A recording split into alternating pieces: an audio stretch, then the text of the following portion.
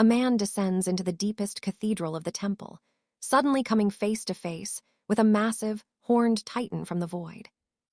The beast lets out a thunderous roar, a warning that it's about to tear this intruder limb from limb. Out of nowhere, glowing arcane circles erupt from the floor, shaking the very foundation of the temple. But our protagonist, he just stands there looking deeply pensive, like he's haunted by a ghost from his past. He drops to one knee and touches the cold stone. Instantly, a surge of frost blue energy begins to spiral around him. A chill so powerful it could freeze the entire world, wrapping everything in a silent, icy slumber. As his mana peaks, a colossal, spectral queen materializes behind him like a guardian of the north. The room is swallowed by ice. That aggressive monster from before, it's suddenly looking very, very nervous about the temperature drop. The spectral woman gives a gentle blow toward the beast, and boom, it's a permanent ice sculpture. Conflict over just like that. Nathaniel looks up at the pale sky as his freezing energy slowly dissolves into the mist. His eyes are burning with resolve. The task isn't done. You see, the Sterling family is the most powerful noble house in 𝒂𝒒𝒔𝒔 when it comes to the arts. And Nathaniel was their golden child, a true magical prodigy, at least until that fateful accident changed everything. Flashback to 2 years ago, Lord Alistair, the patriarch, asks if he understands his duty. Nathaniel confirms it. He's the third son of this legendary name. He promises to bring honor to the house, aiming to graduate at the top of the academy and become the greatest archmage the world has ever seen. The Lord acknowledges it. The boy has raw potential that dwarfs everyone else in the kingdom. Honestly, he's miles ahead of his own brothers. Alistair expects his son to become the very pinnacle of magic, and Nathaniel, he's determined to make it happen. He's fueled by a need to prove he won't fail his father, no matter what obstacles stand in his way. It's heavy pressure, especially since his father is currently the most feared mage in the entire nation. Since that talk, 2 years have flown by. Now he's a sophomore at 𝒂𝒒𝒔𝒔 Academy. A professor calls everyone together because today is the big practical exam. He tells Silas to step up first, telling him to stay calm and not be nervous. But Silas, total jerk. He laughs it off, saying there's no reason to be nervous when the bottom half of the class is already a complete joke. He's looking right at our hero, the loser, who supposedly can't even cast a basic spark anymore. Silas can't believe Nathaniel even made it to the second year, calling him a useless piece of trash who can't handle the simplest spells. In this world, mages aren't just rare, they're the most valuable assets a kingdom can have. The exam starts. Arcane constructs, digital beasts, automatically spawn right in front of Silas. He blasts them with fire magic. It's super effective. He finishes well within the time limit and scoffs, acting like it was way too easy. Modern magic has changed. It's all about artificial intelligence now. Most mages have arcane chips implanted to help them cast, but Nathaniel, his body is completely incompatible with the tech. Now it's Nathaniel's turn. The beasts spawn, and he starts desperately trying to gather mana in his hands. He's doing it the old-fashioned way. Channel it through the heart, process the 8-step formula. It's exhausting. But because this manual process takes so much time, the creatures don't wait around. They charge. His classmates, especially that arrogant Silas, are just watching and loving every second of his struggle. Nathaniel is stressed, but also sick of the insults. To them, he's just an obsolete relic in a high-tech world. Sadly, the clock runs out. He fails to complete the exam on time and misses the passing grade. His classmates erupt in laughter, zero shame. Nathaniel just stands there, frustrated by his own limits. But here's the thing, it wasn't a total loss. He actually managed to speed up his casting. Even so, his father has already given up, even trying to force him to take medicine to kill his mana circle forever. But Nathaniel refuses to quit. If he's outdated, he'll just have to master the ancient, forbidden ways through old books. His room is literally buried under a mountain of research material. He honestly wishes he could just read them on a screen. He's literally running out of space to store it all. While digging through the pile, he finds a peculiar book, one he has absolutely no memory of buying. He picks it up to take a closer look. It's incredibly old, but surprisingly ornate. It looks like something that belongs in a royal treasury. He tries to decode the words, but the handwriting is just horrific. He can barely make out a single sentence. Until he sees it, a name that changes everything, Aurelius, the first great mage of humanity and the very first emperor of the kingdom. Meet Alaric the progenitor, the man who literally invented magic. Growing up, our protagonist was obsessed with him, devouring every ancient biography that mentioned this legendary figure. While he was lost in those childhood memories, the book in his hands began to shimmer softly. Then, without warning, the energy erupted into a light so blinding he had to shield his eyes. He fumbled and dropped the tome, expecting a thud, but it never hit the floor. It just hovered there, suspended in midair. The glow intensified, pulling the boy in. Then came the voice, low and ancient, drifting from the pages to find someone with the exact same soul. High Mage Alaric himself had left this message behind, specifically for him. Stunned, the boy tried to make sense of who was speaking. Once again, his mind drifted back to the past that defined him. Back then, he was just a nameless one, a social outcast who never dreamed he'd inherit the greatest gift in history. He remembered the academy hall, where the professor announced that anyone who failed the trial needed extra drills. Everyone's eyes immediately shifted to our protagonist. He couldn't even spark a basic mana flame. He endured the whispers and the shame, never imagining he could one day be truly reborn. Fast forward to the next morning at the Great Hall. The students were all gathered, fueled by breakfast and gossip. Our boy sat at a solitary table, isolated as usual, until a familiar voice broke the silence. "Eating all by yourself again." He looked up, surprised that anyone would actually choose to sit next to him. The newcomer, a guy with his hair tied back in a messy knot, leaned over. "Man, your breakfast actually looks better than mine," he joked. "That's Cedric Thorne, first impression. He seems like a total airhead. But don't be fooled, he's a top 10 talent at the Royal Academy and reached the 3rd tier of magic at only 18. Seriously, the guy is an absolute prodigy with a blade and a spell." So there they were, sharing a meal while the goofy genius started shamelessly swiping leftovers off our hero's plate. In this entire cutthroat school, Cedric was his only real friend. Cedric told him straight, "If anyone messes with you, just give me the word. I'll handle it." Our protagonist just brushed it off. Everything was fine, or at least, that's what he told him. But then he mentioned the book. That bizarre, ancient tome where every single page after the 3rd one was completely blank. The text mentioned someone named Alaric. But since the rest was empty, he figured some noble students were just playing a cruel prank. That is, until he heard the voice coming from the parchment. The message said Alaric was bequeathing his hidden magic to a successor, someone who could carry his torch. Apparently, if you didn't have the right bloodline, you couldn't even crack the cover. Cedric was fascinated. "No way, let me try to open it." But our boy wasn't done sharing the weird details. There was one more thing written on that final page. It said the user had to die first. After hearing that morbid news, Cedric's grin vanished. The warnings didn't stop there. It wasn't about the heart. The book insisted that a mage had to forge a mana circle directly inside their own brain. Cedric knew instantly that this was a death sentence. "Look, we need to inspect this thing properly before you do anything reckless," he urged. Night fell over the towers of the academy. The two were now huddled in the protagonist's dorm, ready to test the mystery. Cedric gripped the book and pulled with all his might, his face turning red. Nothing. He finally gave up, realizing it was impossible to budge. Some high-level seal was locking it tight. Since he couldn't crack it, Cedric said his goodbyes and wished his friend a good night. The door clicked shut, leaving our hero in total silence. But here's the crazy part. The book was already sitting wide open in his hands.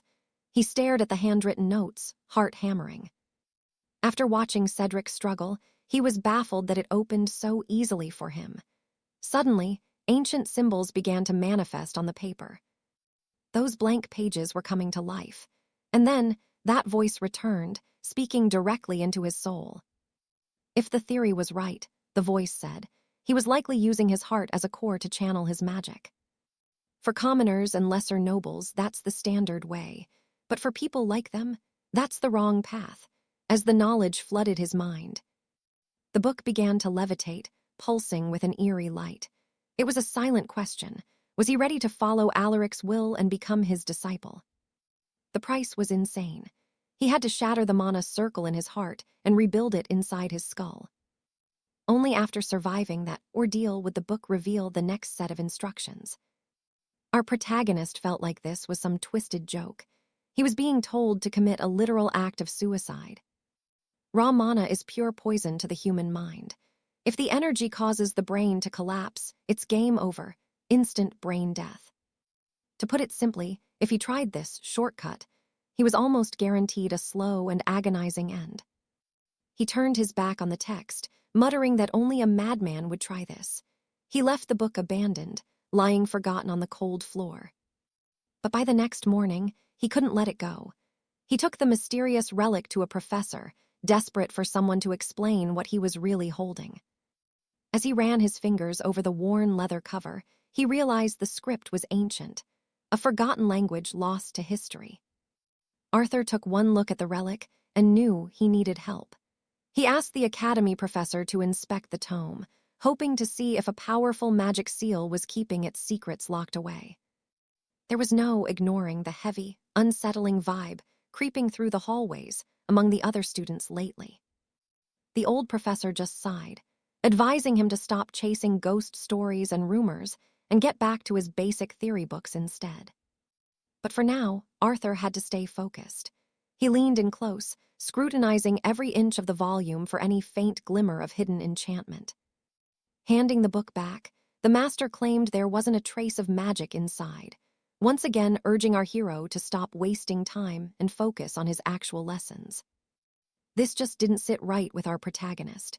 His best friend couldn't budge the thing, and now a high-ranking scholar found absolutely nothing. Something was up. But instead of being discouraged, he felt a spark of excitement. If the experts couldn't see anything, it meant this book was likely the real deal. Back in the quiet of his dorm room, Arthur found himself staring at that mysterious relic once again. Clutched in his hand were the pills his father had sent, forbidden medicine capable of shattering a person's mana circle into nothingness. The patriarch had told him to give up on magic and stick to theory, but Arthur wasn't about to quit. This insane gamble he was taking wasn't an ending, it was a new beginning. Even so, his heart was hammering. Swallowing those pills was terrifying. He had no idea if the book was telling the truth or leading him to ruin. With his back against the wall and his dreams fading, he decided to down the pills anyway. After all, that day, he felt like he was going to lose everything regardless. The moment he swallowed them, pure agony ripped through his veins. He could feel his very essence, the mana circle in his heart, being completely pulverized. That soul-crushing pain, that's the feeling of a mage's life being snuffed out for good.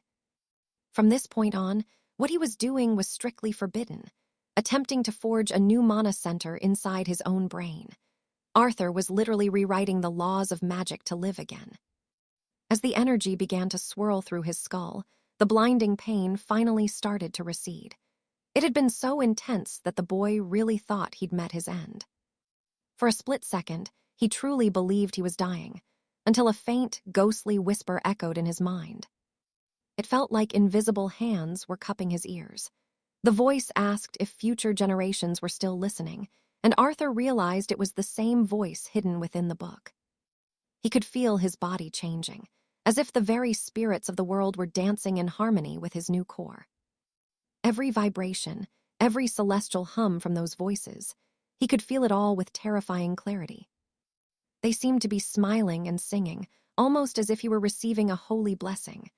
Finally, he blinked his eyes open, realizing he had collapsed on the cold floor. Arthur scrambled to his feet in total shock, gasping for air as he checked if he was still alive. Then he saw it. The book beside him had finally opened all by itself. His eyes went wide as he leaned in to scan the parchment. Those once empty pages were now dripping with ink and ancient secrets, and that mysterious voice was becoming clearer and clearer with every second.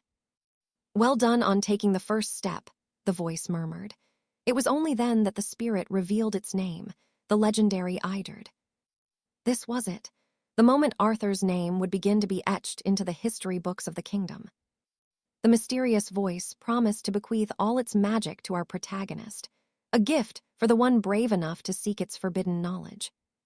From now on, Arthur was the disciple of a legendary power. That realization filled him with a surge of pure, unadulterated joy. A few days flew by at the academy. While classes went on as usual, Arthur was completely obsessed, watching as new notes and spells practically wrote themselves into the tome. He never realized that mastering the arcane could actually be this much fun. Through 𝒕𝒉, he learned a dark truth. Mana has a mind of its own, and it's not exactly friendly. For most people, when mana touches the brain, its chaotic will clashes with their own, leading straight to madness.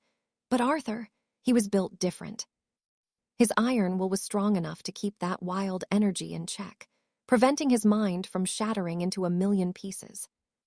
Now it all made sense. This was why his brain had always blocked the interference from the kingdom's mechanical artifice chips. While he was lost in his reading, the instructor called for silence. The midterm trials for the second-year squires were coming up fast. But there was a catch. A new, brutal rule was being introduced, and the entire hall went dead silent to listen. Any student who failed to hit the minimum standard would be gone, immediately expelled from the academy for good. This ruthless change was proposed by the head of the powerful Valerius house. Arthur turned serious, while the class bully just let out a sigh of relief. "Finally," the jerk whispered, "time to flush the useless trash out of this noble school." Even the teacher didn't bother hiding his smug grin. Meanwhile, Arthur grew more pensive, wondering if this was his father's doing all along. Outside, as the magical street lamps flickered to life, the students began heading back to their manors. Arthur knew that renting a private magical training chamber was going to cost him a small fortune. The high-end facility charged 200,000 gold an hour, way out of his budget. But he marched in anyway, greeted by a sharp-eyed receptionist. He told her he wanted to hire the room for 1 hour. She paused, looking him over, and asked if he really intended to go in there alone. After confirming the credentials, the clerk handed over a pass and sent the boy toward Chamber 14. He was supposed to receive a full briefing there, but the kid already knew the system inside and out. The clerk recognized the crest of House Sterling, but honestly, he just felt pity, knowing the boy's soul was completely incompatible with the kingdom's arcane link. Inside the training hall, the trial flared to life. Spectral hounds materialized from the ether, surrounding our protagonist. Sure, they weren't actually real, but their savage fury, that was convincing enough to kill. Dealing with 10 low-tier monsters at once is no joke. The academy average for this clear, 12 minutes and 33 seconds. But Alistair had been grinding every single day since he'd fundamentally reworked his mana circle, using that forbidden manual. This was it, the perfect chance to see what his new power was actually capable of. Without wasting a breath, he manifested an infinite circle around his frame. The digital beasts, let's call them phantoms, lunged for his throat. But Alistair was ready. He snapped a water barrier into existence, blocking the assault cold. The speed, the raw force. It was incredible. Honestly, it felt almost impossible to believe. Most mages rely on a core in their heart to sync with the link, but Alistair, he was using his entire body as a conduit, channeling magic directly through his mind. That dormant potential of his, it was finally wide awake. Circles were forming at a terrifying, lethal speed. Then that mysterious voice inside him spoke up. Don't get cocky over the small stuff. He still had a massive mountain left to climb. This infinite circle, it was just the basic foundation of Sir Valerius's legendary magic style. To master it, he had to shape magic through pure mental imagery. the secret art known as the heart's intent. Before he knew it, the reserved hour had ticked away.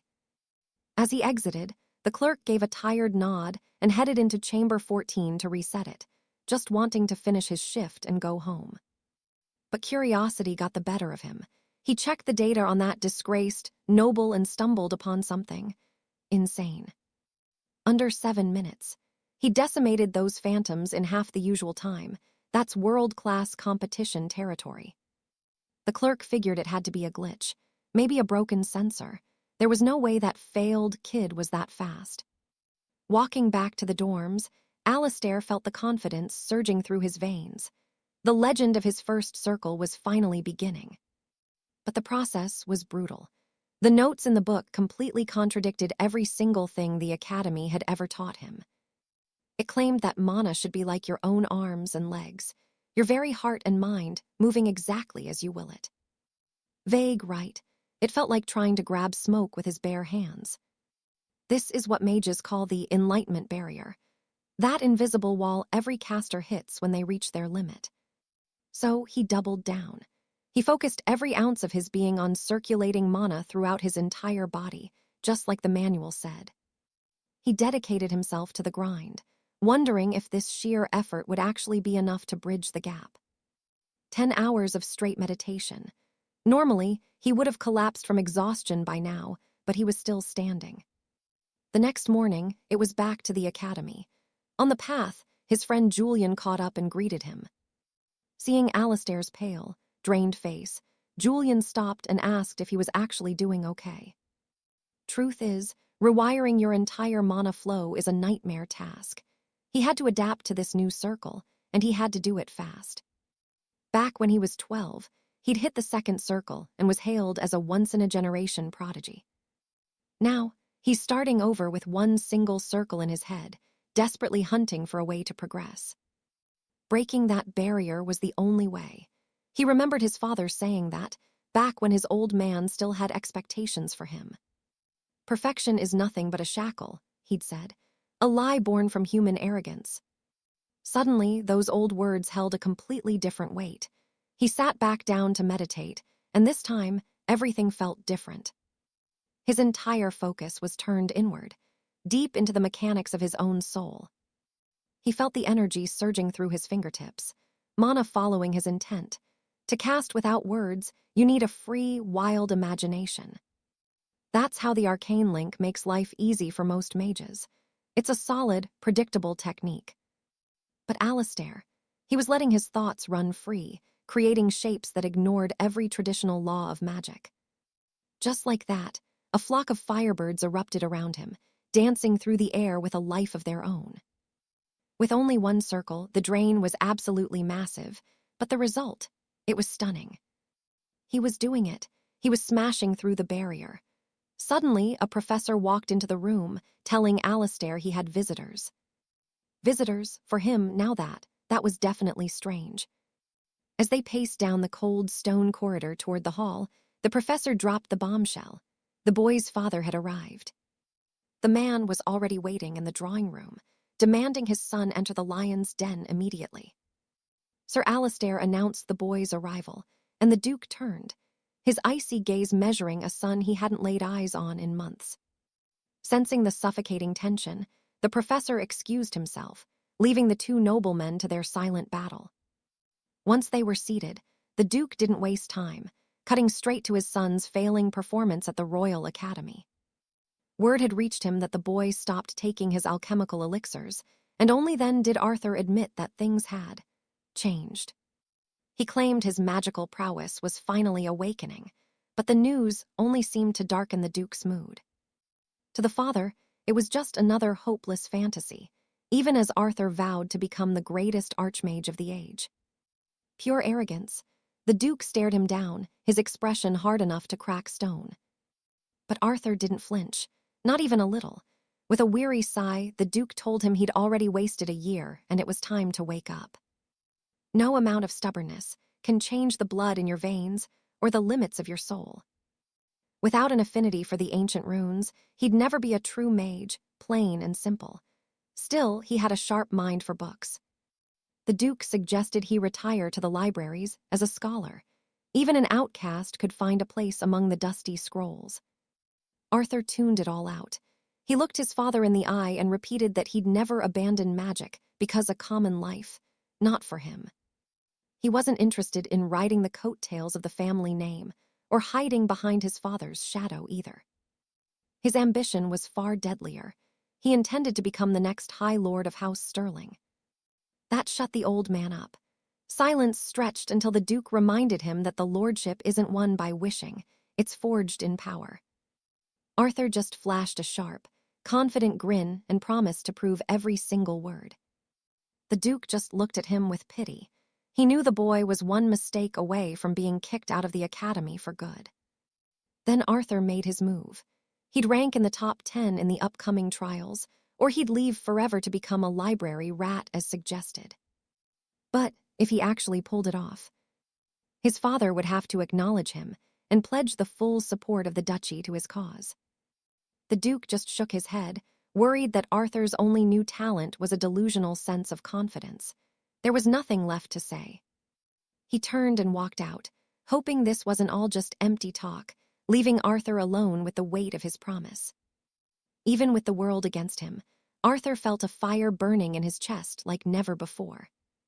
Days bled into each other until the morning of the announcement, where the headmaster stood ready to reveal their next ordeal.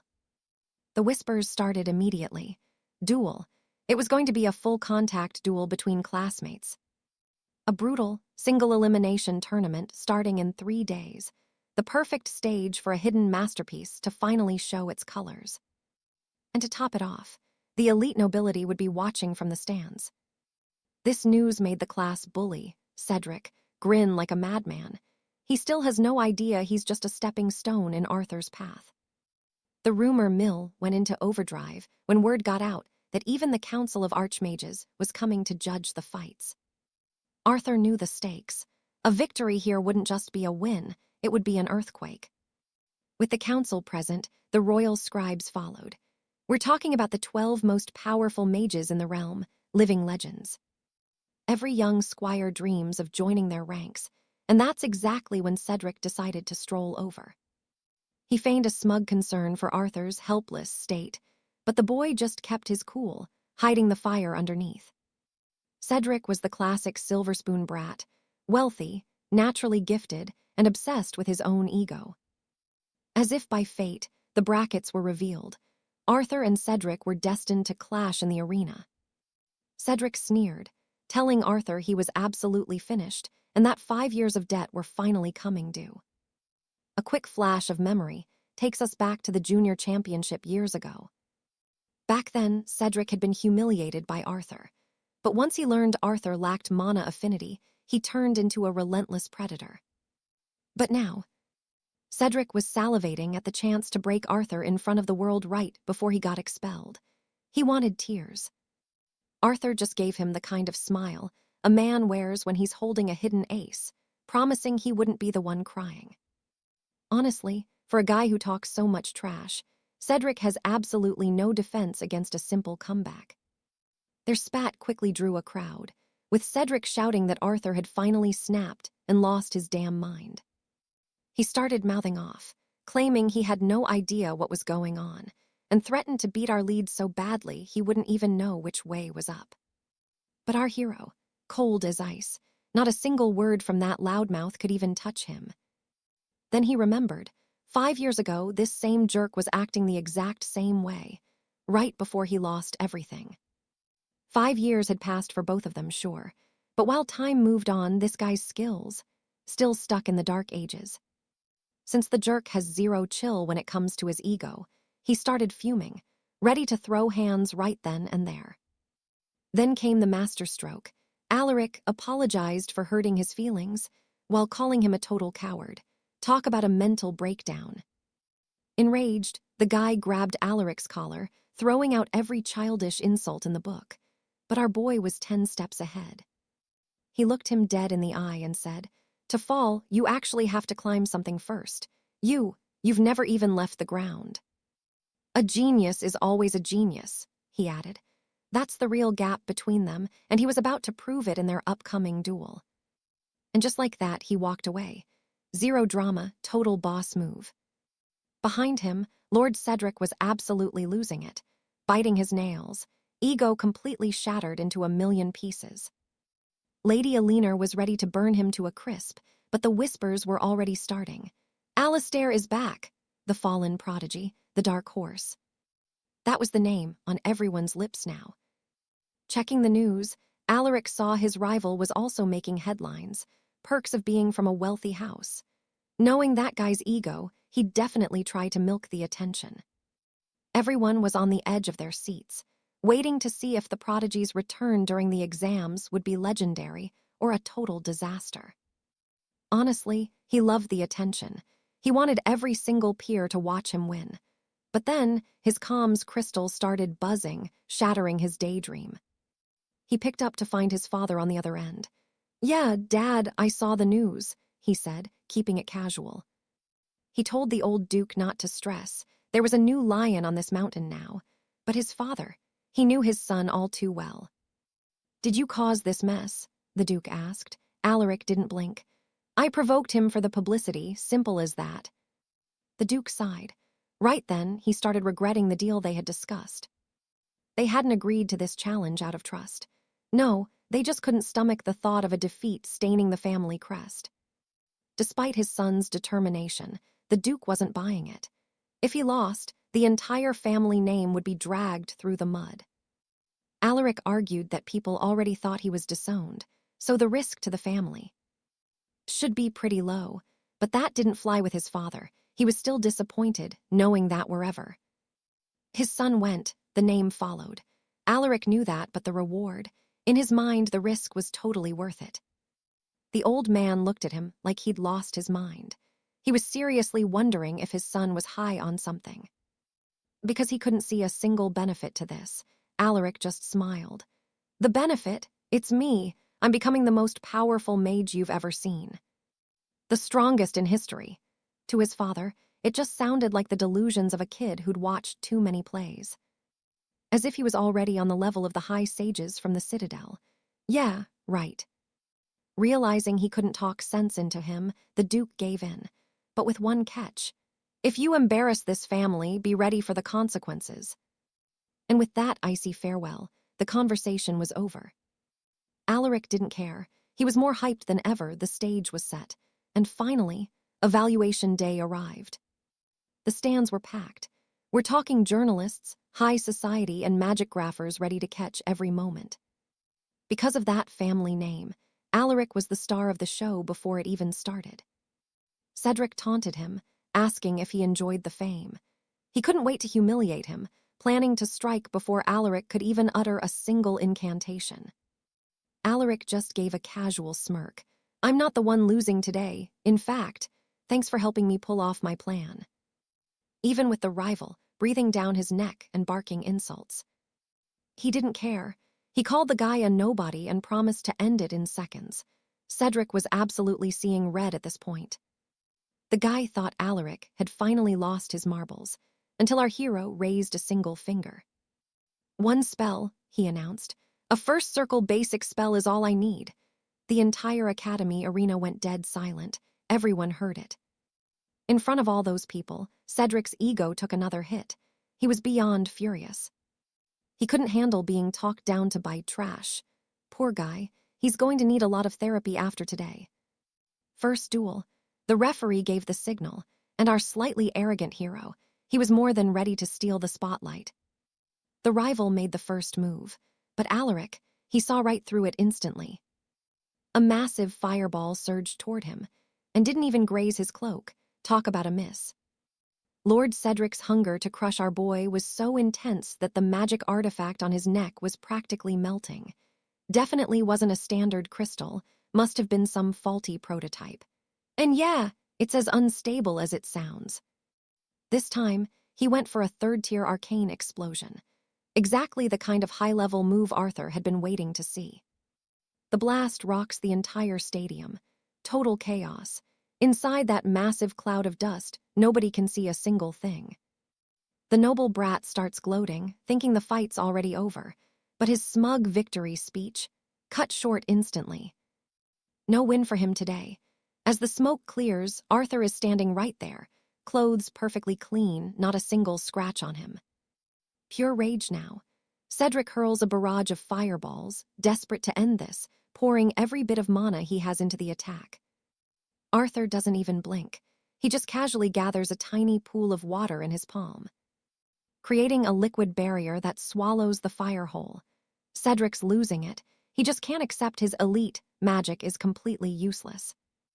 Worse, Arthur blocked every single one of those attacks like he was swatting away a fly. High in the VIP box, a mysterious figure is watching it all. He realizes something is very, very wrong here. This kid is firing off first-tier spells without saying a single word. His secretary asks why a grand archmage would clear his whole schedule just to watch a student duel. She asks if he understands the secret behind Arthur's magic, and the man just sighs. No, all he knew were the rumors in the King's Gazette about a returning prodigy. He just came for the show. But his secretary, she's not buying the pure curiosity excuse for a second. If word got out that the master of the Azure Spire, an 8th-tier legend, was here watching kids play, it would cause a total scandal. Lord Sterling just shrugs it off. That's why we're in the private box, isn't it? He knew the risks. As they watch the match, another high-ranking noble walks in. Sterling greets him politely, though he didn't expect more company today. Back in the arena, Arthur is the definition of cool, calm, and collected. Cedric, though, he's spiraling. His best nuke just got swatted away by a basic trick. He's trying to replay the moment in his head to understand it. Arthur's casting speed is just illegal, and he knows exactly what's going through Cedric's pathetic head right now. Arthur tilts his head. Getting a bit curious, are you? But Cedric's ego is shattered. He screams at him to shut up, promising Arthur will be dead by the next hit. The guy is totally delusional. Same move, another massive explosion. I know, right? Doing the same thing again. He hoped for a different result, but reality hits him like a truck when the smoke clears and Arthur is still standing there. But Arthur's done playing nice. His patience is officially gone. Time to go on the attack. He forces Cedric to dodge a wind spear that nearly takes his head off. That was a warning shot. It was so close, he almost got a haircut. And the idiot didn't even notice Arthur had switched elements in a heartbeat. So, Cedric goes right back to acting like a big shot, claiming he won't lose to trashy first-tier spells. Arthur's response, "Oh, you're losing, and it's gonna be humiliating." He hurls another wind bolt. This time, the boy is forced to summon a magical shield just to survive. Seeing his defense hold, a flash of hope hits his eyes, and he starts mocking Arthur again. Saying speed isn't everything. Too bad he didn't finish the sentence. More wind spears were already screaming through the air. This time, Cedric takes a hit to the arm. He's baffled. How is Arthur casting this fast? Now, everyone in the crowd wants to know what mysterious technique the boy is using. Arthur just swirls a bit of wind in his hand. Honestly, he says, your stupidity is actually kind of terrifying. Fine, since you're so slow. Let me show you how it's really done. The wind sphere shifts, turning into a tiny bird that zips towards Cedric. He has no idea what he's looking at. If it's a wind spear, it shouldn't be able to hit twice. That's not how the rules work. Arthur just smiles. My magic, my rules. Suddenly, there are 4 of them, and those birds dive in for the kill. Cedric thinks a shield will save him, until the force of the impact nearly snaps his bones. He thinks if he can just hold on, he might still win. Then, a sharp sting in his back. One of the spears took a different path, curving right around the shield. Absolute genius. Arthur isn't stopping the mockery, though. He tells Cedric he looks like a pathetic wreck and promises that the beating. It's only just getting started. More windbirds swarm the air. Cedric is scrambling, trying to get away. Distance is his only hope now. Distance was his shield. He figured if he stayed back, those heavy hits couldn't touch him. Arthur smirked. The plan was working, but it was time for a change of pace. New tactics, now. He slammed his palms together. Suddenly, gale force winds whipped through the arena, and that arrogant noble. He looked terrified. Pretty soon, that jerk was going to be smelling his own fear. His dignity was the first thing to shatter. The wind intensified, spiraling into a massive vortex. Raw power. Even Lord Alistair of the Blue Spire was leaning in, genuinely impressed. This wasn't just fast casting. Arthur was actually bending the spells mid-flight. Absolute madness, nobody does that. Then the shimmering rune revealed its secrets. The figure inside, finally visible. It was Arthur's father, the legendary Earl of House Stirling himself, a master of the 8th Circle. The council's secretary couldn't believe it. Arthur's magic was breaking the open script, the universal laws every mage has to follow. Take the reverse slash. Standard range, 38 yards. 1 turn only, those are the rules. Basically, the open script is a set of rigid boundaries. You play by the book, or you don't play at all. Modern dueling is just a glorified guessing game, predicting moves, but Arthur, he's playing a different sport entirely. He tossed the rulebook out the window. His great wind spear shrieked through the air, hitting with the force of a falling star. Boom, the arena floor cracked like glass. The jerk was scrambling, realizing he was way out of his depth. Big mistake. He was totally underestimating what a basic, first-tier spell could actually do. Burn through your mana on big flashes, and a simple quill can kill you, Arthur taunted. The jerk just stood there, completely lost. Arthur casually gathered a sphere of water in his palm, just a tiny bit of moisture. A basic first circle trick. He explained it simply. You don't need a complex ritual to end a life. Efficiency is everything. With a flick, the water surged, encasing the jerk's head in a suffocating bubble. No air, no escape. Now, student tunics are enchanted with protective wards. They're supposed to be a safety net. But that silk didn't do squat. The jerk collapsed, clawing at the air, drowning on dry land in total desperation. Silence. The entire arena went dead quiet as the victory became undeniable. Arthur didn't need to do another thing. He just looked at the referee. "I think we're done here, wouldn't you agree?" "Should I keep going?" he asked. The ref finally snapped out of it, declaring Arthur Stirling the winner. That poor loser had to be carried out on a stretcher. He didn't even have the strength to stand. Arthur walked away, cool as ice. He'd done what he came for. He looked at his hand, feeling that old spark again. That rush of winning, it felt incredible. Finally, he was back, the mage he was always meant to be. Meanwhile, Lord Alistair was pacing the halls, his mind racing over what he'd just seen in that pit. The prodigy had returned, no doubt about it. Alistair was hooked. He needed to know everything about this boy. Just then, Arthur's best friend, Leo, came sprinting over, shouting about the win. Leo was dying to know. "What kind of insane training have you been doing, man?" He was obsessing over those wind spears. The way they moved, the synergy, it was beautiful. Arthur leaned in, a little smirk on his face. "Want the secret?" Leo nodded like a kid. "I'll tell you the truth then." It was still a massive secret. He checked his device. "Hey, is Juno watching this too?" His post-match interview was already blowing up. It was everywhere. The public was losing their minds over that automatic summoning. They wanted answers. They wanted a logic that made sense. How did he bend those spears? How did he break the laws of physics midair? Suddenly, the master of the Blue Spire stepped forward. "I believe I have the answer to that." Arthur froze. He didn't expect the legendary Frost Monarch to show up. Alistair looked intrigued, his eyes sharp. He guessed Arthur used a high-level 4th circle trick, memorization. To prove it, he summoned a flame in his palm. The reporters were instantly hooked. Cameras flashing, pens scribbling, pure drama. Alistair explained it. Memorization lets you preload a spell for instant firing. The press asked why everyone isn't doing it. "Because it only works on spells way below your level," Alistair said. He looked at Arthur. "Am I right?" Arthur just nodded. "Spot on."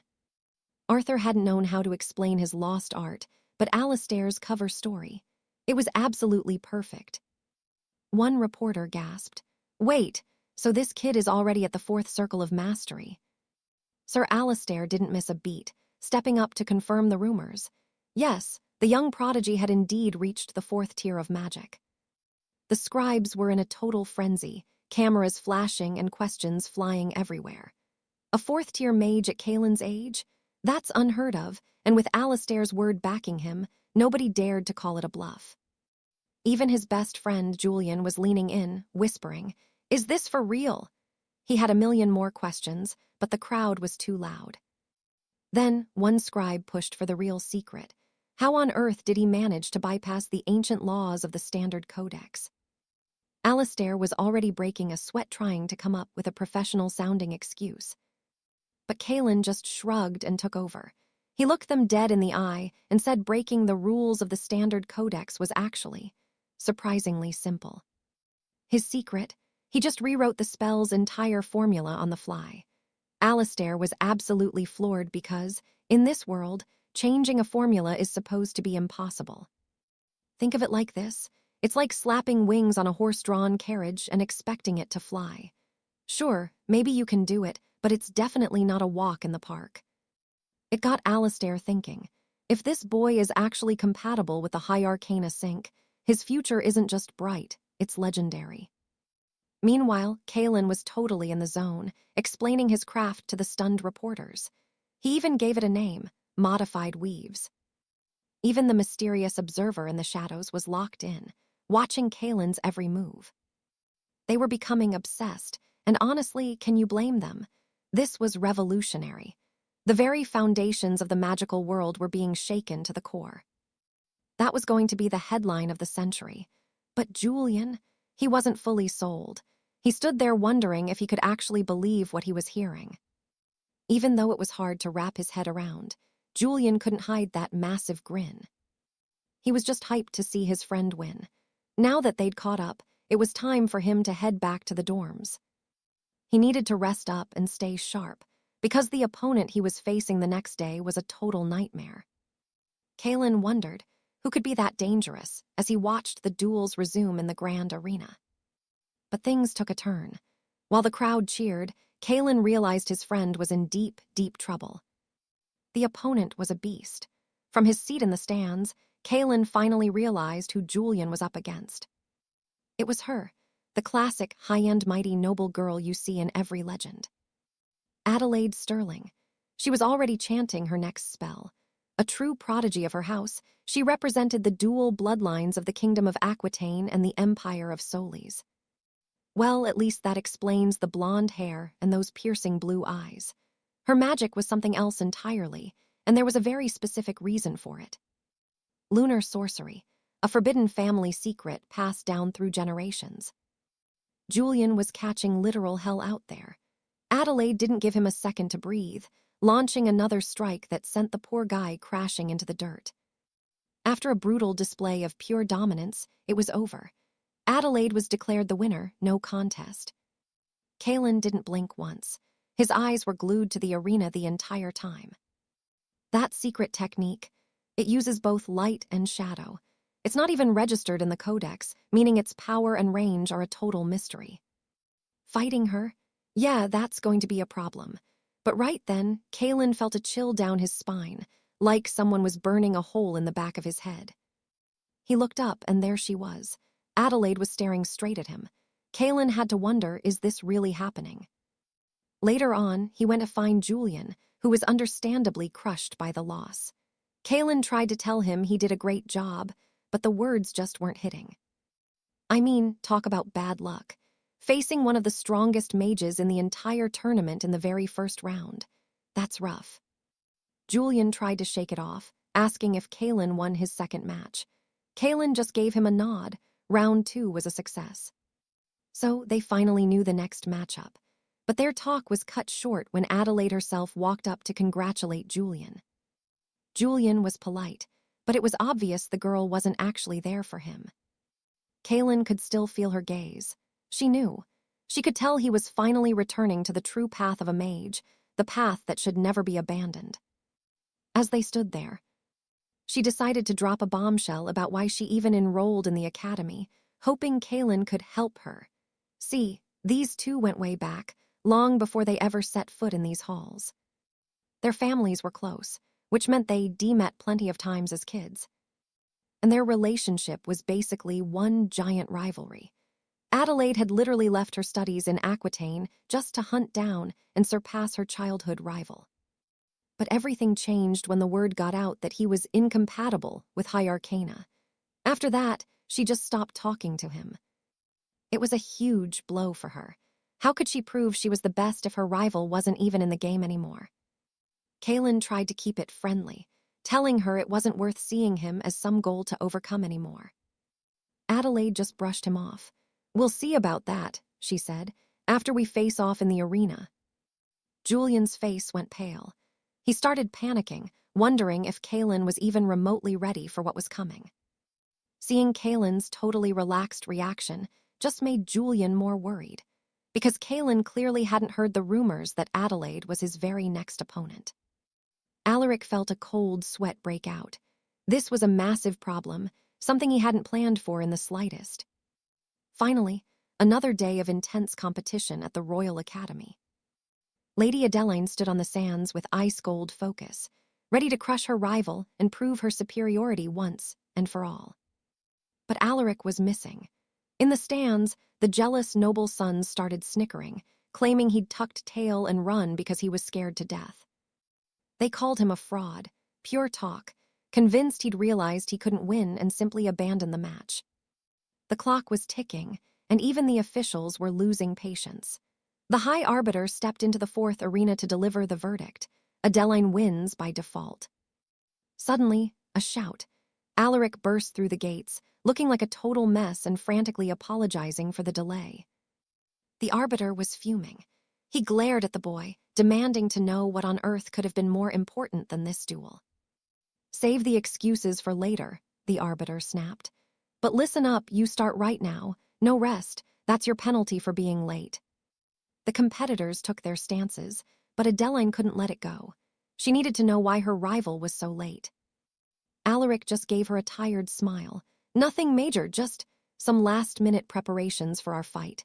Adeline narrowed her eyes, intrigued. He knew exactly how dangerous she was. To even stand a chance against a talent like her, Alaric knew he needed every bit of preparation he could manage. She wasn't buying it. There was no way anyone could make that much progress in just 24 hours. But then the atmosphere shifted. She could feel it. The boy standing before her wasn't the same Alaric from yesterday. He'd changed. Maybe now she'd finally see what he was really hiding. Alaric leaned in, his voice dropping to a serious tone. "I've got some advice for you. Don't hold back. Go all out from the very first second if you actually want to win." She took him at his word. Adeline instantly channeled a massive sphere of energy, her fingers glowing as she prepared to unleash a searing torrent of fire.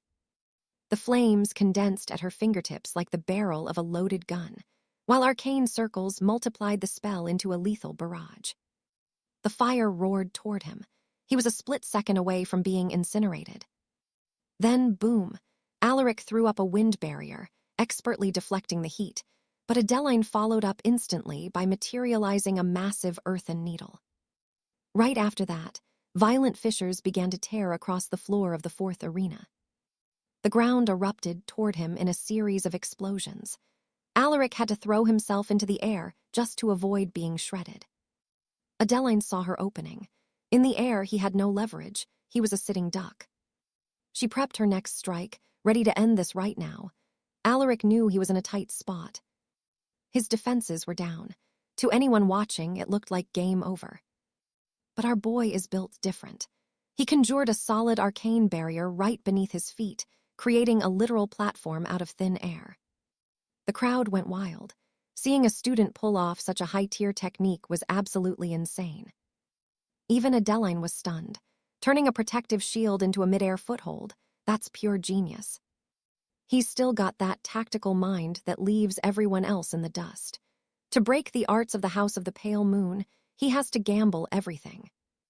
And if he has to, he'll bring the sun itself crashing down into this fight. A blinding radiance erupted, so intense it nearly scorched Adeline's vision. She squinted through the glare, wondering if he'd actually summoned sunlight. Alaric was perfectly positioned right in her face, and she knew a heavy hit was coming. She slammed down a massive magic shield to protect herself, but Alaric was already winding up for a decisive blow. Raging winds had forged a massive blade in his hands. He struck her shields with earth-shattering force. Get this, he was using first circle spells to pressure her third circle defenses. Absolute madness. The barrier held firm, and Adeline started to wonder if he was being a little too cautious. He dropped back to the arena floor, and Adeline moved in to finally land a clean hit. But the second she tried to lunge, her foot wouldn't budge. She'd been so focused on the wind blade that she didn't realize her foot had been completely pinned to the ground. Earth manipulation, but when? Did he set the trap the moment he landed? If he did, his reaction speed is off the charts. Her eyes could barely track what was even happening anymore. While she was trapped in her own head, Alaric had already circled around to her blind spot. He wasn't letting up. The real offensive was just getting started. This time, he switched to water magic. Adeline frantically shattered the stone holding her foot to escape. But Alaric had already bought all the time he needed. Multiple water spheres hovered around him, and they were all locked onto her. Once again, Adelaide is hiding behind her mana shield just to stay alive. She's being absolutely hammered by her rival's relentless pressure. Even in the heat of battle, she can't help but be stunned.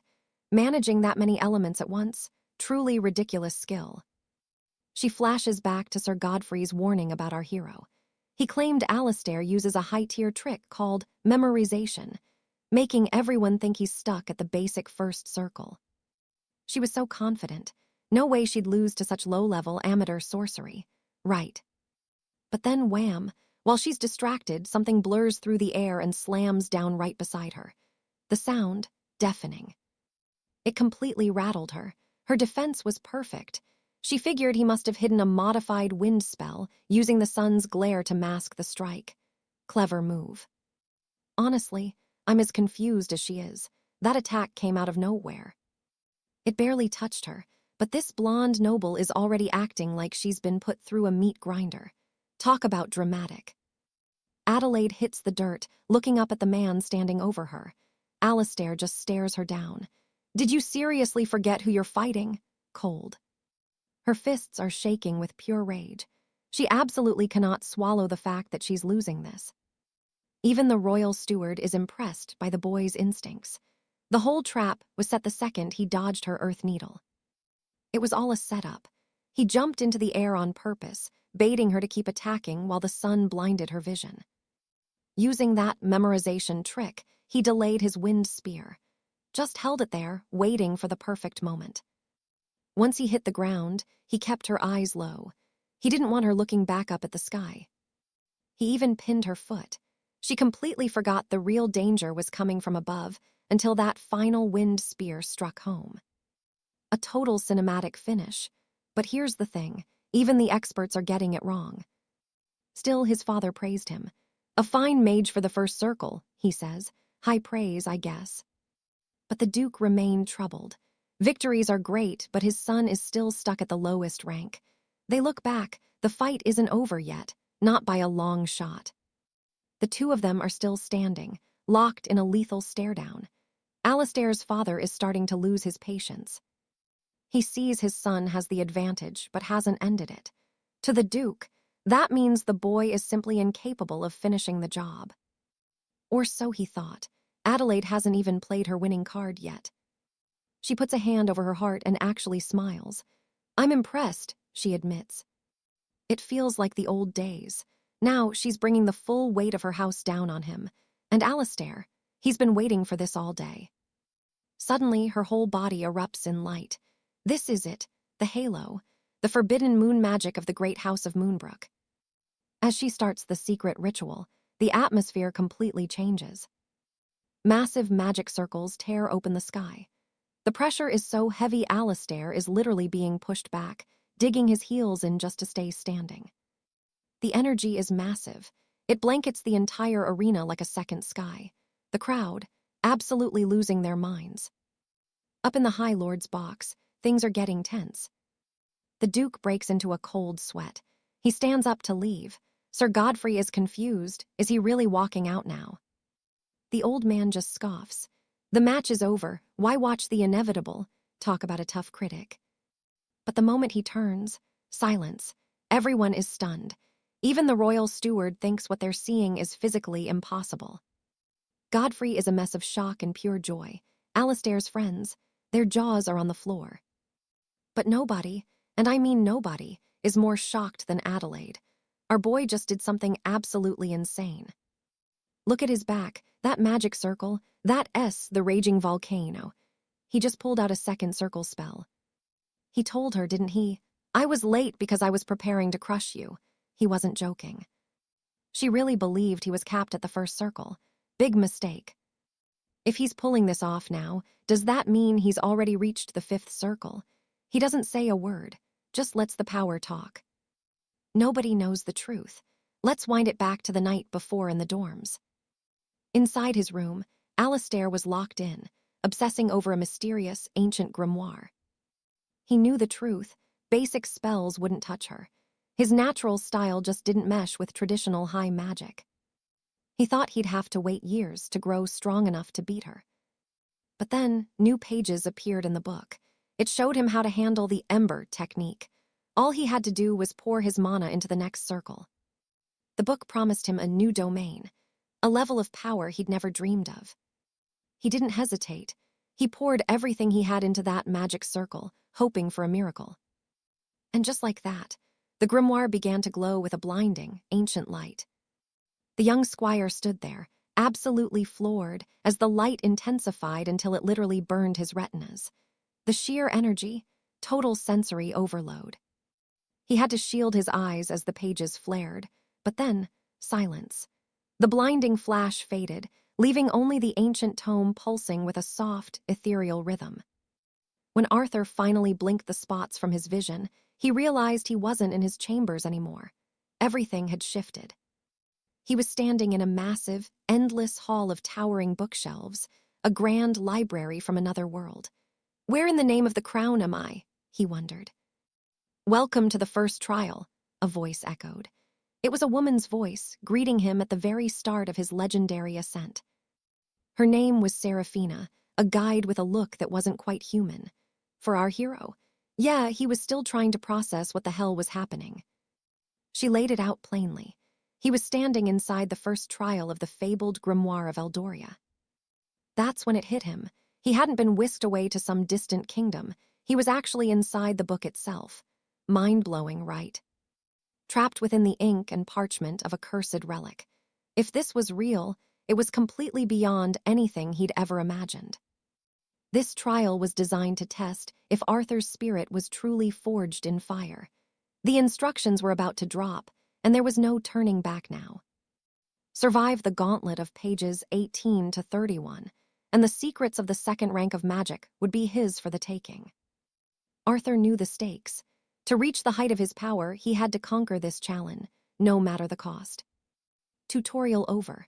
Seraphina asked if he was ready, and with fire in his eyes, Arthur nodded. He was born for this moment.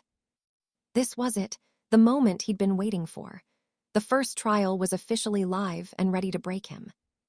A shimmering gold aura suddenly wrapped around the girl.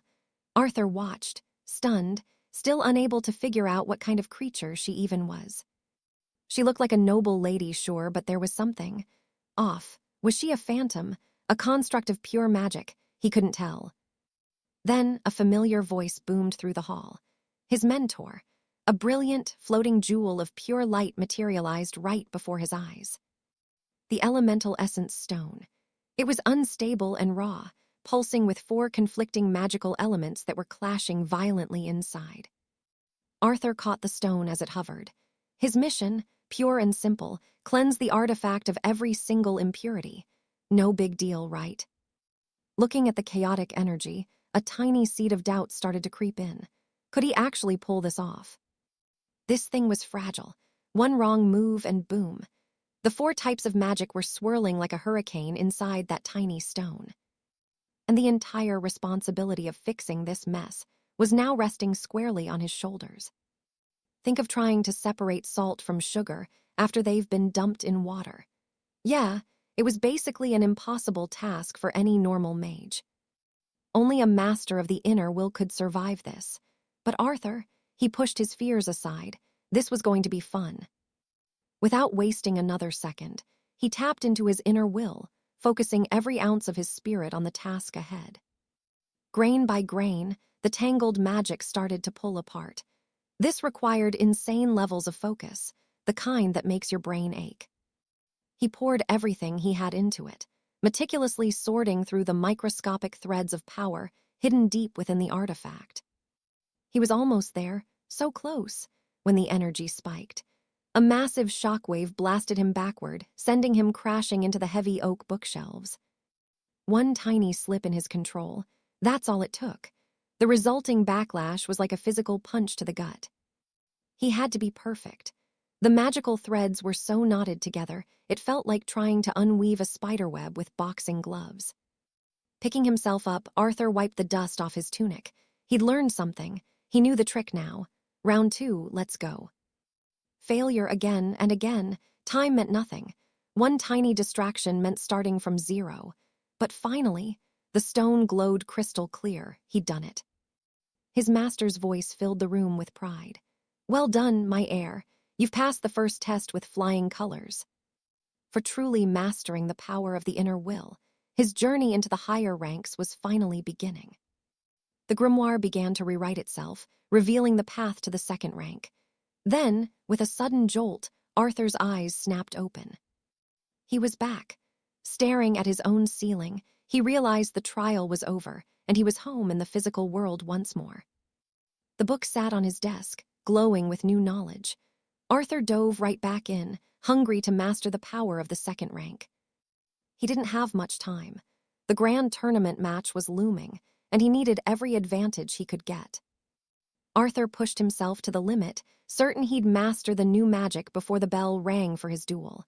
And just like that, it was showtime. Lady Adela was playing for keeps, unleashing a forbidden family technique that radiated pure, terrifying power. She was sure she'd already won. Our hero didn't even have a chance to move.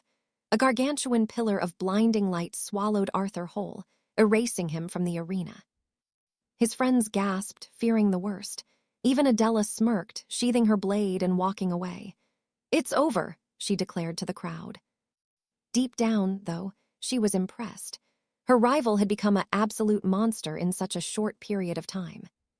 She thought back to their old rivalry, convinced that the fallen genius she used to know was finally dead and buried. And then, a strange, humming sound rippled through the stadium, stopping her dead in her tracks. Oh, he wasn't done yet, not even close. She whipped her head around, eyes wide with total shock. Was that a second resonance circle? Our boy Hale was just getting started. Blue flames surged in one hand and searing red in the other. He was back in the fight. Now it was time to show everyone that his career was far from over. He slammed his palms together, fusing 2 infinite circles into a single terrifying core. From that moment on, they were part of him, his own hands and feet. Sir Kim and the Duke stood there, absolutely floored by what they were seeing. Honestly, words completely failed them. The entire Colosseum went dead silent before erupting in awe. Even the blonde noble, Adela, was paralyzed, unable to process the scale of his power. Hale began weaving his arts. Along with the magic circle glowing on his back, 2 extra pairs of spectral arms erupted from his shoulders. He was ready to unleash the molten volcano. Adela scrambled, trying to weave a desperate mana barrier to save herself. But Hale was faster. He'd already materialized a massive, mana-infused Gatling gun. That's when the poor girl realized she really should have taken a breather before this duel. There was no way on earth she was blocking that. Still, she wouldn't back down. For the first time in the entire story, her icy mask finally shattered. Adela was actually happy. Her true rival had finally returned to the stage. Too bad Hale was too focused to notice her smile. He pulled the trigger. 0 mercy. Even the High Arbiter was shaken by the sheer, raw firepower. In a heartbeat, the summonings vanished and the smoke cleared. The Duke and Kim were still standing there in stunned silence. The poor blonde girl couldn't even keep her feet. She'd been completely dismantled by our protagonist's onslaught. Victory was his, but Hale looked like he was about to collapse from pure, bone-deep exhaustion. The referee finally called it. Match over. Hale was the victor. The Duke turned to leave, and his secretary asked if he was really just walking away. The old man just grunted, muttering that he had other business to deal with. Kim caught that tiny smirk, though. The Duke might be powerful, but he's a terrible liar when it comes to hiding his pride. As soon as Hale left the arena, he was swarmed, but he didn't care about any of them. His body was completely spent. See, the second circle of resonance synchronizes with the heart's intent to multiply magic power. And moon magic, it's a hybrid beast. It takes the range of light magic and packs it with the crushing weight of shadow. It's all about the fine-tuning, tweaking the dark element to change its intensity on the fly. By narrowing the blast, he'd countered her halo with a concentrated beam of enhanced shadow stuff. Lunar magic is a strictly guarded secret of the House of Moon, but Hale, he just watched it once, broke down the structure, and mimicked the mana manipulation perfectly. And that was only possible because of that resonance circle. Purifying, that ancient artifact, had sharpened his mana control to a razor edge. That was his winning card. While he sat there catching his breath, he noticed students gathering nearby. A man in glasses started walking his way. Finally, the big meeting. Hale was stunned. Standing right there was the master of the Royal Magic Tower, and he'd come specifically to talk to our boy. The two of them slipped away to find somewhere more private to talk shop. "Sorry to bother you while you're half dead," the master said, "but that duel, truly a masterclass." Hale just thanked him for the praise.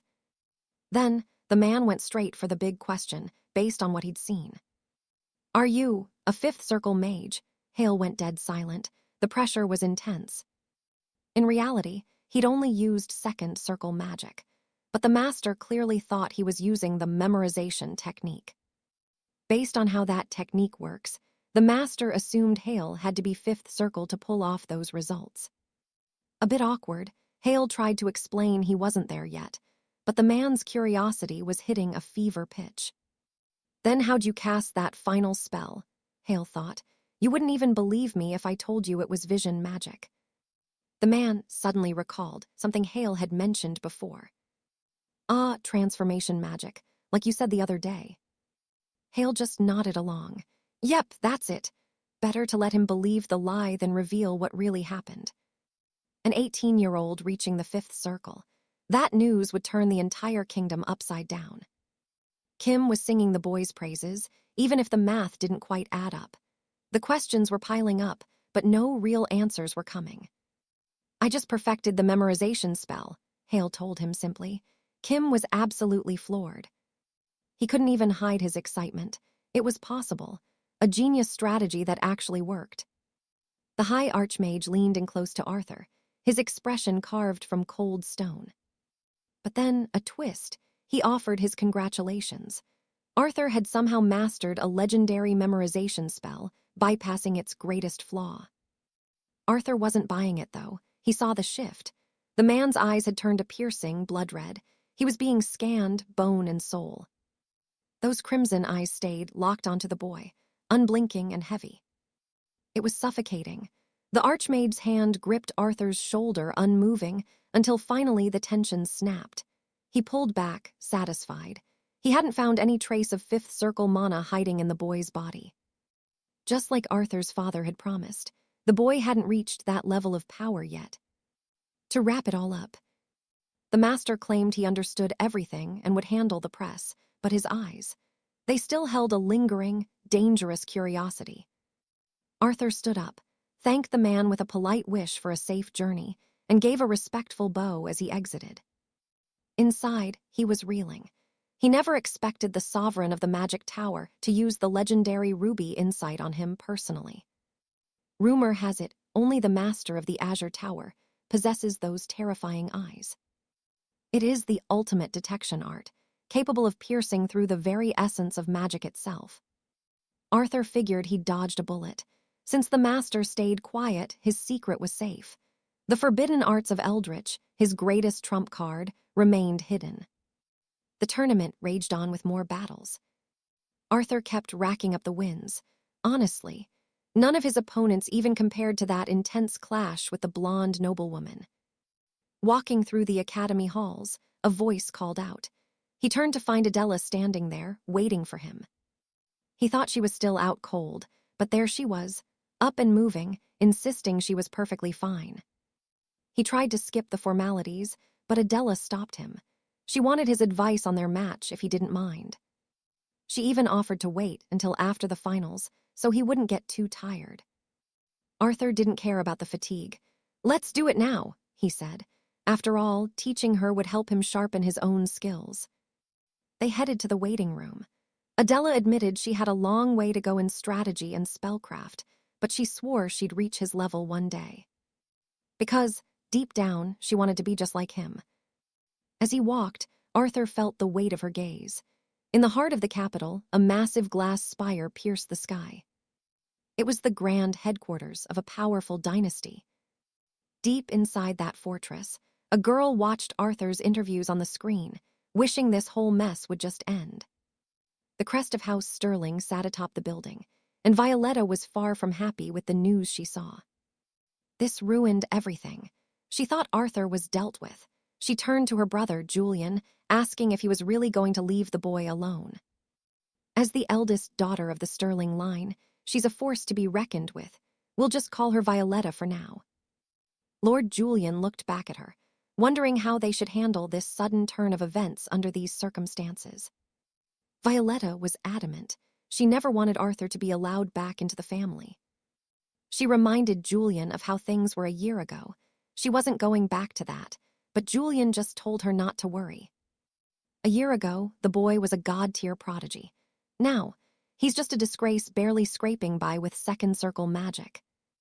He asked if she'd actually watched the fights. What truly worried her wasn't his power, it was the fame he was gaining. Everyone in the streets was saying, Arthur was absolutely amazing. Julian told her to listen closely. So far, Arthur had only faced third-circle mages, small fry. There was no way he'd survive a clash with a true fourth-circle master. Plus, he has a fatal flaw, his inability to use the sight. He's a dead end. No matter what he pulls off now, he is far inferior to a fourth-circle night mage. That seemed to put Violetta more at ease. She pictured Arthur crawling in the dirt where he belonged. Still, she couldn't shake her insecurities, fearing he might become a threat to the next family head. Julian's response was cold. "We'll take care of it." There was still time. As the day faded, a golden twilight washed over the arena. The ground was a jagged mess of craters. One boy lay collapsed in the dirt, completely spent. The referee stepped forward and declared the match over. The new champion of the second-year students was Arthur of House Sterling. The crowd went absolutely wild. The whispers started immediately. The prodigy had finally returned. It was exactly what you'd expect from a noble of his bloodline. Even without using the legendary sight, he'd managed to come out victorious, cementing his fame as a true genius once again. Leo kept shouting Arthur's name to the crowd, telling everyone our hero was a literal legend in the making. He ran over, grinning ear to ear, saying the whole city was buzzing about Arthur's talent. Finally, he was getting some real respect. But of course, the haters were out in force, whispering that Arthur was nothing without using forbidden sorcery. At least their mentor, Master Alistair, looked incredibly proud of the victory. Leo jumped at the chance to ask if Alistair was taking the whole class out for a massive celebration tonight. And honestly, that was the plan. Everyone was getting hyped for the party until Arthur spoke up, saying he really wished he could join them. But then he mentioned a massive commitment he had to handle. Just like that, Leo's excitement was totally crushed. Leo argued it wouldn't be a party without the man of the hour, but Arthur stood his ground. This was too important to skip. He apologized one last time and bolted toward the city center. He had a promise to keep, and he wasn't stopping until he found his target. Near a sleek black coach, a man in a suit nodded at him. "We've been waiting for you, Lord Arthur." The youngest son of the Blackwell lineage. The Duke was already expecting him, and it was time to head back to the main estate. Night fell as they finally reached the destination. For a long moment, Arthur just stood there, staring up at those massive, intimidating gates. It had been a whole year. He'd been exiled by his own father after being declared incompatible with the sacred core and forbidden from ever returning. But now, thanks to his recent explosion in power, he was finally stepping back inside. Scanning the room, he realized that absolutely nothing had changed. It was like time had frozen. Everything was exactly how he remembered it. He walked through the echoing hall until he came face to face with a massive set of double doors. His father's office was on the other side. After all that grinding and effort, he'd finally made it back to the lion's den. Standing before the door, he gave a light, respectful knock to announce his arrival. And yeah, the head of the Blackwell house was definitely ready and waiting for his son's return.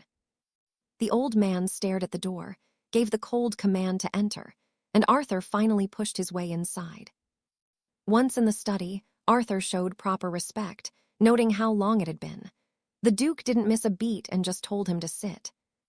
The talk started heavy. The old man admitted he'd always considered his own son a total, hopeless failure. Talk about a brutal father. He mocked Arthur for taking 20 times longer to cast a simple spell, saying his magic would just vanish if he blinked. He basically called Arthur the perfect definition of a useless human being. This guy is definitely winning the Father of the Year award, right? Still, even he had to admit that everyone was now praising Arthur's talent. So, he suggested Arthur use a rare artifact to unlock his potential, though he clearly didn't have high hopes for it. He saw it as a desperate, pathetic move. After that free session of total humiliation, Arthur just nodded. He got the message. The old man thought that, after the latest Royal Gazette article, his son would come crawling back in shame after a defeat. But things didn't go according to his plan, not even close. His expectations were completely shattered. Arthur had mastered magic transformation and won that bet they had between them. The Duke admitted Arthur's comeback was worthy of a true master mage. Hearing those words, Arthur's eyes actually started to shine. He genuinely thanked his father. Kid is a total sucker for approval. The old man confirmed the family would finally give him all the resources he needed. Arthur just had to name his price to keep growing. He was even invited to move back into the manor. Since he was now a contender for the Blackwell succession, he had to prove he could handle the pressure. Arthur flashed a bright smile because, honestly, a fat inheritance sounds pretty sweet. But the Duke had one last terrifying warning. If he even suspected Arthur was slowing down or losing his edge for a second, he'd personally shatter Arthur's magic circles. Seriously, this dad tries way too hard to be the villain. It would have been better if he'd just stayed away. Arthur felt the soul-crushing pressure of a Tier 8 Grand Magus. This was it, his one and only chance. He agreed to the insane terms. Sitting back down, the Duke asked what Arthur's ultimate goal actually was. Arthur admitted that once, his only dream was just to lead the Blackwell house. Even though he's miles behind his elite siblings who have been at this forever. But he made it clear, that's still the plan, nothing less. He'll make every Blackwell recognize his name. The Duke leaned in, wanting to know exactly how he'd pull it off. Arthur pointed to a document on the table, declaring he'd be taking part in the big one. The Continental Grand Tournament, happening in just 2 months. He promised to come home with the gold medal. This competition is strictly for those under 20 years old, the legendary Magic Olympics of the kingdom. It's an annual event everyone watches. The level of competition is insane. We're talking professional tier combat where only the best of the best survive. The Duke noted the kingdom's best record was only a silver medal, held by the Azure Spire's lord from several years back. He basically told Arthur his goal was a total pipe dream. Talk about harsh motivation, but our hero, completely unfazed. He had one demand for his father. For the next 2 months, the Duke had to keep his siblings away so they wouldn't mess up his training. The old man didn't just doubt Arthur could take the gold. He realized the kid was actually asking for a royal bodyguard. Normally, he'd say no, but he figured it was actually a solid plan. Fast forward, books are scattered everywhere in the bedroom. Arthur collapsed right there on the floor, couldn't even manage 5 feet to reach his actual bed. He blinked his eyes open, realizing he'd just passed out mid-study without even knowing it. The second he got back from the manor, he'd started obsessing over the second trial's requirements. He cleared the first hurdle, but to reach the third circle, he had to conquer this next test. Only problem, he's totally stuck. His only hint is resonance. Maybe he needs to refine his second circle to its absolute limit. That's the plan, anyway, as he tries to wrap his head around the mechanics of magical harmony. The grimoires say he needs the circle of judgment and the circle of resonance to link up perfectly. Arthur started grinding, trying to force that theory into reality. The circles connected, sure, but it was messy. He's officially hit a massive wall. His brain was fried, so he headed into the capital's city center to clear his head. Fresh air, bustling streets, it worked. He felt like he could finally crack the secret to resonance. Then, out of nowhere, a voice shouts a warning. He looked over just in time to see something flying at his face. His reflexes, non-existent, he got hit right in the face. A girl rushed over to check on him, while Arthur just groaned that it definitely stung. He looked up and froze. It was Lady Adeline. They started walking, and he asked why a bag just attacked him. She'd been swinging her bag of honeyed milk too excitedly, lost her grip, and, well, Arthur happened. Once he realized what happened, she started apologizing like crazy. But honestly, he wasn't even mad. He was there for honeyed milk too. He showed her his own stash, and she agreed it's the elite choice. She also mentioned the whispers going around about him, returning to the Sterling estate. He confirmed he just moved back to the academy.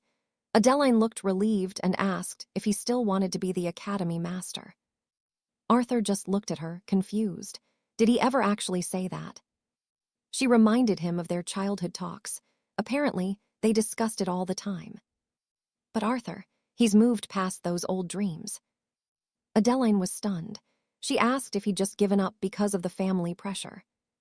With so many siblings fighting for power, the top spot is a nightmare, but Arthur thought she was overthinking it. He dropped the bombshell. His dream is to be the master of magic, the absolute peak, standing above every academy in existence. That new goal, absolute insanity. Adeline was floored by the sheer scale of his ambition. As his self-proclaimed rival, she realized the bar just got moved way, way up. Meanwhile, back at the Sterling Manor, the siblings are losing their minds. Lady Violet was practically chewing her nails off in stress before slamming her hands down in front of her brother. She demanded to know why Victor wasn't worried, but he just said the Duke must have his reasons. Still, even Victor was suspicious. The deal seemed way too good to be true. See, the night before, the Duke had called them in for a little family chat. He knows his kids are absolute snakes, so he had one very specific order for the two of them. For the next 2 months, they weren't allowed to touch Arthur. At all. Violet started fuming instantly. Victor stayed calm, though, asking what could possibly make their father protect the failure.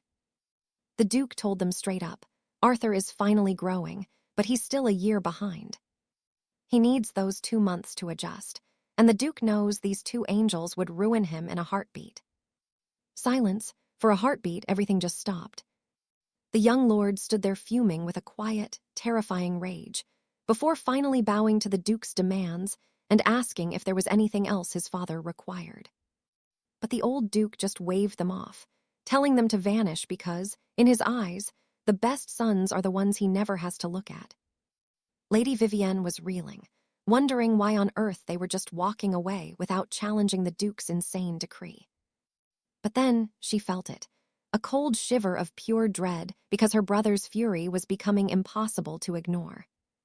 Swallowing that order was a bitter pill, especially since Julian and Margaret, the more level-headed siblings, weren't even summoned to this mess. He just couldn't wrap his head around it. Why was the youngest getting such special treatment? The Duke he knew, the cold, calculating man, would never have handed out a favor like this. He always preached that every child should fend for themselves. That's the family creed. So why was the most cold-hearted father in the kingdom suddenly acting like he actually cared for the first time ever. Vivienne started spinning theories, her mind racing. She wondered if the old man was onto them, but her brother shut that down fast. The youngest hasn't done nearly enough to be named heir yet. Still, there's no denying the kid has shown some, let's say, interesting potential lately. Maybe the Duke is just obsessed with that weird magic the boy S been using, or maybe, just maybe, they struck a secret deal. The thought sent a chill through Vivienne. The Duke looked desperate back there, and that man never acts out of desperation unless something big is happening. She was about to send her spies after her little brother to keep tabs on him. But her brother warned her to back off. The Duke has his own shadow guard, a secret unit that answers only to the head of the house. If they get caught poking around, it's game over for both of them. He'd already pulled all his own agents back, just to make sure they didn't trigger any alarms. Vivienne asked what the plan was, and he didn't hesitate. He's taking action now before the youngest gains any more ground. He needs to reach the Obsidian Spire immediately. Meanwhile, back at Silverthorn Academy, another school day was just beginning. The professor stood before the class, beaming as she announced that the latest evaluations were finished, and their class had taken the top spot. She called Arthur to his feet, letting him soak in the applause of every 17-year-old in the realm. He was officially the best of the best. If he can hold onto that rank for just 2 more months, he'll earn a spot in the prestigious Crown Games. And you bet that's exactly what our boy has his sights set on.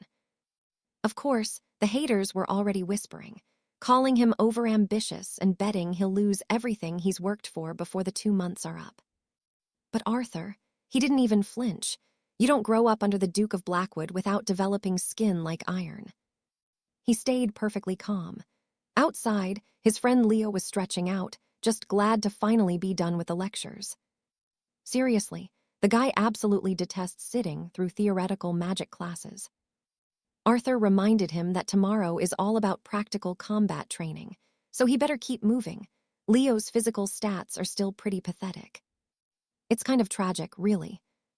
He can't even joke about Arthur being the weak one anymore, and Arthur told him he needs to level up his own strength if he ever wants to stand a chance in a spar.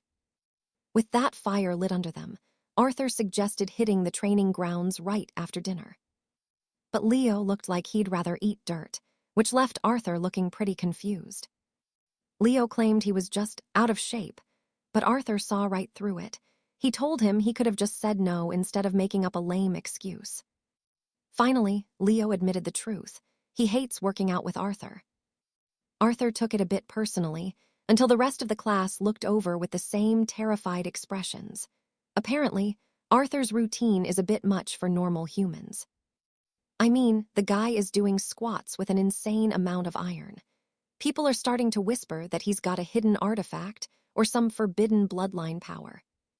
But even with all that weight, he's knocking out reps like it's nothing, leaving everyone in the room absolutely floored. They all recognized him as the top-ranked student from the exams. Once he was done, he set the massive weights down with total precision. He'd been so obsessed with perfecting his mana circles that he'd actually let his physical conditioning slip a bit. He felt like he'd lost his edge. As he grabbed a drink, he started reflecting on the ancient texts he'd been studying. The eternal core is tied directly to the physical vessel. When the body and the magic are in perfect sync, that's when the real power awakens. That's why he's pushing his limits. But seriously, with the way he's lifting, people are joking that he's practically in a relationship with his protein shakes. Deep inside the facility, though, a 3-eyed panther beast was lurking in the shadows. These monstrous creatures, yeah, they're just another part of Arthur's daily training. The beasts charge, claws flashing, fangs bared. But Alistair, he just drifts through the chaos like it's nothing. To his trained eyes, every move they make is basically slow motion. He sees the opening and strikes. One by one, the phantom constructs start to shatter into pixels. As they're hit, they simply dissolve into mist. His footwork is pure art, confusing the beasts until he can finally wipe them out with a wave of concentrated flame. One final, sweeping strike, 2 more monsters down. Only one remains before it's turned to ash. Training complete. Now, time for the instructor to deliver the verdict. Flawless, a perfect score. Alistair couldn't hide his grin if he tried. Our boy was absolutely thrilled. Later, catching his breath on a bench, he reflects. Thanks to his perpetual ring, his physical limits have been pushed 1.5 times beyond a normal man's. But he's not done. To reach the 3rd ring and unlock true power, he needs to refine his magic core to absolute perfection. Eyes closed, total focus. He begins the grueling process of tempering the rings he's already mastered. Visualizing the mana, feeling it surge through his veins like liquid fire. Micro-adjustments. He tunes the rotation of each ring, slowly purging every impurity from the circulating energy. He's so close to total synchronization, but it's brutal work. Stalled at 99%. The final step is an exhausting brick wall he just can't seem to climb yet. Dozens of failed attempts. Doesn't matter. He's not the type to get discouraged. After all, when your father is the greatest knight in the galaxy, you learn to endure. If that man couldn't break him, nothing will.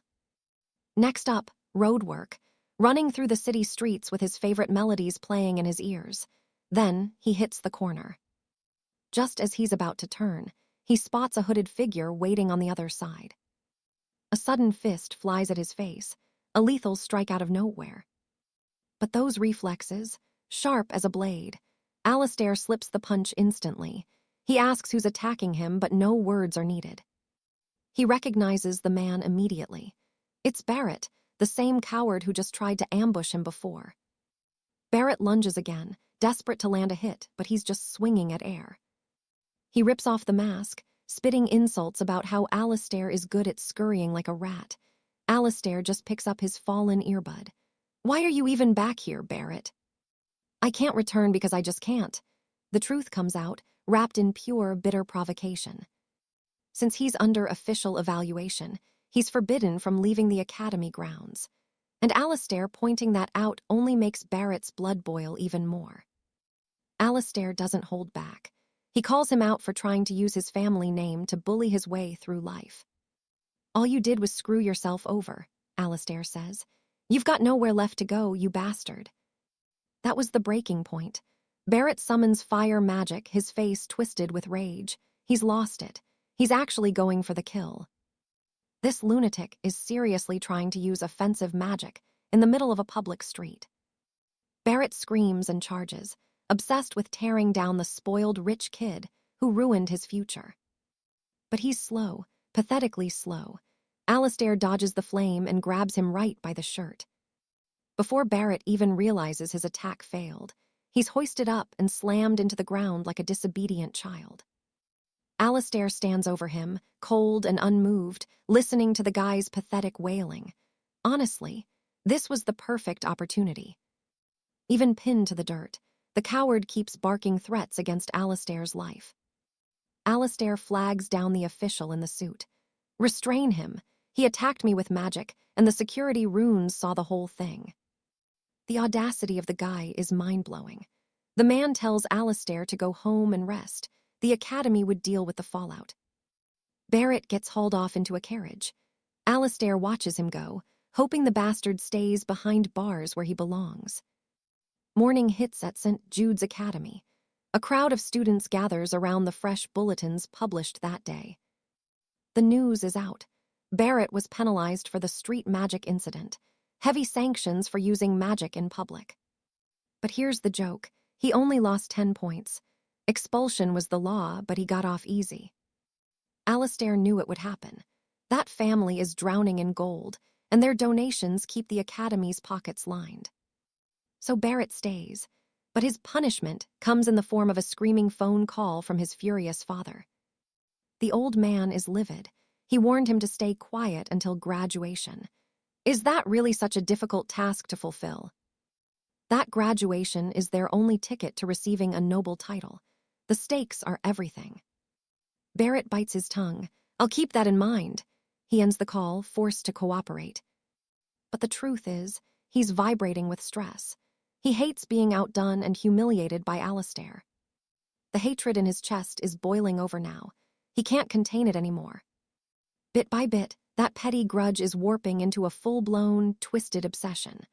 Arthur, the pampered brat of the Blackwell family, is convinced that every single failure in his life is Alistair's fault. He grinds his communication crystal under his boot, the glass shattering just like his pride. "It's him," he snarls to the empty room. "Everything is Alistair's fault." But someone was watching. One of the Royal Academy instructors steps out from the shadows, having noticed the pure, unadulterated hatred burning in the boy's eyes. Arthur snaps at him, demanding to know what a teacher is doing sneaking around. He's arrogant as ever, claiming he doesn't need anyone telling him who to hate. The instructor just gives a chillingly calm smile. "Of course, young lord. In this life, everyone has the right to choose their own enemies." He steps closer, his voice dropping to a serpent's whisper. "But tell me, don't you want a little bit of payback against that boy?" Arthur freezes, caught completely off guard. But the old man sees right through him. Isn't revenge exactly what he's been dreaming about every single night? Meanwhile, our hero Alistair is just being a diligent student, hitting the books and staying sharp. He considered calling out the academy for how they handled the last attack, but honestly, he walked away with a massive win instead. Right at that moment, ding, a new magical scroll arrives for him. It's from his father, the Duke. The negotiations with House Blackwell are finally over. Because of that incident, Alistair's family just seized 3% of the mining rights to the Blackwell's most precious iron mines. The Duke is impressed. He even asks if Alistair wants a personal reward for bringing in such a haul for the family. See, House Blackwell is desperate for a higher noble title. To get it, they have to keep the other great houses happy and play the political game. Giving up those mining rights was a heavy price, but they had no choice.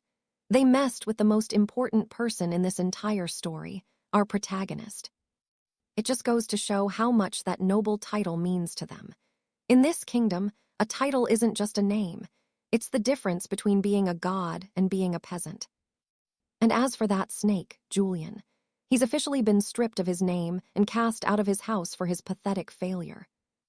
Thinking the drama is finally settled, Alistair decides to get back to training, refining his mana techniques. The next day at the academy, totally normal, or so it seems. Alistair notices the teachers are being way stricter since the attack. Then, out of nowhere, an instructor walks straight up to him. And wouldn't you know it, it's the exact same guy who was just whispering poison into Arthur's ear. He approaches with a big, fake smile, acting like Alistair's best friend. But behind those eyes, pure treachery, and he thinks the boy hasn't noticed a thing. "I've noticed something, Alistair," the instructor says smoothly. "It seems like you don't really like me very much." Talk about a direct hit. Alistair is caught off guard for a split second, almost admitting that, yeah, he really doesn't trust the guy. The instructor just laughs it off, saying he knows he's been tough on Alistair lately. "It was all just sincere advice, my boy. I hope you don't misunderstand my intentions." The whole vibe is so bizarre that Alistair starts wondering what kind of game is being played here. Then, the man holds out his hand. "Let's start over. A fresh start." Alistair is a little embarrassed and goes to thank him, reaching out to shake. But just before their skin touches, he feels a jolt of pure, icy dread. An uncomfortable, skin-crawling sensation ripples through his entire body. Something is very, very wrong. All while this is happening, the instructor is still praising Alistair's performance in the recent tournament. The mana in the air looks calm, but Alistair can feel the truth. Now he sees it. A sinister, oily aura is clinging to the instructor like a shroud. He doesn't know the exact spell, but it reeks of forbidden arts. The Obsidian Spire. That's the only place this kind of filth comes from. Unlike the official magic towers, the Spire is a den of criminals and rogue mages serving the Dark Lord himself. Alistair is stunned. He never imagined a high-ranking academy instructor could actually be a sleeper agent for the Dark Mages. If he's here, there are probably other spies hidden in the academy too. But Alistair can't worry about the big picture yet. He needs to deconstruct this magic immediately if he wants to survive. He activates his unique ability, analyzing the flow of the spell in real time. It feels familiar, ominous. Then it clicks it's a mind-binding curse, a total brainwash. But here's the thing. Alistair already knows his brain is 100% immune to any outside mental interference. This mind control, it's going to fail miserably. Thanks to his innate gift, he's about to walk right through this trap. No one around them has noticed the silent battle happening. Alistair starts calculating his next move. If he plays along and pretends to be brainwashed, he can infiltrate their circle and rip the secrets of the obsidian spire right out of them. Alistair lets his eyes go dull and lifeless. The instructor smirks, convinced his spell landed. A genius who can't even use the sight, you'll make an excellent little pawn. He leans in close, his voice like ice against Alistair's ear. Listen to me carefully, he commands. You will carry this object with you from now on. Don't ask why, don't think, just do it. Acting like a mindless puppet, Alistair drones out, I will obey. But the traitor has one more thing he needs to know. He wants the secret. He asks Alistair to explain exactly how his unique, logic-defying magic works. Alistair winces, pretending to have a splitting headache, and groans that he can't answer. The instructor just assumes the boy's subconscious is fighting to keep its secrets hidden. Fine, don't strain yourself, the man snaps. Just go back to acting like your normal, arrogant self. That's the trick with mind control. It messes with your heart and your head until you don't even know who you are. Too bad for him, Alistair knows exactly who he is, and he's coming for them. That's a signature art from the Obsidian Citadel.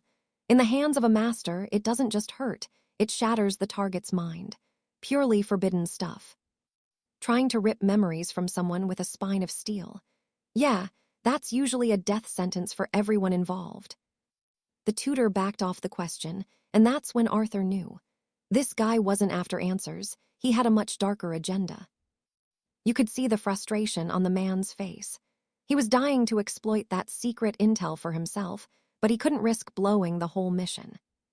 He promised to lift the hex once the job was done. Then, with a cold look, he reached out and pressed his fingers against the boy.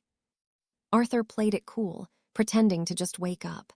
Right on cue, the tutor started acting like nothing happened and began his little act. He asked if Arthur was feeling all right, claiming the boy had seemed a bit spaced out during their little chat. Smooth, right? Arthur blamed it on burnout. They traded quick goodbyes, with the tutor kindly suggesting the boy go get some well-deserved rest. The man vanished into the bustling crowd in seconds. But Arthur, he was more locked in than ever to find the truth. His classmates headed for the Great Hall to grab a meal, but Arthur kept walking his own path. Finding a quiet spot in the Royal Academy gardens, Arthur pulled out his prize. He studied that tiny, glowing shard with surgical precision. This was a black market runestone. Someone was clearly trying to frame him as a practitioner of the dark arts. They're out to ruin his name. But that tutor, he's got no reason to go this far, even if they aren't exactly best buds. This smells like a contract from the Obsidian Citadel. Even with this clue, the full picture of this setup was still a total blur. Maybe that arrogant young lordling. Unlikely. That kid's already dug himself into a hole so deep he can't climb out of it. What about his siblings? One of them could be trying to wipe him out of the race for the family succession. Lady Millicent isn't even in the running, so she's out. And Lord Cedric? He wants the crown, but he's never been this dirty. That leaves the two snakes of the family. They're probably teaming up just to see our boy fall from grace. Arthur thought about snatching the tutor right then and there for a friendly interrogation. But that would bring the Obsidian Citadel down on his head. Not exactly the kind of heat he needs right now. With threats closing in from every side, he had to figure out a way to shield himself, and fast. Seeking answers, he headed straight for the Azure Spire of Avalon. He demanded an audience with Archmage Sterling and was surprisingly let in immediately. Sterling looked him over, curious, but guarded. He wanted to know why the kingdom's most talented youth was standing in his private office. Arthur felt it instantly. Sterling was acting way colder than the last time they spoke. This was his shot. Sterling told him to stop acting like a burden and speak up. Arthur knew he had to play his cards perfectly. And it seems the rumors were true. The man was buried deep in some secret project, which explained the attitude. So Arthur asked him point-blank what was going on. Sterling admitted he was obsessed with a mysterious stone, magical or otherwise, and it was eating up all his time. Arthur took one look at the artifact on the desk, and his eyes widened. He knew exactly what that thing was. This was the opening he needed. As they sat down, Sterling snapped at him to get straight to the point because he was busy. Though he was acting rushed, you could tell the Archmage was dying to know what brought the boy here in person. Sterling seemed on the edge of a breakdown. Arthur worried the old man might be too stressed to even listen to him. But before diving into his own problems, Arthur dropped a bombshell. He knew about the artifact Sterling was researching, the legendary primal heart crystal. Sterling froze. How did this kid know that name? He hadn't revealed the crystal's identity to a single living soul. This was it. Arthur had to weigh every single word like it was made of solid gold. Sterling was livid, convinced there was a leak, but Arthur just reached for his pack, telling him the explanation was actually pretty simple. "I know what it is," Arthur said, "because I have an artifact just like that one." Sterling was floored. The version Arthur pulled out wasn't just similar, it was perfectly purified, something Sterling couldn't manage. The Archmage demanded the truth. Did the boy do this himself? Arthur didn't blink. "Yeah, I purified it." The leader of the Azure Spire felt a chill. This shouldn't even be possible, no matter how gifted the kid was. Not even the world's greatest smiths, or the Archmage himself, could create something that pure. It was unheard of. And yet, here was a mere student, standing in his office, claiming he'd done the impossible all on his own. Sterling needed more proof. He asked Arthur if he'd actually brought the artifact with him. Arthur nodded. He'd brought it specifically because he knew only a grand magic tower would recognize its true value. Lord Sterling was dying to know how a kid managed to get his hands on such a relic, but our boy Arthur wasn't about to spill the beans. He played it cool, pure luck, he said. The old mage's tone shifted instantly, getting way more friendly. He laughed it off, calling Arthur's luck legendary, since every mage worth their salt has a few skeletons in their closet. He wouldn't pry, no pressure. But man, he really wanted to get a closer look at that treasure, and Arthur gave him the green light. Sterling leaned in, eyes narrowing as he inspected the craftsmanship. He was stunned. A single stone holding all 4 primal elements, unheard of. He handed it back, asking the real question, why bring it to the Azure Spire? Arthur didn't blink. He wanted to use that very stone to forge a completely new artifact. Now that got Sterling's attention. Was he thinking of enchanted armor, a royal accessory, or maybe a legendary blade? For Arthur, it just needed to max out his elemental efficiency. Sterling went quiet, his mind already racing through the possibilities. But here's the catch. Forging something that powerful requires insane materials. We're talking a fortune. He started to ask if a kid could actually foot the bill, then remembered Arthur's noble house. Surely his father would pay any price. Not a chance. Arthur shut that down immediately. This project, top secret, no one in the kingdom could know, especially not his family. Sterling laid out the cold, hard numbers. How was a boy supposed to pay a king's ransom without his family's gold? Arthur had a better idea, an alternative payment. He offered to forge another 4-element stone right there in front of the tower master. Sterling nearly lost it. Was he seriously offering to teach him the secret to a one-of-a-kind relic? If that was the deal, Sterling was all in. It was way too tempting to pass up. He even offered to throw in a bonus, given the value of the trade, which prompted Arthur to ask for one more favor. Sterling was all smiles now, ready to hear whatever Arthur had in mind. Arthur pulled out a tiny object, and the mood turned cold. Sterling recognized the illegal monochip instantly, demanding to know how the hell Arthur got it. Arthur hesitated for a second. He told him a spy from the Obsidian Citadel had infiltrated the academy and handed it over. With shadow mages crawling through the school, He'd come to the Azure Spire for some serious backup. The full moon hung heavy in the sky as Arthur finally got a carriage ride back to the estate. He told the coachman to get home safe. No goodbye. The secretary just mentioned they'd be crossing paths very soon before her carriage vanished into the dark. What a day. Arthur finally collapsed onto his bed, completely drained. Luck was on his side. He had no idea Sterling was already researching that exact type of artifact. Because of that, he could keep his father in the dark while the new forge got underway. He still needed those mining rights from House Blackwood, but that had to wait. His eyes were heavy. The god of sleep was calling. Back at the spire, Sterling couldn't stop thinking. 𝒗𝒄𝒐𝒎𝒆𝒔 Academy's security was supposed to be ironclad. And yet, those dark mages had somehow slipped through the cracks. One chip and the word of a single student. It was a massive accusation with almost zero physical proof to back it up. Normally, he'd laugh a student out of the room for a claim like that. But Arthur, he was different. Sterling decided to roll the dice. He picked up the comstone, checking if his contact had arrived. A quick confirmation, and the plan was in motion. Arthur just had to play the long game now. They told him to relax. If his intel was right, the spire would handle the rest. They don't miss. Inside the lift, Arthur whispered his trust into the comms, promising to stay in touch. He stepped into the main hall, announcing his return to the household.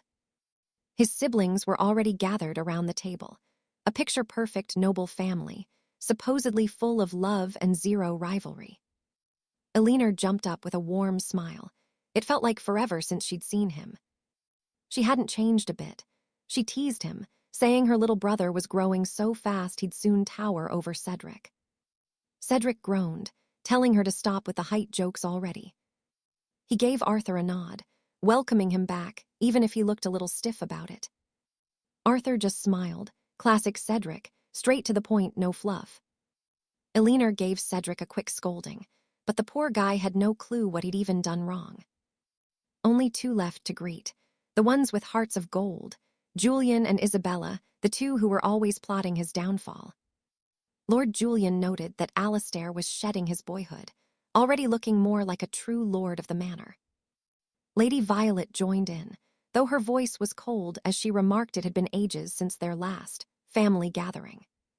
Beneath the smiles, Alistair felt the venom. His siblings were definitely plotting, and he was certain the traitor was sitting at this very table. Finally, Julian, the eldest, commanded him to sit and dine. He was curious. Why had the runt of the noble house summoned them all? He was betting it wasn't for anything of actual importance. Alistair played his part perfectly, claiming he simply wanted to see his dear family together one last time before the season ended.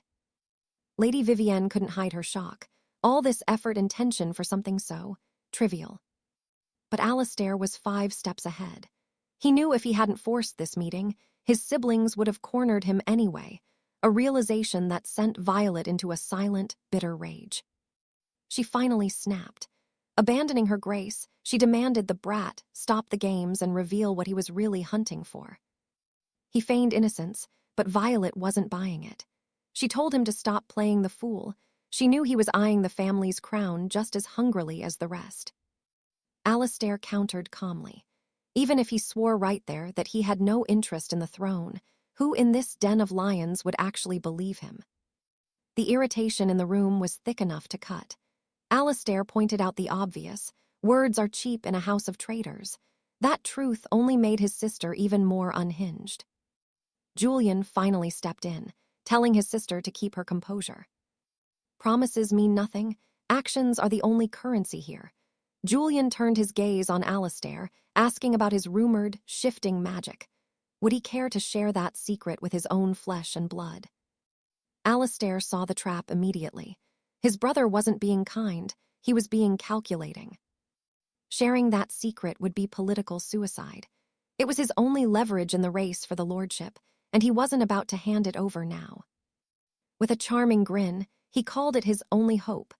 Since he couldn't match their raw power through traditional means, this magic was his last shot at achieving his dreams. He claimed it wasn't even about the succession race anymore. That lie touched Lady Millicent deeply, while Julian was left momentarily speechless. The others looked genuinely thrown by his words. Millicent, ever the soft-hearted one, looked on with sudden affection. She even reached out, tenderly wiping a stray tear from her younger brother's face. The brothers, caught off guard, suggested they drop the rivalries for one night and just relax. Millicent agreed, eager to hear more about Alistair's life away from the royal court. The tension eased, just as the servants arrived with the final courses of dessert.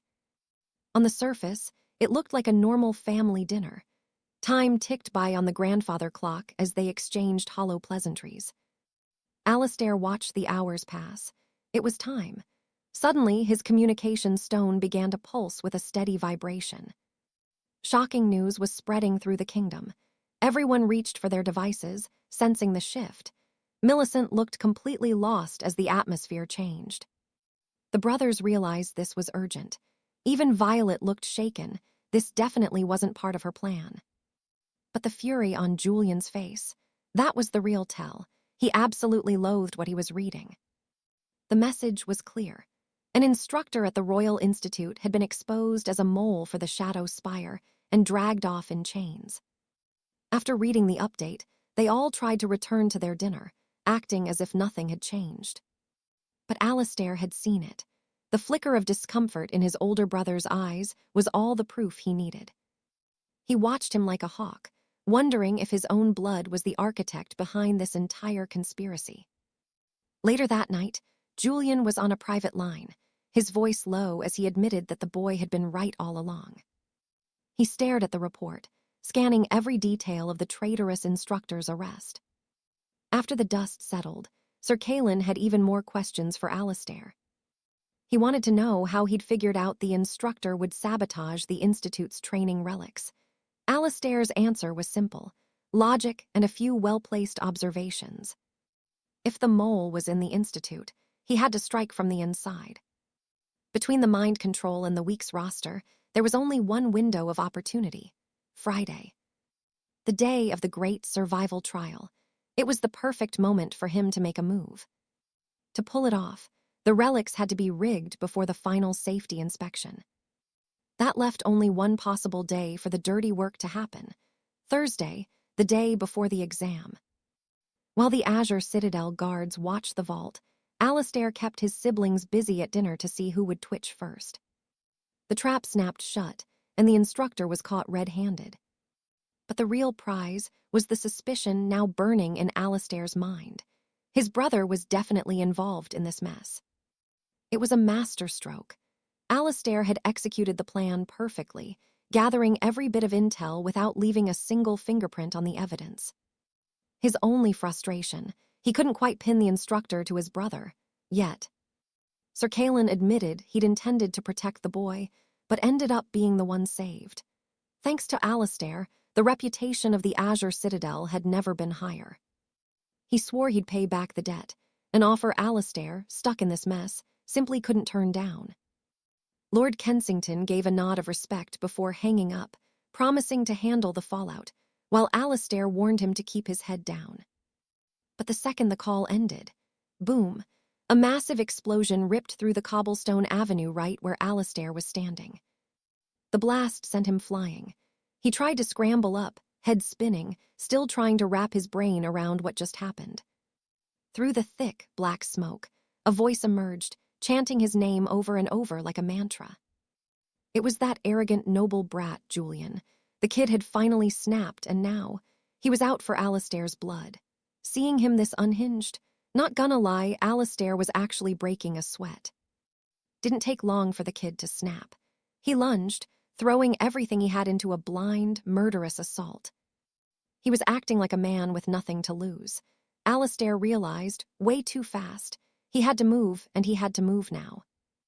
First move, he pushed his ether sensitivity to the absolute limit. Just enough to conjure a water shield, perfect for dousing those fireballs. But then it hit him. Julian's attacks, they were way too powerful, like unnaturally strong. It was a losing game. His defenses were about to cave in. He poured everything into reinforcing the barrier, desperate to buy just a few more seconds. He braced himself, praying it would at least keep him alive. Then collision. When the two spells hit, the entire street just erupted. Alistair was tossed like a ragdoll, slamming hard into a nearby iron street lamp. He looked down, his hands completely scorched. He couldn't dodge it all. Across the road, Julian was grinning, drunk on his own power and ready to finish the job. He spat out that Alistair was nothing but low-born filth, destined to die screaming while crawling in the dirt. But something was bothering Alistair. None of this made sense. He squinted through the haze, watching Julian closely, and that's when he saw it. Something was seriously wrong with the kid's body. His eyes were glowing a sickening, blood-red color, and his skin was flushed a deep, angry crimson. Clear signs of a toxic reaction. This wasn't just rage. The kid had definitely downed some kind of forbidden berserker's elixir. It forces the mana through your veins so fast they literally rupture, turning the user into a blood-soaked monster that won't stop fighting until they drop dead. Alistair called him out, asking if he'd actually lost his mind, but Julian just gave him a look that was pure, unadulterated madness. "I've never been better," he hissed. Alistair did the math. The kid was at the 3rd tier, burning through his mana like a bonfire. Suddenly, Julian was there. He lunged, finally getting his hands on Alistair. Alistair struggled to break his grip, shouting that he'd gone completely insane. But the brat just laughed, claiming he was more normal than ever because he was finally ending this. Then, point-blank range. Flame infection. The blast left a wall of thick smoke and ash hanging in the air. Julian stared down at the crater, looking for Alistair's corpse. He actually seemed impressed his victim was still breathing. But that just pissed him off more. How had Alistair managed to tank his magic twice? He couldn't wrap his head around trash, having that much skill. He started screaming, a raw, piercing sound like a man who'd lost all control. Then just like that, the mood shifted. He went cold. "I guess these things just happen," he muttered. Alistair knew those wild mood swings anywhere. Typical side effect of that forbidden enhancement drug. Still, things weren't adding up. First off, the raw power. Julian was hitting way too hard. No matter how much of that junk he took, his strength shouldn't have spiked this much.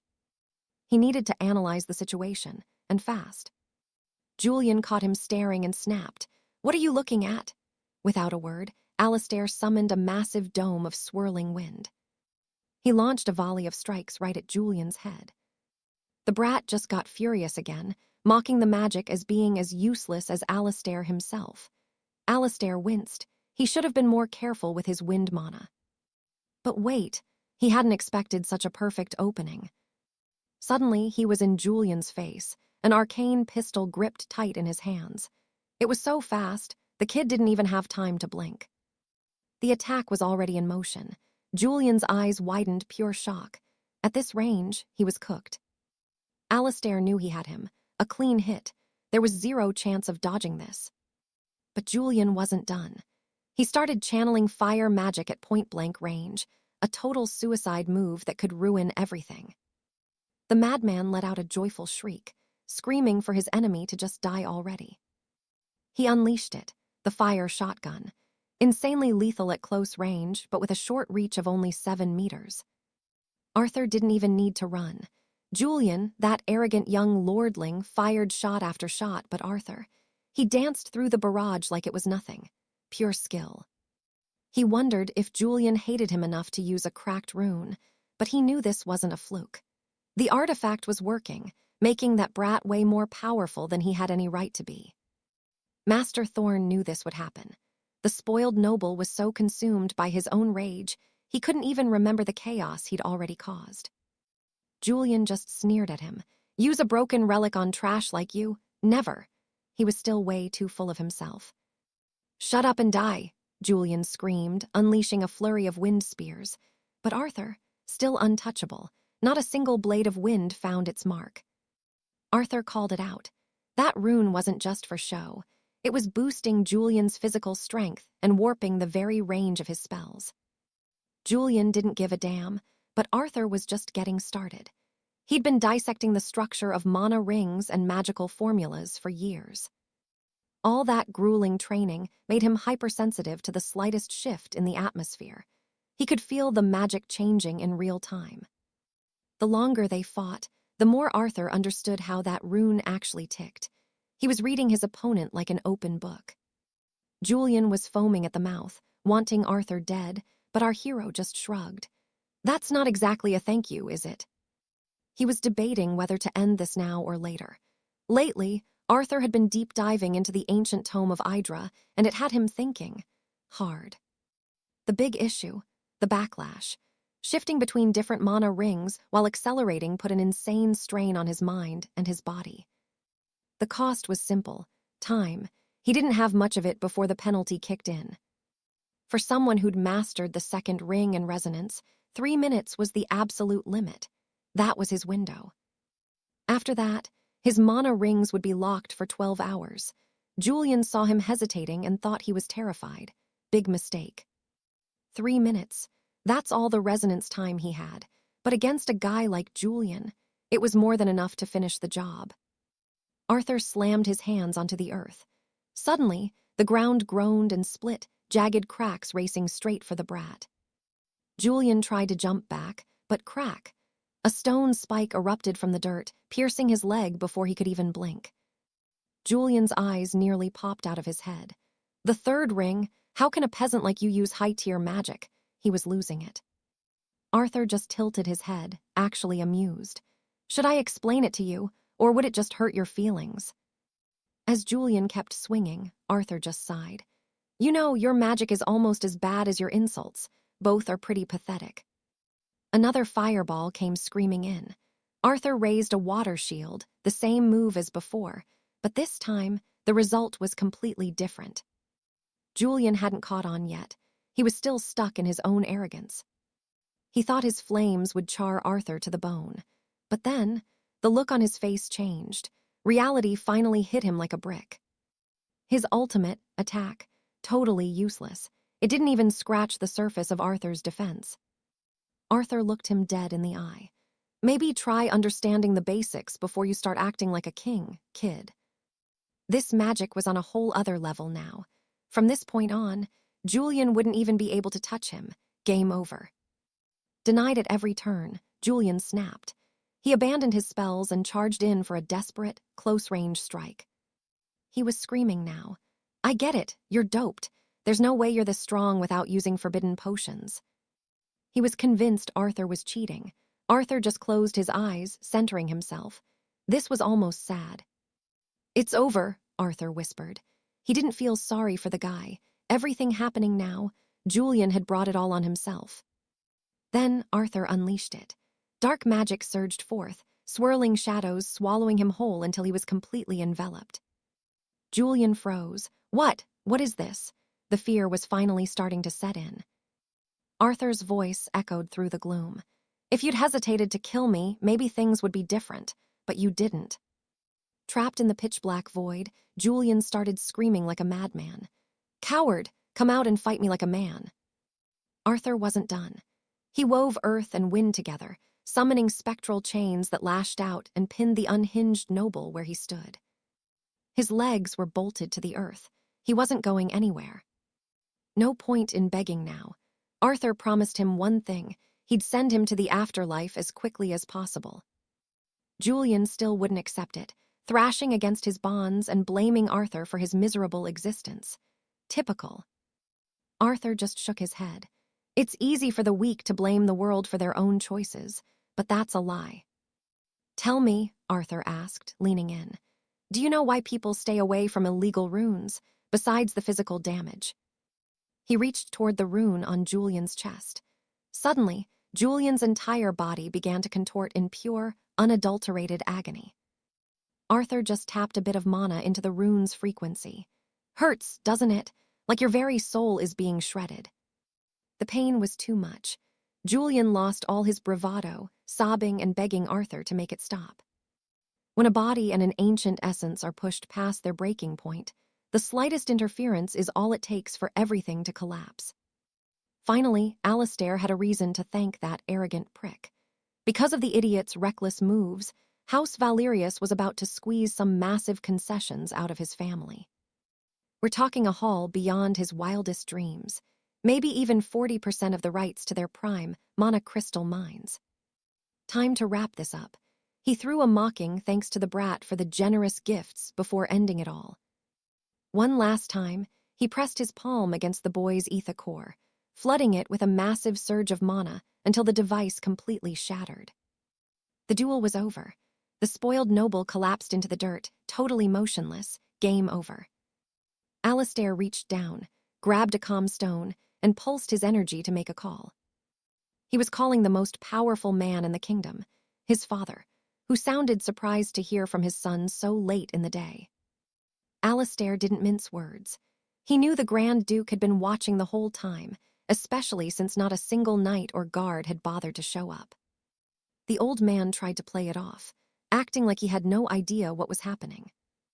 He claimed the area was just evacuated, and that Alistair shouldn't make wild guesses just because his father had the power to freeze the local authorities. Alistair just smirked. Sure, many people have power, but few would sit back and enjoy the show until the very end. If his brothers had been involved, they would have stabbed him in the back by now, but thanks to their little non-interference pact, they were kept completely in the dark. The Grand Duke couldn't argue with that. Suddenly, Alistair sensed someone closing in. A knight in heavy boots approached and dropped to one knee, reporting that the target, Sir Sterling, had been successfully detained. As hooded figures moved in to drag the body away, Alistair turned to leave, but his father had one more question. If Alistair knew he was being watched, why didn't he call for help? Simple, he wanted to show off that he'd reached the third magic circle. The Duke was skeptical. No one hits that level of power that fast, and he suspected his son was playing a deeper game. Alistair doubled down on the lie, but in truth, it was a total bluff. He just used a resonance trick with his second circle to fake the power surge. He knew he was still weak, but if his father believed he was a third circle prodigy, the old man would keep the brothers on an even tighter leash. Besides, the brat had already used sound-dampening wards and illusion magic to hide the mess from the public. The Grand Duke actually sounded impressed, admitting it wasn't a bad move at all. He promised to send a royal carriage to bring Alistair home for some rest, ending the call with a simple, "See you soon." Back at the manor, the old lion looked at his calm stone and actually laughed out loud, genuinely stunned by his son's newfound spine. Alistair looked at the masked bodyguard and realized it had been ages since he'd seen Sir Julian. The man reached up and unfastened his silver mask. Revealing a familiar face, he admitted it had been too long before stepping closer to check Alistair's wounds, which looked pretty nasty. He could only offer basic first aid on the spot, leaving the real healing to the family's personal physician. Alistair thanked him and walked toward the waiting carriage, leaving the cleanup to the veteran knight. Julian masked up again, giving his word that not a single whisper of tonight's events would leave this alleyway. Meanwhile, in the eldest son's wing of the palace, Lord Cedric was absolutely losing it, fuming over how his plans had gone sideways. A shadow sitting in the corner asked if he was finally done with his tantrum, sounding like he'd been waiting there forever. Cedric snapped, asking if he was an assassin from the Obsidian Order, but the mysterious man just called him unlucky. Apparently, someone from the Azure Spire had stepped in and ruined their little shadow play. This made Cedric even more ballistic. The Obsidian Order was supposed to be infallible, yet here they were, failing a simple job. The hooded man offered a mocking apology, promising to return the gold since the mission was a total bust. But since Cedric was a high-tier client, they were taking extra precautions. No one would talk. The captured instructor wouldn't even survive to see tomorrow morning's sunrise. Cedric didn't care about the collateral. He wanted to know what happened to the idiot brat who'd used the experimental ether core against Alistair. The assassin delivered the grim news. The kid wasn't dead, but his brain was fried. He was a vegetable. Cedric froze. This was worse than he thought. The brat had gone rogue and attacked Alistair without orders. Thanks to the core's backfire, he was just a breathing corpse now. Cedric didn't give a damn about the brat, though. He only cared if Alistair survived. The shadow confirmed that Alistair took a few hits, but walked away on his own 2 feet. Cedric hated every word of it, but the assassin stood his ground, insisting he was only reporting the facts. It was official. Alistair had defeated a core-enhanced opponent all by himself, and the realization sent Cedric into a blind rage. The Dark Mage nodded. It happened, and even if they didn't know how, Alistair was clearly not the weakling they once knew. At first, Alistair couldn't figure out what that entitled brat Vance was up to when he cornered Arthur. But he knew Elias was lurking nearby, responsible for locking down the entire perimeter. Because of that total lockdown, Corvus, the Dark Mage, wasn't actually able to see how the fight went down. Alistair wondered if the Shadow Guard had been backing his brother, so he asked the mage exactly how long Arthur had been under surveillance. But the man shook his head. He'd only spotted Elias after he broke away from Arthur, and he didn't have a single clue beyond that. The eldest son knew Elias wasn't just anyone.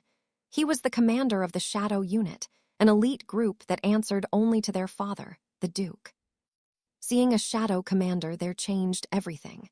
Alistair knew he had to be way more careful now.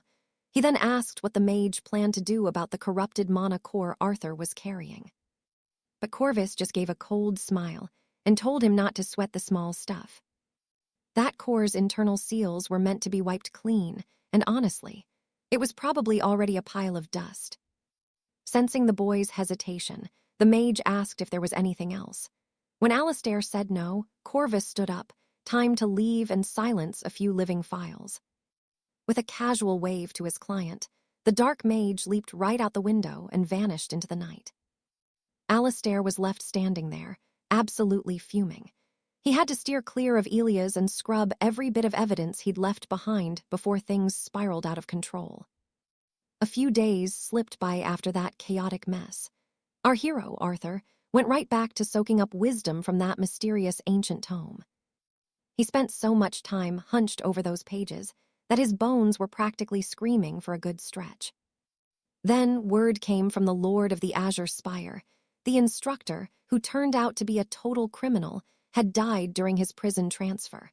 That definitely made Arthur pause. He knew the guy was toast, but he didn't expect the end to come quite that fast. Talk about a quick cleanup. Since the capital had been weirdly quiet, it looked like Elias had completely handled Vance's family and buried the whole scandal. Just as he was mulling it over, Arthur's communication crystal started glowing and humming.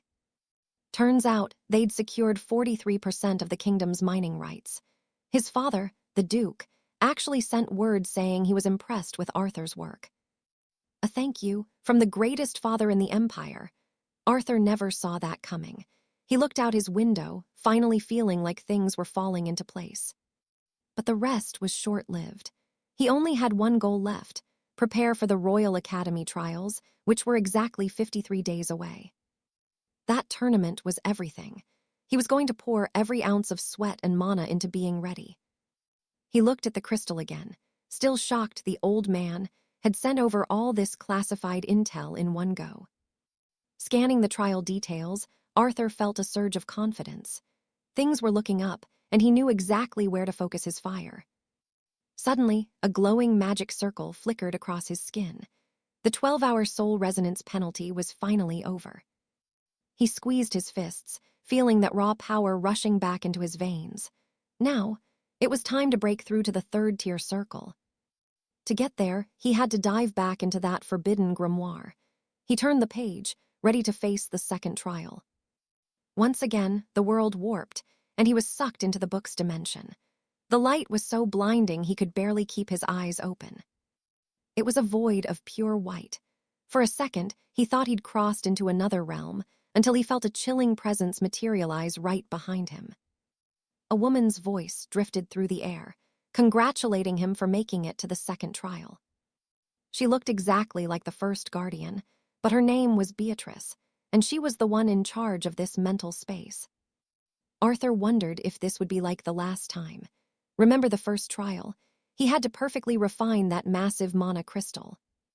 Beatrice explained that this time, his worthiness would be tested by how freely he could manipulate his magic circles. The moment the test kicked off, He'd get his formal instructions on how not to fail miserably. If he passed, he'd unlock the secrets hidden in pages 32 through 81. Arthur's jaw nearly hit the floor. That was a massive amount of power. 50 pages of pure, unadulterated knowledge. That's insane. He might even learn enough to become the ultimate master of his own fate. This meant the third circle was on a whole different level than anything he'd ever touched before. Beatrice announced the trial was starting right now, and before he could blink, she vanished into thin air. Then his master's voice echoed in his mind. It was time to reveal the true nature of the second challenge. Dozens of magic circles began manifesting around him. Arthur reached out his hand, ready to ignite every single one of them. Following the mental guide, he started funneling his raw mana into the first circle, trying to keep it steady. The goal was simple: harmonize the energy perfectly, and the circle would spark to life on its own. Arthur watched in awe as it lit up, but then the catch hit him. He only had 3 seconds per circle. 3 seconds. If he missed the window by even a hair, he'd be kicked back to the very beginning. Arthur figured he could just memorize the pattern and breeze through. But his master quickly shut that down.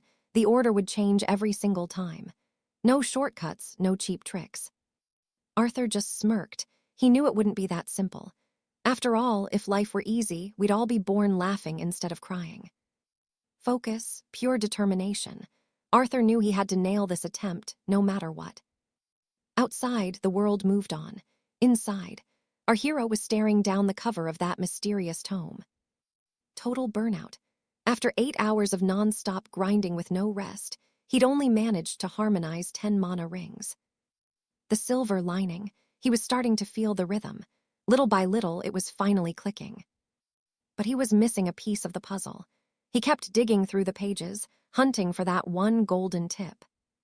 Turns out, this wasn't the author's only work. If he wanted answers, he'd have to track down the rest. Arthur was floored. He knew he'd need those books eventually, but he had 0 clues, not even their names. Time for a breather. He decided to clear his head with a walk through the capital city. Nothing beats fresh air for sorting out your thoughts, right? And of course, look who it is. Lady Adeline, right outside the dorms, stocking up on her favorite honey milk. The two of them ended up on a plaza bench, joking about how they kept running into each other lately. Arthur pointed out the obvious. She looked like she hadn't slept a single wink all night. She didn't take that sitting down. "Back at you," she fired back, before asking if he wanted to see a fascinating new article. The title, "The Reality of Void Displacement." Arthur thought it sounded a bit like cheap sensationalism. Adeline didn't care. She was completely obsessed and couldn't wait to dive back in. He started reading the intro, locked in, while she just went to town on her honey milk. Seriously, she had a whole bag of the stuff. Girls got peculiar tastes. He finished and, yeah, it was solid. No real conclusion, sure, but one detail really grabbed his attention. The whole article was built on the lost notes of Sir Raymond Belmont.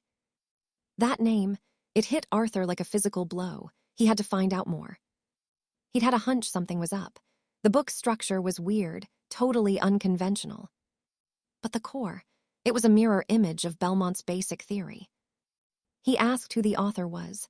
"Julian the Ghost," she said. Arthur bolted back to his room to hit the magic archives. Turns out this Julian was a total mystery. No guild, no age, no gender, just a phantom researcher.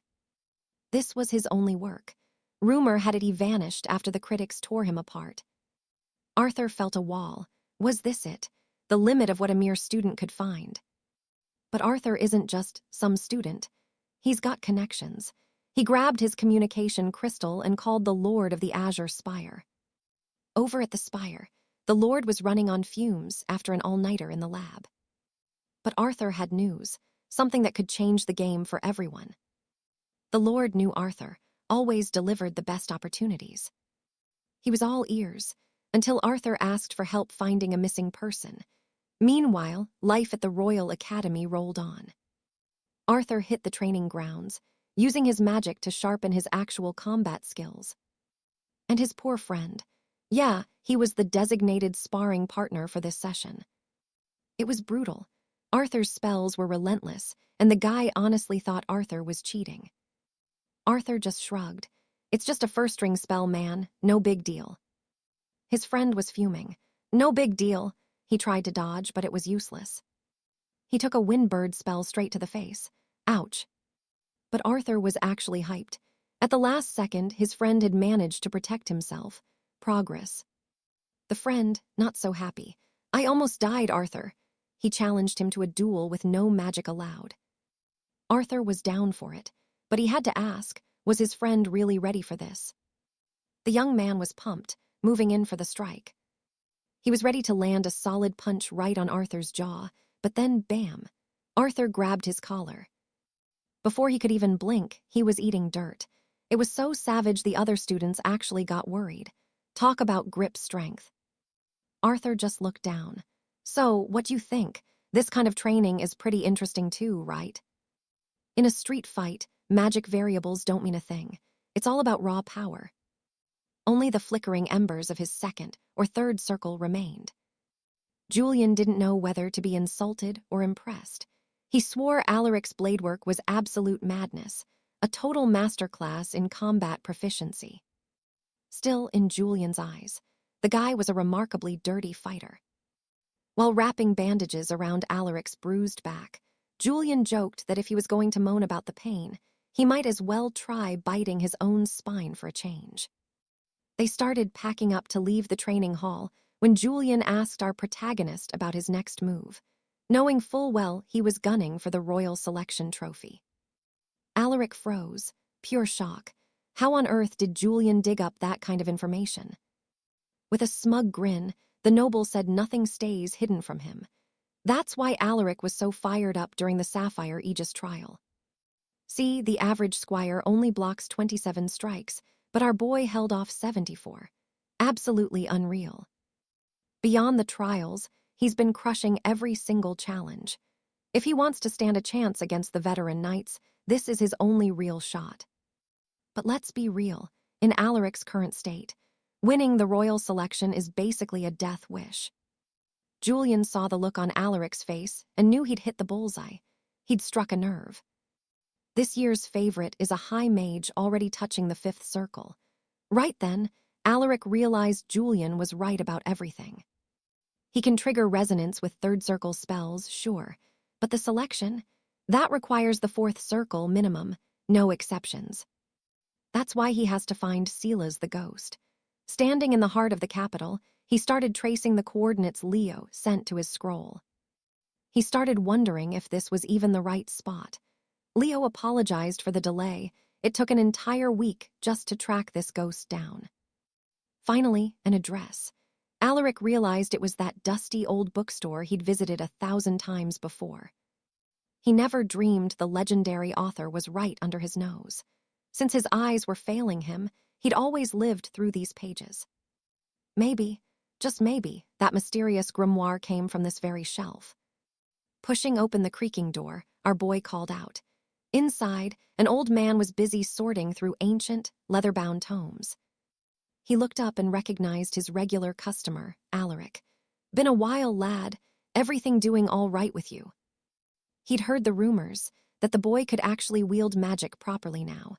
And wow, he looked a hell of a lot healthier too. Alaric smiled. All thanks to you, sir. The old man just waved it off, saying he hadn't done much of anything. Just sold him some dusty paper, he said. But Alaric knew those books were his lifeline to power. The old man was flattered by the praise and asked what brought him by. Time to go straight to the point. Alaric looked him in the eye. Is Sila's your son? The old man's face changed instantly. Sudden intrigue. He wanted to know exactly how this young man knew that name. Alaric explained he'd read the manuscript and had questions. Vital questions. He apologized for prying, but this meeting, it meant everything to him. The old man sighed, remembering that cursed article. He nodded slowly. He'd help Alaric meet him. Alaric bowed low, heart full of gratitude, but the shopkeeper's voice turned cold with a warning. Even if you meet him, lad, there's no guarantee you'll get answers. Alaric's stomach dropped. What do you mean by that? The old man pushed open a hidden door. "Follow me, 𝒉𝒂𝒔 is just inside." They walked deeper into the shadows until they hit a second door. "Go on," the old man whispered. "This is 𝒉𝒂𝒔's sanctuary." Heart-pounding, Alaric stepped inside. Pure anxiety, but the surprise he felt, it was explained in a heartbeat. What he saw was a man broken, trapped in a bed, hooked up to breathing tubes and alchemical drips. He'd been like this for a long, long time. Sunken eyes, hair like a wild thicket, and not a single sign of life behind those lids. This wreck of a man was the bookseller's son. The two sat in heavy silence by the bedside until Alaric finally gathered the courage to ask, "What happened to him?" The old man's voice trembled. "He broke a major taboo. In the world of magic, this is the price you pay." Alaric leaned in. "Which one?" The answer was chilling. He tried to force mana through his own brain. Alaric's blood ran cold. His mind raced, because he'd done the exact same thing. It was the first step, the key that made him a disciple of that mysterious book.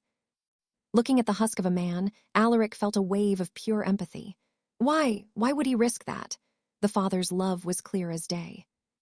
"It was necessary," the old man said softly. Finally, a decent father figure in this story.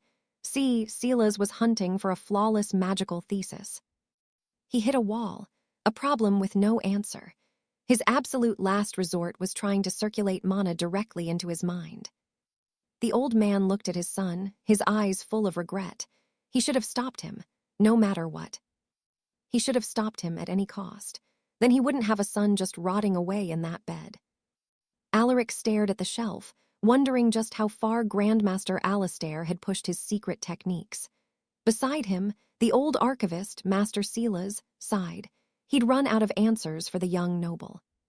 But he looked at Alaric with a sad, knowing smile, saying his son would have been honored to meet a scholar with such fire in his eyes. "I'm so sorry," Alaric muttered. He felt like a total jerk for digging up memories 𝒉𝒂𝒔 had probably spent years trying to bury. 𝒉𝒂𝒔 just patted his shoulder. He saw something special in Alaric, not just hard work, but a genuine, soul-deep love for the written word. "Seriously, this man is a legend. A father this understanding. He's the real hero of this story in my book." He'd watched Alaric sift through those dusty scrolls with such care, and for a second, it was like seeing his own son again. That alone made the old man's heart light. Twilight started bleeding across the English sky. Before heading out, Alaric took a shot and asked to see the research Julian, the son, had left behind. "They're just gathering dust here," 𝒉𝒂𝒔 admitted. "Better they go to someone who actually gives a damn than rot in the dark." "Honestly, I'm rooting for this family. Give this old man a happy ending already." But 𝒉𝒂𝒔 had two conditions. First, if Alaric ever published his findings, he had to make sure Julian was credited right there in the notes. "On my honor," Alaric promised. He wasn't going to let that legacy fade. Then came the second request, the serious one. 𝒉𝒂𝒔 looked him dead in the eye. Under no circumstances should Alaric let this obsession consume him. He didn't want the boy's mind to snap under the pressure. Our poor hero nodded, promising to stay sane. With the deal struck, 𝒉𝒂𝒔 led him to the hidden vault where Julian's research was kept. Alaric started scanning the titles. It didn't take long. Suddenly, one specific spine practically screamed for his attention. This was spooky. The book literally threw itself off the shelf, landing right at Alaric's feet like it was waiting for him. He grabbed it, checking the leather, the craftsmanship, identical to the Grandmaster's legendary manuals. Alaric turned to 𝒉𝒂𝒔, confused. The old man recognized it immediately. Julian used to carry that copy everywhere, like it was his most prized possession. "Read it," 𝒉𝒂𝒔 urged. The answers Alaric was hunting for, they were definitely hidden inside those yellowed pages. He cracked it open and, wow, that handwriting, absolutely atrocious. No doubt about it, that messy scrawl belonged to his master. 𝒉𝒂𝒔 told him to take it, plus anything else he needed for his journey. Alaric was floored. The kindness of this man was just on another level.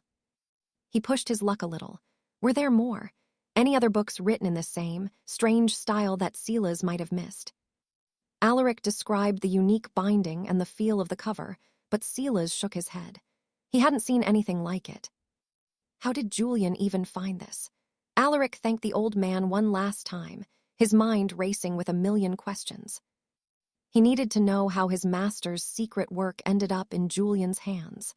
Finally, he made it back to his quarters at the academy. He spent hours tearing through Julian's notes. Out of everything, only one book shared that unmistakable connection to the volume he already owned. It wasn't much, but hey, it was a start. He placed the two books side by side and suddenly, pure magic, they started reacting to each other. Alaric's jaw hit the floor. He was not expecting a light show. The room started glowing as spectral roses sprouted from the pages. Then, that familiar voice echoed, the Grandmaster, leaving a legacy for his true successor. Before he could even blink, the world blurred. Alaric was being pulled back into the ink and paper once again. This was the tome of Mimir. The voice told him to drink deep from the well of knowledge until his heart was full. Whoosh, transported. Alaric tumbled through a rift and landed hard on a cold floor in a completely different dimension. He groaned, slowly picking himself up. Okay, where the hell am I now? Someone was behind him. He felt a light tap on his neck, then a finger poking his cheek. He spun around, ready for anything. Standing there was a young girl with a mischievous grin. "Welcome," she chirped, "to the archive of Mimir." Alaric just stared. Who is this? She just laughed. Her name was Alara, and she was the guardian of this place, the physical will of the archive itself. She looked him over with a sparkle in her eyes. "Finally," she said, "I've been waiting to meet the new successor." Alaric looked around the tiny room. This was the legendary archive. Alara explained it was a pocket dimension built by the Grandmaster for his heirs. It's a VIP club, basically, and Alaric just got the only key. "A bit small for a library, isn't it?" Alaric asked. Alara just smirked. It's small because his achievements are still tiny. This place grows as his power does. Since it's basically a closet right now, she figured he hadn't even cleared the second trial yet. Spot on. She shifted a bit, looking slightly awkward. "Hey," she started, "can we drop the formalities?" That caught him off guard. A mystical guardian wanting to chat like normal people. "Look, we're gonna be seeing a lot of each other," she pointed out. "Might as well be comfortable, right?" Alaric shrugged and agreed. Why not? Alara beamed. "Looks like our hero just made a very magical new friend." The lady was impressed. This new successor was a natural, hitting the second circle and tracking her down already. But Alaric? He just looked confused. He had no idea how much of a big deal his talent actually was. She gave him a little smirk and told him not to worry. With his potential, he'd breeze through the ranks all the way to the fifth circle without breaking a sweat. That news hit Alaric like a ton of bricks. The fifth circle? He was completely stunned, wondering how that kind of growth was even possible. Then Alara began to drift into the air, her mana swirling around her. She reached for a massive tome on the top shelf, and the book practically flew into her hands. She handed the heavy book to the boy, telling him to just read. He'd have all his answers soon enough. He cracked it open and realized it was a masterclass on resonance theory. It was detailed, incredibly detailed, way beyond the basic stuff he knew. This place held secrets that the Sovereign's grimoire simply couldn't handle. Alaric was curious, though, why wasn't all this life-changing info just kept in one single book? Alara nodded, fair question. But between the trial pages and the successor verification, the system would have totally overloaded. That's why the main grimoire only covers the fundamentals. For the high-level stuff, you need these supplementary archives. Alaric asked if his former master had personally compiled all this dense information himself. Turns out, that's exactly what happened. They weren't just in a room. They were standing inside a massive, infinite reference library built for the greatest mages. Alaric realized this library would actually expand as his own magic grew. Alara confirmed it. As he levels up, the library levels up with him. She looked at him and asked if he finally understood how to reach the fifth circle. He took a breath and said yes. With these new secrets in hand, the second trial was going to be a walk in the park. The moment he turned the page, It felt like he was being pulled into a whole new dimension. During the test, his progress went absolutely nuclear.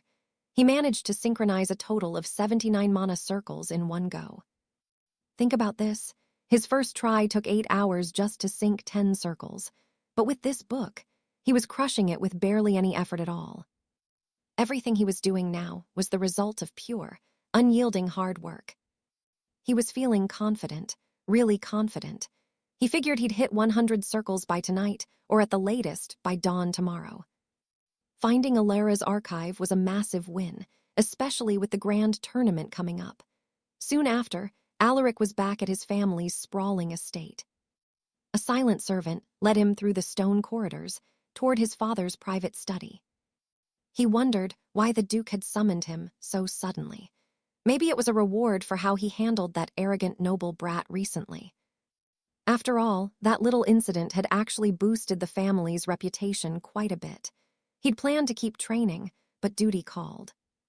The timing was a bit annoying, but he knew he couldn't keep his father waiting. He took a breath and stepped into the office. His father, the best duke in the realm, told him to take a seat. He wasn't one for small talk. He pointed out that Alaric wasn't the only one who contributed to the recent success. Alaric's part accounted for about half the win, securing the family a 26% stake in those new mining rights. The Duke admitted the boy had brought in a huge profit, so he deserved a real reward. He asked if Alaric had anything specific in mind. Alaric didn't blink. He knew exactly what he wanted. He asked for the ancient relic locked away in the deepest part of the family vault. His father scoffed. "Those are just dusty antiques, boy. Why would you want those?" Alaric just looked him in the eye. He didn't see them as just old junk. He didn't care about the gold value. He believed the old myths actually held the truth. His father just rubbed his temples, worried his son was chasing fairy tales. But a promise is a promise. Since it was Alaric's choice, the Duke decided to respect it. He told the boy he could pick just one item. Alaric could barely contain his excitement as his father asked which relic he was eyeing. Alaric had been dreaming of this. There was a specific cloak hidden away in the dark. It was the cloak of Archmage Valerius himself. Father and son headed down into the cold stone vault where the ancient treasures were kept. The Duke hoped his son wouldn't regret this, but Alaric was just deeply grateful to finally hold it. Seeing Alaric so obsessed with old stories made the Duke think the boy was still pretty naive. He figured the boy should focus on his training instead of myths. Soon, a private carriage was racing through the streets to take Alaric back to the academy dorms. Most people thought the family's relics were fakes, but Alaric knew the truth. He kept wondering, is this really my master's old cloak? If it's the real deal, it's worth more than every mine the family owns. It was time to find out. The moment he popped the container open, his eyes went wide with pure shock. The fabric was glowing. Those threads weren't normal. They were woven from the purest mana possible. We're talking mana fibers, an elite technique that actually turns raw mana stones into a refined, magical fabric. There are barely 30 grandmasters on the entire planet who can work with this stuff, and here was a whole cloak made of it. Alaric started to freak out. How did this kind of high-level technology even exist hundreds of years ago? This was miles ahead of any modern gear he'd ever seen. Our boy just couldn't hide his massive, overwhelming excitement. Back in his private chambers, Alistair couldn't stop staring at the relic he'd just recovered. Then he saw it, a signature scrawled on the cloak in absolutely messy handwriting. There was no doubt now, this belonged to his master. He spread the fabric wide, his eyes narrowing as he tried to pick apart how it was actually built. And that's when he saw the catch. The inside and the outside, they were completely swapped. Now, this was insane. Working with material like this is a total nightmare, because the inner and outer layers require two completely different sets of logic. The lining has to channel mana like a lightning rod, while the exterior, that's strictly for defense, blocking spells and soaking up damage. But this cloak was reversed. Alistair knew his master was a legend, and legends don't make rookie mistakes like that. He figured the thing was just meant to be worn inside out. So, he flipped the relic, thinking it might actually look halfway decent that way. No luck. Even flipped, the structure didn't budge an inch. It hit him then. The cloak was designed to be exactly like that. But why? He just couldn't wrap his head around the purpose of it all. Now he realized why his father had let this masterpiece rot in the back of the family vaults for years. Still, there was one place left where he could get some real answers. The boy headed straight for the great library of 𝒂𝒂𝒔𝒔. The second he arrived, he had a mountain of questions for the archivist. Lady Alara was stunned to see the young successor again so soon. But her eyes immediately locked onto the item in his hands. She recognized that cloak in a heartbeat. Seeing him with a relic of that caliber, she could only guess the boy had the luck of the gods on his side. But Alistair didn't care about luck. He needed the truth. As Alara examined the fabric, her expression shifted from curiosity to total shock. "Wait," she muttered, before looking him dead in the eye. "You're still only at the second magic circle, right?" He was caught off guard by the question, but he nodded. Yeah, that was his current level. "Then it makes sense you're clueless," she sighed. But Alistair wasn't backing down. He wanted to know exactly how to trigger the cloak's power. She looked at him with a hint of pity. "I'm sorry, Alistair. I can't explain a single thing about this item to you yet." Our protagonist was floored. He just stood there as she handed the cloak back to him. Apparently, that specific style of magic used a very rare enchantment. Alara bit her lip, realizing she was already starting to say way too much. Alistair pressed her for more, but she wouldn't even give him the name of the spell. "Just forget it, please." But she couldn't help herself. Ignoring her own warning, she whispered that the cloak held an enchantment called true magic.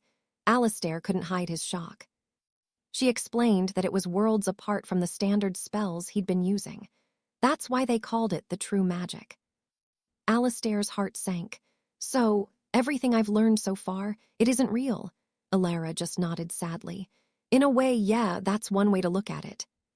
But that was the end of the line. No more explanations until he reached a much higher tier. A restriction, of course. It all clicked. That cloak was a specialized artifact built specifically to support the use of true magic. Alistair realized he wasn't getting another word out of her today. Alara looked visibly relieved that he was smart enough to drop it. He had one last question. What level do I need to be to finally use it? Her answer was short and heavy. He needed to reach the 5th circle. A spark of pure fire lit up in his heart. Master Bertram's real magic style didn't even truly begin until the 5th circle. So it was back to the grind. Alistair threw himself into the second test again, finally hitting the mark of 98 rotations and shattering the challenge. He'd actually done it. He stood there, just savoring the taste of his first real victory. Then he heard it, the voice of his master, offering a rare word of congratulations. The old man acknowledged just how brutal that second trial was. "But now," the voice echoed, "I'll show you how to build the 3rd circle." The 3rd stage of Bertram's legacy, the circle of infinity and the interference technique. When he finally finished, he snapped the book shut. Having conquered that mountain, our hero looked like a kid on Christmas morning. He didn't even know how to activate the cloak yet, but he was wearing it around his room anyway. Honestly, I can't even judge him. I'd do the exact same thing. Now it was finally time to start constructing the circle of interference. If it weren't for the passive blessings of that cloak and the secrets in the 2nd book, this whole process would have taken 10 times longer.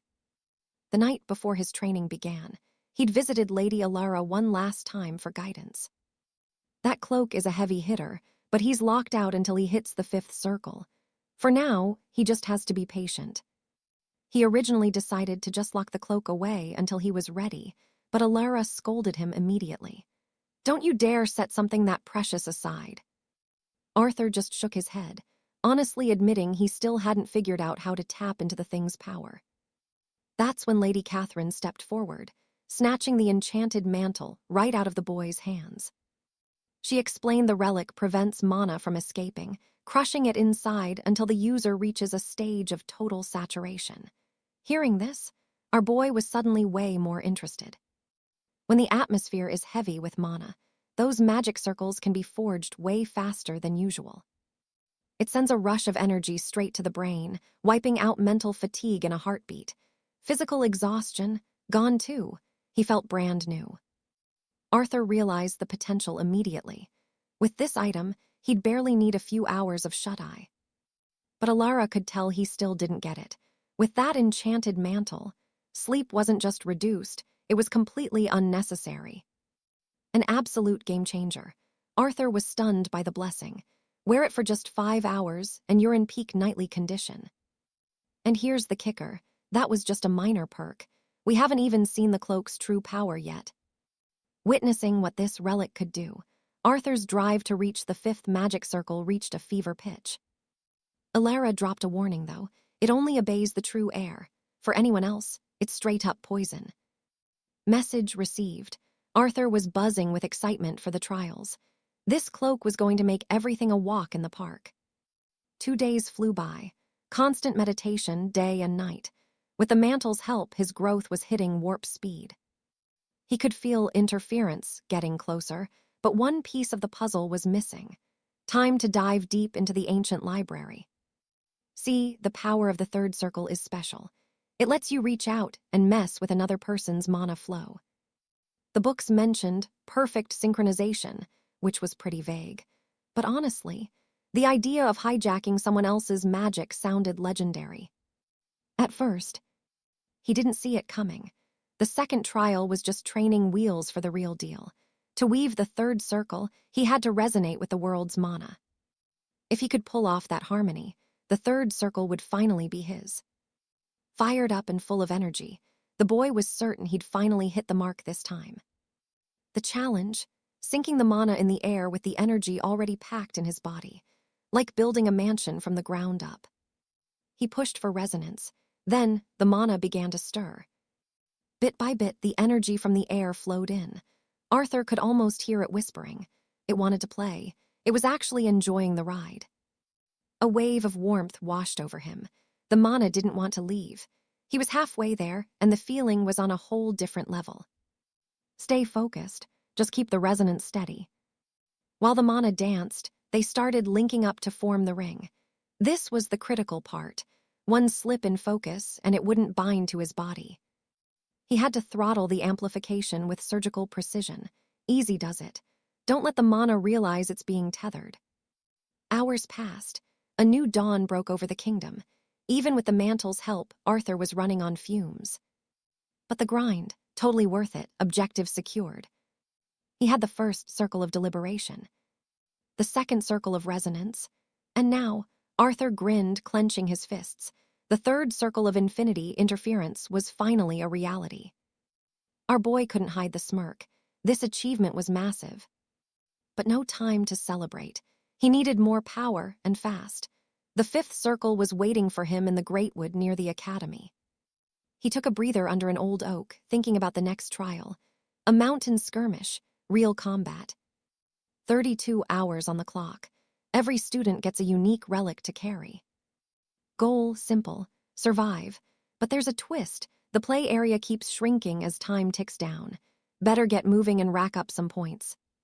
It's a total free-for-all. Monsters on one side, ambitious rivals on the other. Pure chaos. A bird on his lap suddenly took flight, spooked.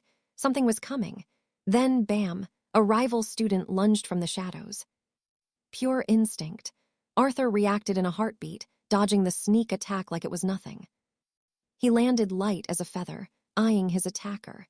The guy was overconfident, claiming Arthur had walked right into a death trap. Arthur decided to let his fists do the talking. The rival laughed, throwing up a magical barrier. "Physical force won't scratch this," he boasted. But Arthur, he had a better idea. Instead of a punch, he tapped into his new interference skill. The shield didn't just break, it disintegrated. The look on that kid's face, pure terror. Without that wall of magic between them, the guy was toast. Arthur didn't hold back, using earth magic to bury his chances of winning right then and there. "Sorry it had to end like this," Arthur muttered. Alara chimed in, telling him not to get a big head just because people are targeting him. Oh, and maybe shout your moves next time, for the drama. Say what you want, but this interference power, it's absolutely broken. He shattered the second-tier spell like it was glass, and he did it using a basic first-tier hex, pure dominance. Because of that one tiny mistake, the extra was kicked out of the exam. He was way too careless, and honestly, we all saw that coming. Taking him down earned our boy 10 more points, a solid start to the trial. As Julian ventured deeper into the Whispering Woods, he realized he's finally mastering spell interference. Soon, even third-tier magic won't be able to touch him. Still lost in thought, he suddenly sensed movement right behind him. Instant red alert. Our protagonist wasn't about to sit around and wait to be the prey this time. He launched a massive fireball at the noise, and whoa, he was totally surrounded by a pack of vicious, dire wolves. It looks like the beasts heard the noise from his last scrap. Any ordinary student would be crying about back-to-back fights right now. But Julian, he wants to be the best. He's actually grateful for the chance to flex his power. One of the wolves realized this kid was a problem and let out a bone-chilling howl. That was the signal to swarm. Julian was ready to take them all on, unaware that the High Council supervisors were watching his every move. A few names from the Royal Academy are already catching the teacher's eyes. Julian, Lady Adela, and some other nobodies I won't bother remembering are actually killing it. At this rate, they'll hit the top 10 in no time. One teacher thought that was a tall order, but the one in glasses just nodded. No one was going to argue with what came next. Because Julian, the star of our show, is a freak of nature when it comes to talent. She even asked instructor Thorn if he had any doubts about the boy's potential. Thorn didn't take his eyes off the screen. Watching Julian move through the forest, he had to agree. The kid is legit. The other masters were buzzing too. Julian's been ranked first in every single drill, and he's miles ahead of everyone else in this test. Look at him, he knows exactly how these wolves think. He didn't even kill one until the entire pack gathered, just to maximize his points. Mad lad. Seeing this performance, the teacher actually started dreaming. Maybe this kid could even win the grand tournament. But even a prodigy gets tired. After those non-stop battles, Julian was starting to feel the burn. He just banked another 60 points when, boom, the ground beneath him started to heave. He thought it was a quake, but the earth itself was moving. That's when the realization hit him. He finally understood what was happening. Rising from the dirt was a beast the size of a war elephant, with massive emeralds encrusted on its back. An emerald terror turtle. A rare monster like that. Here, after a quick dodge, Julian squared up. Time to face it head-on. This was the first time he'd ever seen a beast like this in the flesh, not just in some old textbook. It was time to use every single thing he'd learned. Back at the academy's main hall, the teachers were glued to the screens. They already knew. The most promising student of the year just ran smack into the Emerald Terror. The whole point of this exam was to teach students when to run and how to work together. This turtle is a legend. Genius or not, the masters were sure Julian couldn't handle this beast on his own. With its insane armor, it's a mage's worst nightmare, and it was definitely planning on making Julian its afternoon snack. It lunged, sending a destructive, bone-crushing blow right at him. But our boy is quick. He dodged it with ease. He knows if he can actually kill this thing, his score will be off the charts. Suddenly, the turtle moved with terrifying agility. Trapped midair, Julian had to manifest a mana shield to protect himself. He used that shield as a literal platform, jumping off it just in time to avoid a lethal swipe from the turtle's tail. The teachers were floored. Using a defensive shield as a stepping stone, that's some high-level thinking. But a clever jump isn't enough. Julian retaliated, blasting the beast with a torrent of white-hot flames. As the fire roared, he couldn't even see the result. He just waited, praying his magic would pierce that shell. But nope, all he did was make the turtle absolutely furious. An unexpected turn, and Julian actually felt a surge of fear. He started booking it. This wasn't just a monster, it was a formidable nightmare. Not even a 5th-tier wizard could solo this thing. And since it stores pure mana in its body, This turtle is insanely fast. That's when his brilliant mind noticed something wild. There was actually a human figure trapped inside the beast's body. Okay, change of plans. There were still a few things he could try. First move.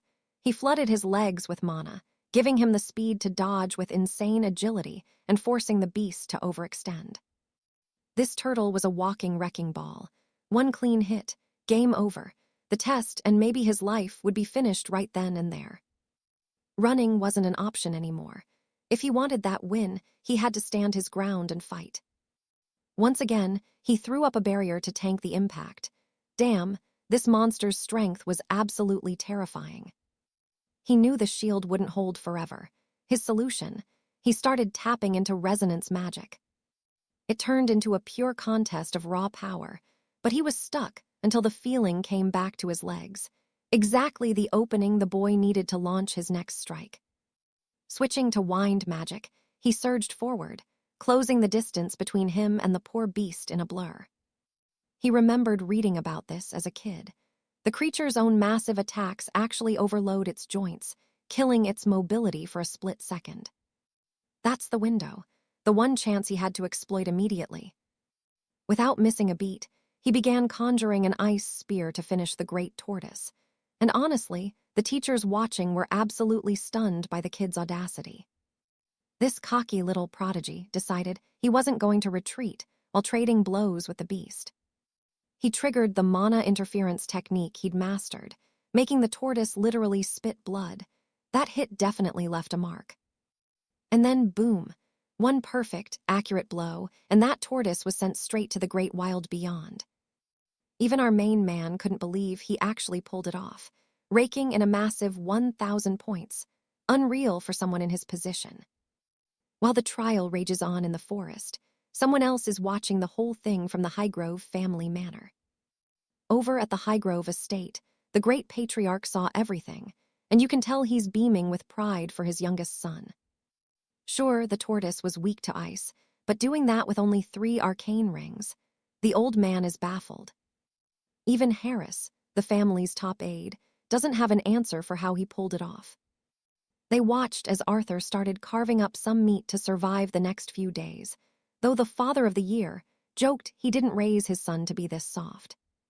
But there he goes, walking off with a massive haul of tortoise steaks. Harris had to ask the Duke, how did the boy become so brave, especially with toxic siblings like Julian and Violet constantly breathing down his neck? The old man just smirked. Everything Arthur's doing is calculated. Back when magic was restricted, Arthur was the black sheep, completely cut out of the succession race and treated like garbage. But the tables have turned. No one knows how, but the kid has tapped into some serious, overwhelming power. His growth, it's not just impressive, it's undeniable. He's even requested protection until the grand tournament of crowns, so he can level up in peace and maybe pull off something truly legendary. Harris couldn't hide his shock. The boy is aiming for worldwide fame just to gain more leverage within the family. Give him 2 months of protection, and he's certain his older brothers won't be able to touch him anymore. He's really grown into a bold man. Night finally settled over the woods, and Arthur's got a legendary feast to prep. Rule of the test: no fighting allowed between 11 p.m. and 1 a.m. It's for safety, sure, but Arthur sees it as a total waste of training time. Some academies are even stricter. Honestly, these rules need an overhaul immediately. At least he brought some gear. He can recover from the fatigue while hiding under his magic cloak and finally enjoy his meal in peace. Once he finished eating, he felt great, until he heard rustling in the bushes right behind him. Turns out, it was just his buddy Sebastian and his rival Adelaide. He had to ask why on earth those two were together. Apparently, they'd been busy trying to kill each other until the no-fight timer kicked in. Sebastian even admitted, yeah, he was basically getting his butt kicked the whole time. Once the fighting stopped, Arthur figured they just followed the scent of his barbecue, and Sebastian confirmed it smelled amazing and they wanted a piece. Arthur tried to claim it all for himself, but those two started begging him to show a little mercy. Not much he could do there. He had way more food than he could eat anyway, so sharing was better than wasting it. As they dug into the tortoise meat, they couldn't thank him enough for the gesture. Honestly, they were eating like it was their very last meal on Earth. Arthur felt pretty good hearing all those compliments for a campfire meal. Adelaide even asked if it was rare bear meat from the local woods. Arthur just shook his head. See, the girl knew only 2 monsters in this entire place were actually edible. The second one is the emerald tortoise. Everything else is either poisonous or tastes like cardboard, so you can't eat it. Adelaide's jaw dropped when she realized he'd actually hunted one down, but that's exactly what our boy did. He just pointed back and said he took the beast down just a bit to the west of their camp. Alaric's companion was floored. He'd only ever read about a beast like that in old scrolls and couldn't fathom how Alaric actually brought it down. But our hero completely ignored him, way too busy stuffing his face with food to bother with an explanation. Lady Adelaide was just as stunned. She'd never heard of a mage below the 5th tier taking down such a monster, but right then, Alaric started conjuring flames. Within seconds, a massive firestorm erupted right where they stood, swirling like a violent tornado. Adelaide realized he'd already mastered the 3rd tier of the arcane. And then, just as quickly as they appeared, the flames vanished into thin air. But the girl was even more rattled. Transformation magic is a 6th tier secret, something that should have been physically impossible for him. Still, Alaric kept his cool, though he was honestly a bit awkward about all the sudden hero worship coming from the 2 of them. They swore an oath of silence regarding whatever he told them. They just had to know the secret behind killing that iron-shelled behemoth. Alaric simply said he pierced straight through its impenetrable shell, which honestly made 0 sense to either of them. Since the Royal Citadel was recording everything, Alaric figured he could just verify the footage once they left the woods. Even he was curious to see how he looked in action. He insisted on seeing the replay first, which left his friends looking a little thoughtful, and maybe a bit suspicious. But then he promised them one thing. When dawn broke, they'd settle things in a fair, honorable duel. His friends admitted they likely stood no chance, and Adelaide wished him luck, mostly because she had a secret trump card of her own to reveal. Day 2 of the trials begins, and the battlefield is shrinking fast. The professors are watching closely, knowing only 4 knights in training remain to claim the crown. Suddenly, boom, a magical bolt streaks toward Alaric out of nowhere. He spins around, expertly parrying the blast with a gust of wind magic before casting his gaze upward. He spots the source immediately. The attacker descends, boasting that they've already surpassed the zenith stage of power. A red-haired noble named Sterling drops from above like a meteor, launching a relentless assault with terrifying speed. Even with that insane agility, though, Sterling couldn't land a single clean hit on our boy. Alaric had to skip back to create some breathing room. The pressure from those coordinated strikes was actually getting intense. Sterling finally reveals himself, sneering that Alaric's luck just ran out the moment they crossed paths. This guy is a specialist in close-quarters arcane combat, but Alaric just smirks, telling him he's actually the lucky one here. See, Sterling built his reputation at the academy through raw brutality, literally beating his rivals into the dirt. His body reinforcement magic is the real deal. In his class, he's the undisputed king of physical enhancement and raw power. This isn't just some random extra. He's a genuine threat who can't be taken lightly. But unfortunately for him, he just slammed into the impenetrable barrier Alaric set up. Now, it's a total clash of wills and pure grit. Alaric decides to play his game.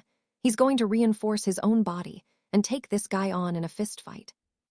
Sterling gets absolutely hyped seeing this, since brawling is his bread and butter, while the instructors lean in to watch the carnage.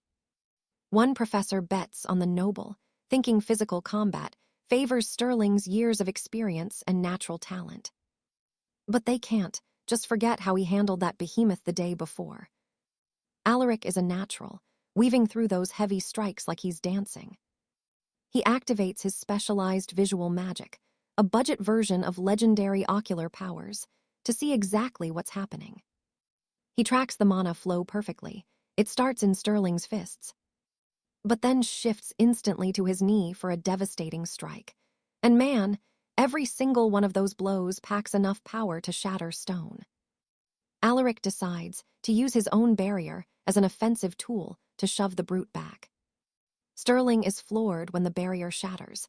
He's never seen magic used like that and starts wondering if the fallen genius really is back. But he brushes it off. Surely they're just baseless rumors, right? The more they clash, the more Sterling respects him, but his pride won't let him back down. He refuses to lose a fistfight to anyone. Meanwhile, Alaric spots a massive opening and moves in. He coats his fist in raw mana and delivers a heavy blow, but Sterling manages to brace himself and block with both arms. Not exactly the knockout Alaric wanted. Even the instructors are impressed by the save, but Sterling doesn't wait. He immediately retaliates with a lethal high kick aimed right at Alaric's head. Alaric has to move fast, pulling a narrow dodge to avoid getting his lights punched out completely. His combat instincts are top tier, but his physical reactions, still a little sluggish compared to his mind.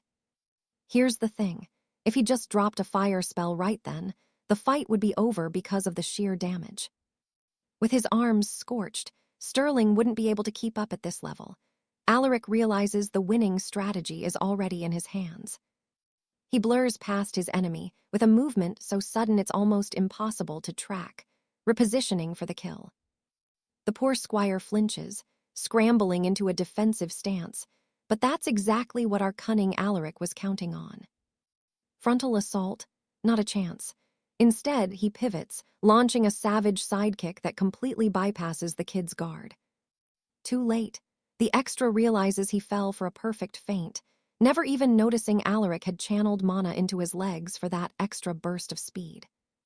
The impact is brutal. His ribs, likely shattered. That pain in his gut is as real as it gets. Give the kid credit, though, he's a fighter.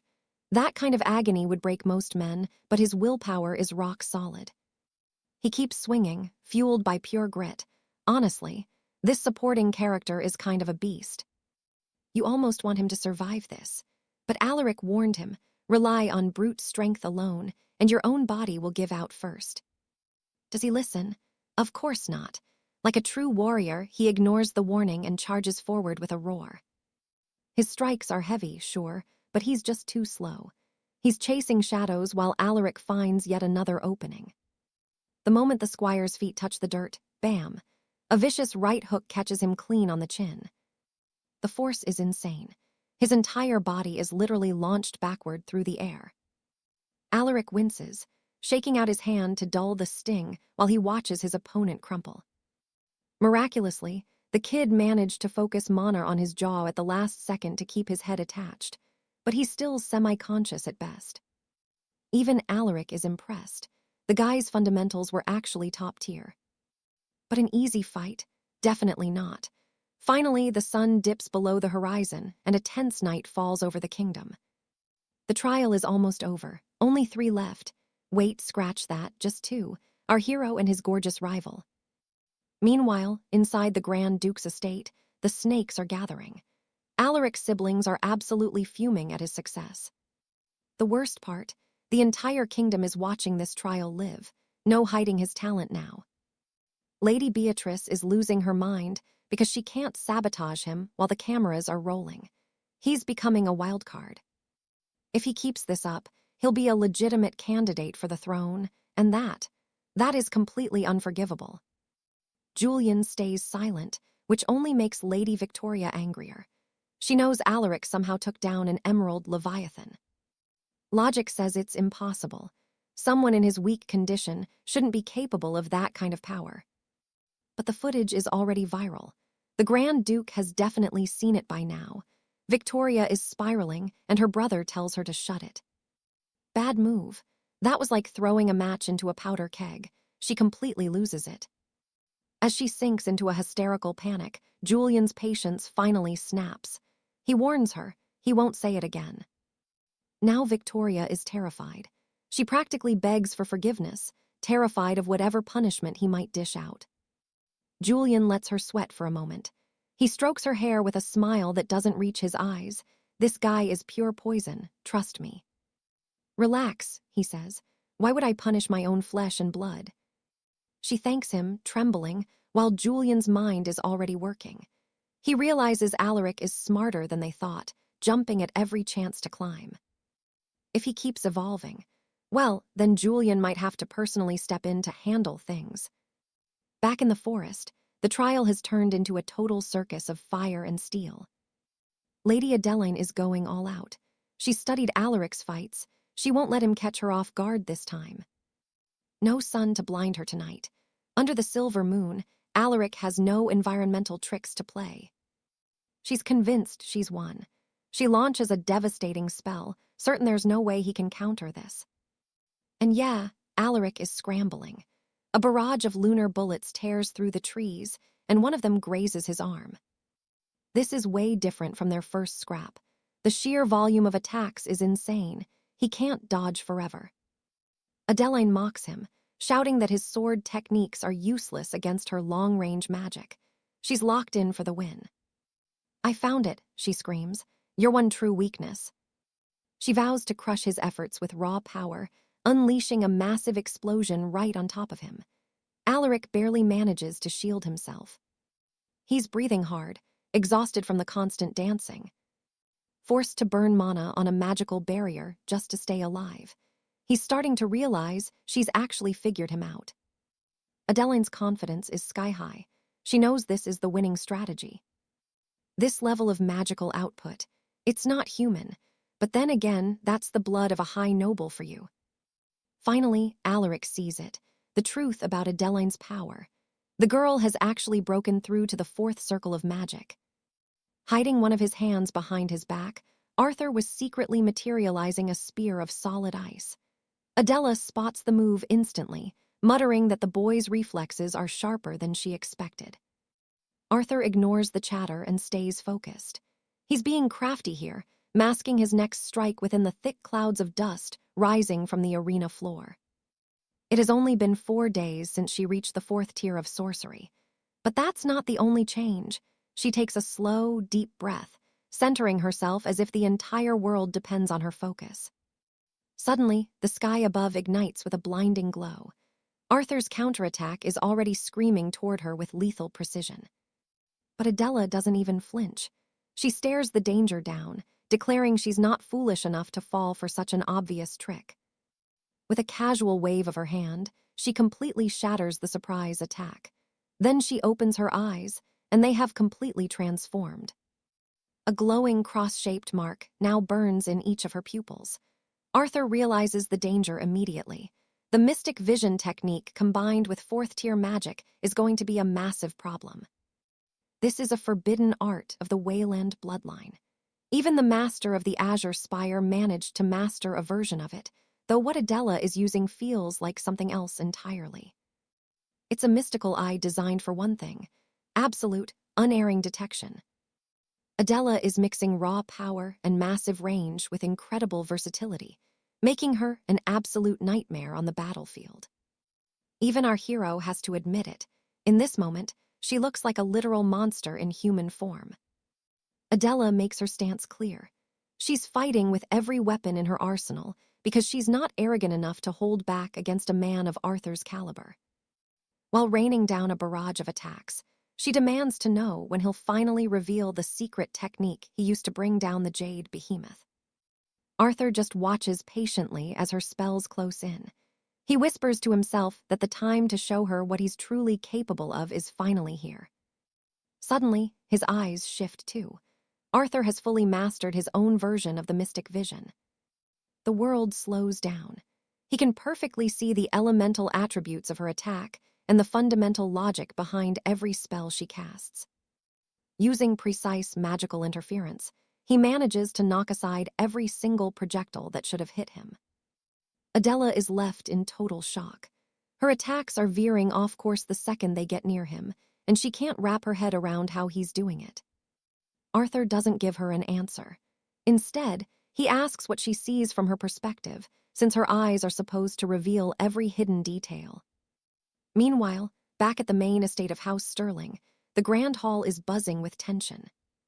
Arthur's father, arguably the best dad in the kingdom, is watching the screen in awe, desperate to know what kind of magic can just warp the trajectory of a perfect spell. Sitting beside him is Lord Wayland, Adela's father, and if the rumors are true, Arthur's future father-in-law. Lord Sterling admits to his guest that he's just as clueless as everyone else about his son's new power. Lord Wayland asks if the boy ever mentioned this technique, but the old man insists Arthur hasn't shared a single word about it. Wayland finds it strange that the boy is hiding so much, and the old man can only agree. Over the last year, his son has grown incredibly bold. He's got more secrets than a graveyard, and he's sharing less and less with his old man. Wayland recognizes the truth. The boy has changed completely during the year he spent away from the capital. Lord Sterling nods, and they both conclude that sometimes a man simply needs to leave home to truly find his strength. Wayland confesses that during the previous academy evaluation, he honestly believed Arthur had just gotten lucky. He feels a bit bad saying it in front of the boy's father, but he truly thought Arthur had a brief flash of talent before he'd eventually sink back into mediocrity. The truth is, Lord Sterling believed it too, especially since Arthur was never compatible with standard arcane guidance systems. Wayland continues, noting that when Arthur defeated his daughter the first time, it wasn't about raw skill, just a clever bit of strategy. He figured Arthur would eventually be found out and his limitations would be exposed to the world.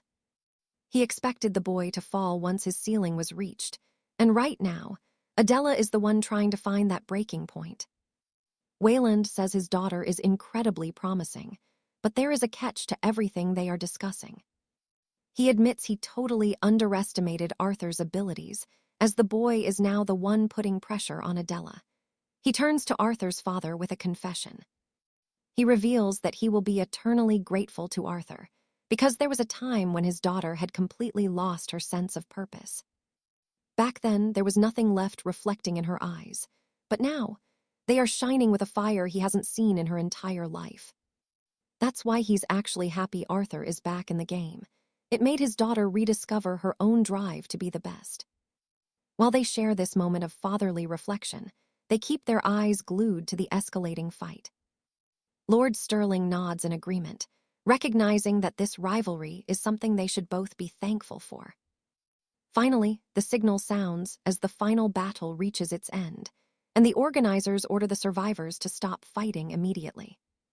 Arthur stands in the settling dust, searching for the girl. His eyes show genuine surprise when he realizes that both of them are still standing. Adela stares him down, panting and completely exhausted. Arthur let out a frustrated sigh at the timing. If he had just a few more minutes, he's sure he would have one. Adela just scoffs at that, mocking his confidence because she's certain she was the one with the upper hand the whole time. The two lock eyes in a lethal, bone-chilling stare-down until a night instructor breaks the tension, barkingly declaring their duel over. It's time to head back to Highcrest Academy. Dawn breaks, and just like that, they're back to the daily grind of academy life. Lady Adeline is dead certain she had the upper hand in that scrap. Alistair, not a chance. He's not giving her an inch of satisfaction on that one. She claims she'd already mapped out his entire strategy. Give her 5 minutes, she says, and he'd be face down in the dirt. Alistair just smirks. In those 5 minutes, he counters, her mental reserves would have hit 0, leaving her completely defenseless and defeated. Cedric watches them bicker in dead silence until he can't take it anymore. "Take the drama elsewhere," he groans. "I'm just trying to get some actual peace in my own room." Bad move. Both of them turn on him instantly, snapping at him to shut his mouth. Poor guy looks absolutely crushed. He just wanted to watch the test footage together, not play referee to their constant fighting. He'd even gone all out, snacks, drinks, even the premium banana milk. But nope, his friends were too busy arguing to notice his effort. The second food is mentioned. Suddenly, they're on their best behavior. Alistair even complains that he can't see the screen with Cedric blocking the view. They finally settle in to watch, only to realize the recording is a staggering 14 hours long. Talk about a marathon. And they actually did it. They sat through every single second until Cedric finally collapsed, dead to the world on the floor. The poor lad was gone, totally lost in the deepest, darkest corners of Morpheus's realm. Adeline can't help but laugh at the sight. Alistair, curious as ever, tosses a sheet over his snoring friend and admits that, honestly, it was actually a blast. 14 hours of grueling combat analysis is no joke. She honestly expected Alistair to throw in the towel halfway through the night. Alistair admits the feeling was mutual. He was sure she'd be the first to crack, yet here they are, survivors of the ultimate watch party. Well, except for Cedric. Adeline notes Alistair has a truly loyal friend there, and Alistair can't help but agree. The guy's top tier. Then out of nowhere, the mood shifts. Adeline looks at him and simply says, "I'm sorry." Alistair is completely floored. Why now? For a whole year, she treated him like a ghost, keeping her distance like he didn't even exist. She finally admits it. She messed up. Looking back, she realizes avoiding him was the wrong call entirely. But Alistair's not holding a grudge. He tells her to drop the guilt. He's the one who ignored her signals because he wanted to keep his own distance. He even tried to keep his distance from the sleeping maiden, currently drooling on the rug. Suddenly, Cedric bolts upright, eyes wide as he shouts, "Wait, is that actually true?" Alistair didn't miss a beat. He knew the guy was faking it for minutes. He's not that weak kid from a year ago. He's awakened a whole new level of power. That shuts them up real quick. Alistair continues, telling them he finally has allies he can trust, and now, he's got something special to show them. He begins weaving mana between his palms, molding it into a perfect sphere. His friends can only watch, completely mesmerized. It's impossible. Right there in his hands is the Moonlight Bolt, a secret, high-level spell belonging exclusively to Adeline's noble house. Alistair confirms their eyes aren't playing tricks on them. This isn't just a copy, it's a spell he's reconstructed from the ground up. Cedric's mind is blown. He asks if Alistair's structure magic can actually target the fundamental formula of a spell itself. That's exactly it. Combined with his ether sight, he can see the math of magic. Adeline finally realizes how he stole her family's ultimate technique. This is the kind of stuff they never, ever teach to anyone outside their bloodline. He didn't read a book. He built it by analyzing her movements during their fights, rewatching the footage until every thread of mana was perfect. Everything clicks for her now. That's how a regular student managed to take down the legendary Emerald Drake. Alistair confirms it. He used his magic to rot the durability of the beast's shell, which was essentially just a massive construct of pure mana. Cedric is absolutely loving this. His best friend is a total monster. Alistair just asks if they still need to know how he bent the spell's trajectory. To interfere with a spell, you have to understand it better than the caster. He couldn't do it at first, so he waited for the perfect moment. And that's exactly how it went down. Alistair is actually impressed she caught onto his trick so fast during their duel. She focused entirely on the Moonlight Bolts, giving him the perfect data set to analyze. Adeline realizes her fatal flaw right then and there. She relied too much on her perfect technique and forgot to vary her attacks. She asks the big question, does this power have a weakness? Alistair admits that reading mana formulas in real time is an absolute nightmare on the brain. He can only mess with spells that are practically on top of him, and in a real life-or-death fight, seconds feel like hours. He can only nudge the trajectory a little. Adeline leans in, asking if he could ever fully reverse a spell's direction. Sending a spell back to the caster? Not yet. There's just no time to rewrite that much code midair. She sighs, admitting that's a real shame. If he could reflect magic, he'd be unstoppable. Still, what he's doing right now, absolutely mind-blowing. Meanwhile, Cedric starts waving his hands like a madman, desperately begging for someone to remember he's still in the room. Alistair signaled for his friend to sit and listen closely. The young man was stunned. Why on earth would Alistair reveal a secret this dangerous to them? Honestly, Alistair and Lady Adeline were almost impressed by his cluelessness. They weren't just playing around. Their eyes were fixed on the upcoming grand tournament. Finally, the realization hit Sebastian like a freight train. These two, they were absolutely insane. Our hero needs a squad, and he's bringing both of them along.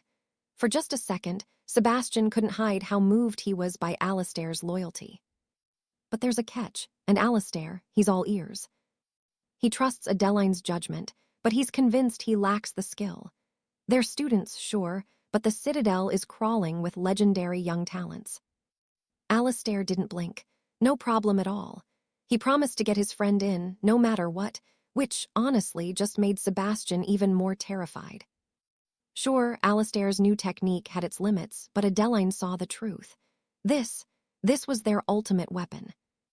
If they could actually pull it off, they'd be able to shield their mana core while simultaneously crushing the enemy.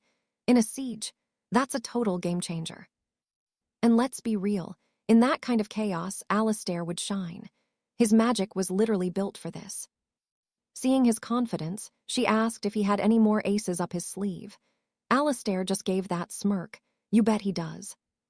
Late that night in the barracks, the books were closed. Time for another dive into the spectral realm, straight back to that infinite library. The archivist sensed the heir's arrival immediately. A quick nod, a sharp greeting, they both knew the drill. She teased him for being late, wondering if he'd failed to take the top spot. He just shrugged. Victory is inevitable. Besides, the points he racked up from slaying that jade behemoth, absolutely massive. He asked if she remembered his goal of winning a specific trophy. The archivist recalled the grand tournament, and yeah, that's exactly what's on his mind. He'd already briefed his allies on the event, and the secret of his weavebreaker magic. The archivist reminded him that he'd sworn to keep quiet until the spell was flawless. He'd spilled the secret early, but for Alistair the timing was perfect. The archivist was stunned. He'd actually mastered the weavebreaker technique. She admitted the heir was something else entirely. But then, the conversation shifted back to Alistair's next move. He needs intel, specifically every scroll available on the Fallen Realms. It's time to stabilize his third-rank mana. After training, a magical transmission came through. It was the Archmage of the Azure Spire. He took the call instantly. Archmage Sterling had seen the footage, and honestly, he was floored that Alistair took down a jade behemoth solo. Our guy played it cool. Just a bit of luck, he claimed, classic. But Sterling wasn't buying it. He saw him go toe-to-toe with Adeline, and she's a formidable fourth-rank mage. He wanted to know how Alistair pierced that armor, and more importantly, how he literally bent the trajectory of her spells. His first guess was distortion magic, but he knew better. This was something else. Alistair offered a polite apology. I can't share those secrets just yet, Archmage. Sterling laughed it off, apologizing for prying. Every mage has the right to keep their trump cards hidden. But he made it clear, Alistair's magic is fascinating. He'll figure it out eventually. Oh, and one last thing. He wanted to discuss the primal shard they'd talked about before. Alistair braced for impact, good news or bad. Sterling just chuckled. Only the best news for you, kid. Everything is ready. Alistair actually got a bit worried. Was he pushing them too hard? You didn't have to rush, he said. Sterling shut that down instantly. Everything is perfectly fine. The Spire's master smiths are world-class, and honestly, they were dying to get their hands on that raw material. Alistair hoped they were having fun with it. Sterling told him not to sweat the artifact, leaving our hero feeling pretty relieved. Sterling was about to hang up, but Alistair spoke up. One more thing, I have another favor to ask. Sterling assumed it was about that traitorous instructor they'd caught. But that depends on how the Archmage sees the situation. Sterling is getting seriously curious about what Alistair has to offer. It's about the grand tournament. He wants the Azure Spire's own master smiths to serve as his team's personal engineers. After the call, even the archivist was shocked. Alistair is actually planning to go up against fifth-rank monsters. But that was the deal Sterling struck. Now, even Alistair is wondering, did he just bite off more than he can chew? Sterling asked, if he really meant to use the spire's elite artisans as simple field engineers. The first answer, a flat no. Alistair knew it was a big ask, but Sterling wasn't done yet. That was just his initial response.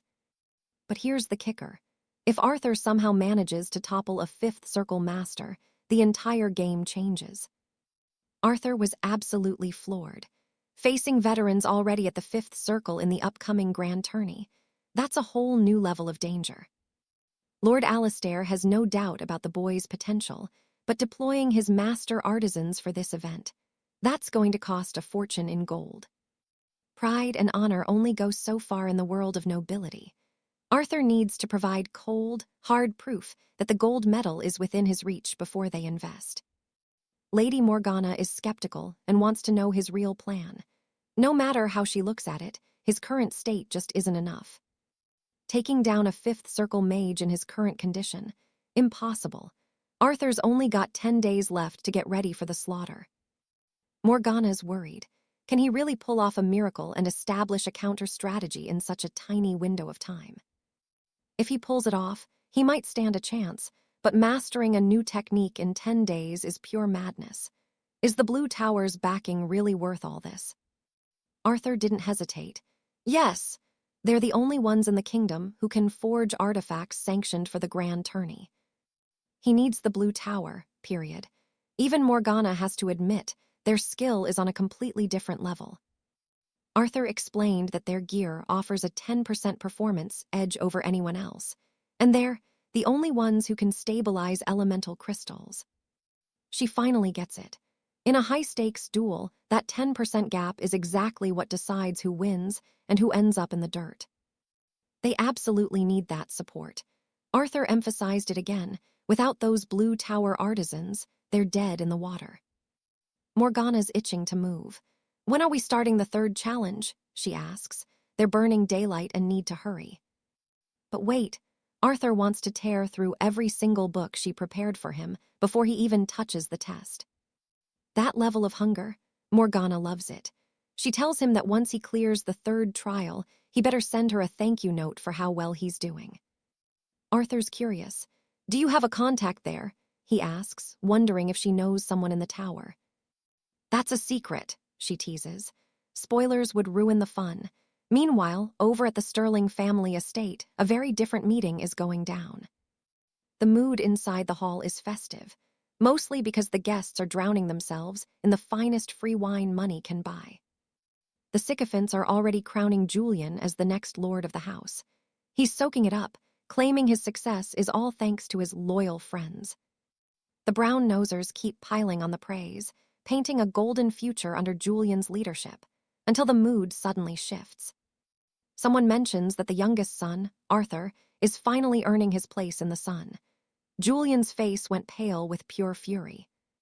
The clueless noble kept rambling about Arthur's feats, specifically how he took down a monstrous emerald turtle all by himself.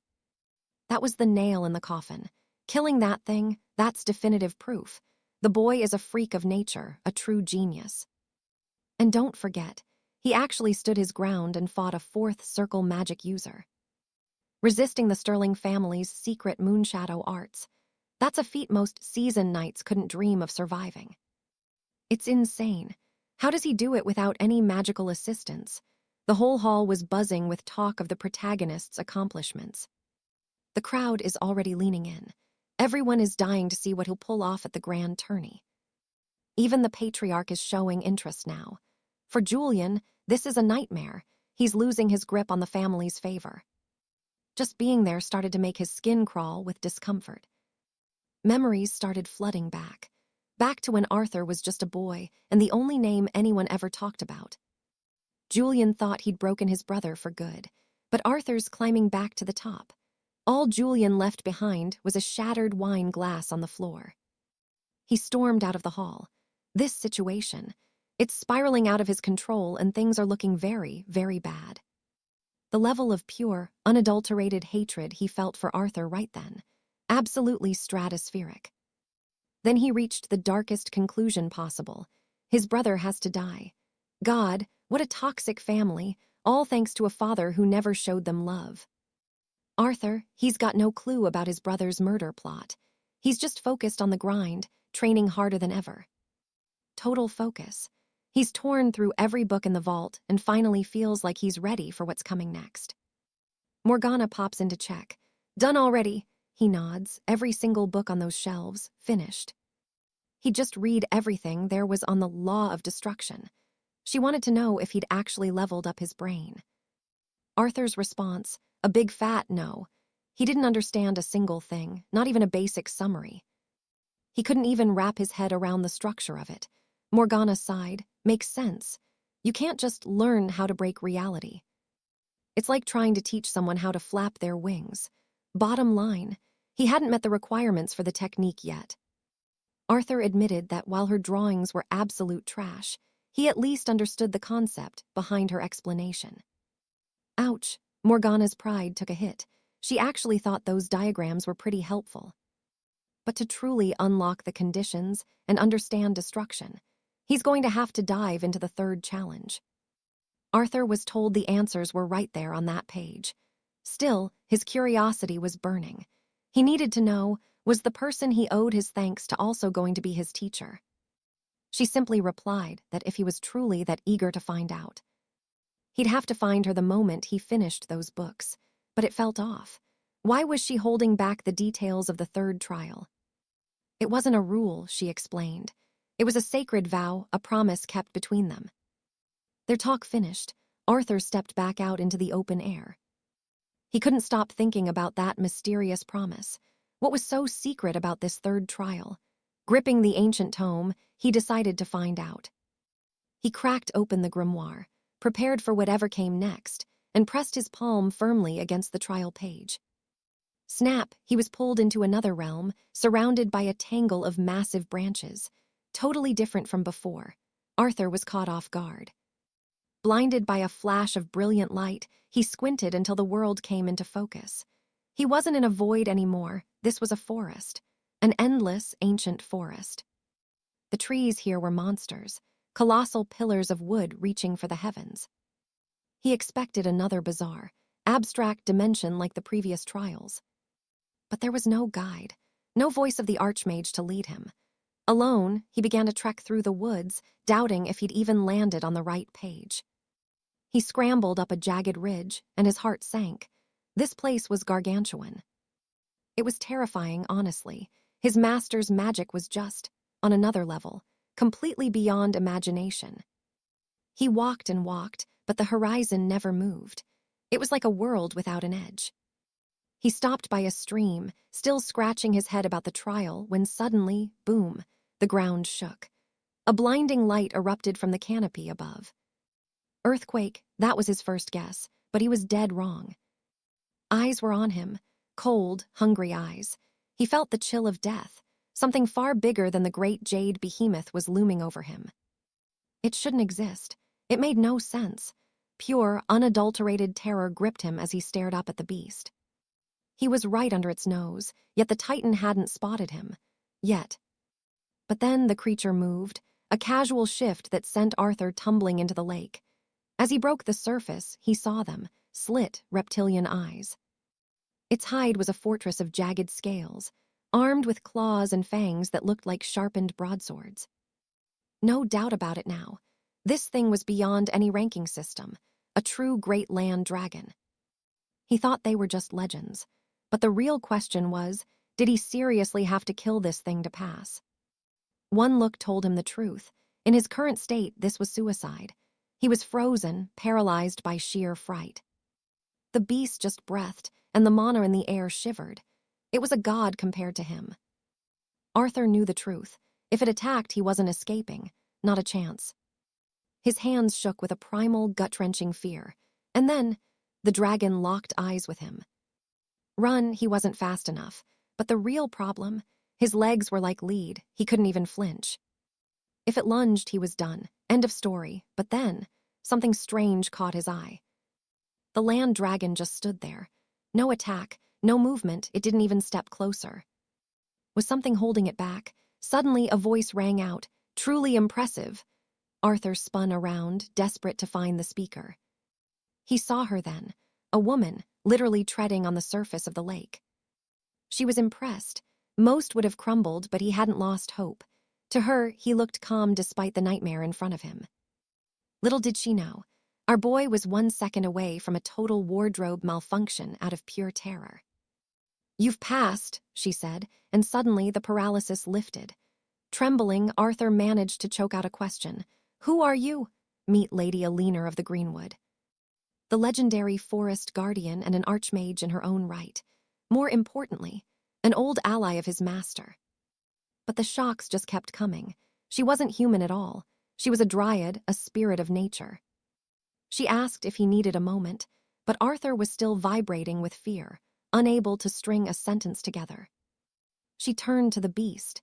Even with its hunger, it hadn't dared to cross into her territory. She gave it that much respect. She praised its patience. Even though it had trampled her garden, she decided to be merciful today. Then came the command. She told the fallen noble to crawl back to the depths of the forest where it belonged. She blew a handful of dust into the air, sending a wave of emerald energy surging through the ancient trees. Arthur watched in awe. The entire forest breathed with her. She wasn't just a guest here, she was the undisputed queen of this realm. And if the dragon didn't listen, she'd banish it straight to the void where the forgotten rot forever. She didn't blink, staring down the beast as it began to thrash in pure agony under a sudden, invisible assault. Alaric stood there, absolutely stunned. Deep gashes were opening all over the great worm's hide, yet there wasn't a single sound. It was a phantom strike. Whatever had torn through the creature was moving faster than the eye could follow. He couldn't help but wonder, who exactly is this woman? The wounds were brutal, jagged and deep, but then they started closing right before his eyes. Fast, too fast. The beast didn't back down easily, but she just looked at it calmly. "That was your only warning," she said. "Leave, now." And just like that, the monster retreated. Alaric noticed the creature's flesh had fully knitted back together in a mere heartbeat. Unreal. Lady Alina, that was her name. How could someone face a mythological nightmare with such a serene, unshakable expression? She stepped toward him, asking if he was all right. Alaric nodded, knowing he'd be monster food if she hadn't stepped in. She could see he was rattled, total shock. She told him, the successor, to follow her, leading him deep into the woods to a cottage carved right into a massive, ancient oak. She poured him some tea, brewing the same herbal blend his old mentor, Lord Valerius, used to swear by. He started to feel the tension melt away. Alaric thanked her, took a sip, and wow, the effects hit him almost instantly. One sip, that's all it took to settle his mind. It was more than just tea, it was like drinking pure peace. He didn't hesitate to take another long drink. She watched him, a small smile on her face, asking if the flavor was to his liking. Honestly, he told her it was the best thing he'd ever tasted in his entire life. No contest. As the warmth spread through him, he admitted he felt a bit sheepish. He wasn't usually the type to freeze up like that. But she just brushed it off. No need for apologies, she told him, not for what happened out there. "Look," she said, "the fact you didn't wet your pants in front of a great worm is actually pretty impressive for your age." That's when the weight of it hit him. A real earthworm. Its sheer pressure had been so heavy he literally couldn't move a muscle. Even as the undisputed king of these woods, it usually knows better than to trespass on her land. But apparently, he was too tempting a target. Alaric was confused, but she explained it simply. His mana, it's incredibly dense. To a creature like that, he's basically a walking 5-star meal.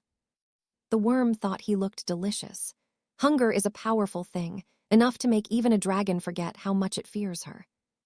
She asked if he had more questions. He did, tons. "Are we actually inside the book?" he asked, still trying to wrap his head around this dimension. It didn't feel fake at all.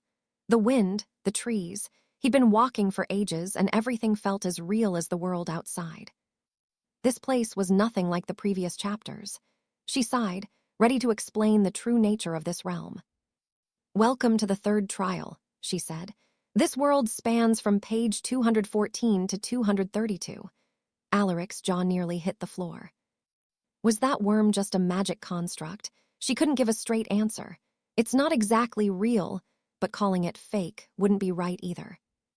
He needed more than that, so she broke it down. This entire landscape was built from the echoes of memories, long-forgotten history. The world within these pages is a perfect replica of a forest that was lost to time centuries ago. Think of it as a shadow. It's a copy, so it lacks true life, but it's definitely not a simple illusion you can just shrug off. Alaric was floored. The sheer scale of it all, an entire world, preserved forever within the ink and parchment of a single book. He asked how such a thing was even possible. Honestly, even she didn't have all the answers to that one. The only ones capable of truly grasping the mechanics are the original master and his chosen successor. And right now, that's our boy Alaric. Once he reaches the level of Lord Valerius, he'll see it all clearly. But why go to all this trouble? Why create this massive space? Her answer was simple. It was all designed for one purpose, so he could master a very specific, very powerful type of magic. Alaric was dying to know what it was. His curiosity was burning, and she could see the fire in his eyes. She knew exactly how he felt. She went quiet for a moment, just watching him, reflecting on the path ahead. Then she dropped the bombshell. To learn the ultimate magic of destruction, he first has to master the third circle. He needs the eyes that see through the very essence of magic, the divine eyes. These golden eyes can pierce through any deception, any spell. And to show him, she let her own power flare. She'd already mastered the technique.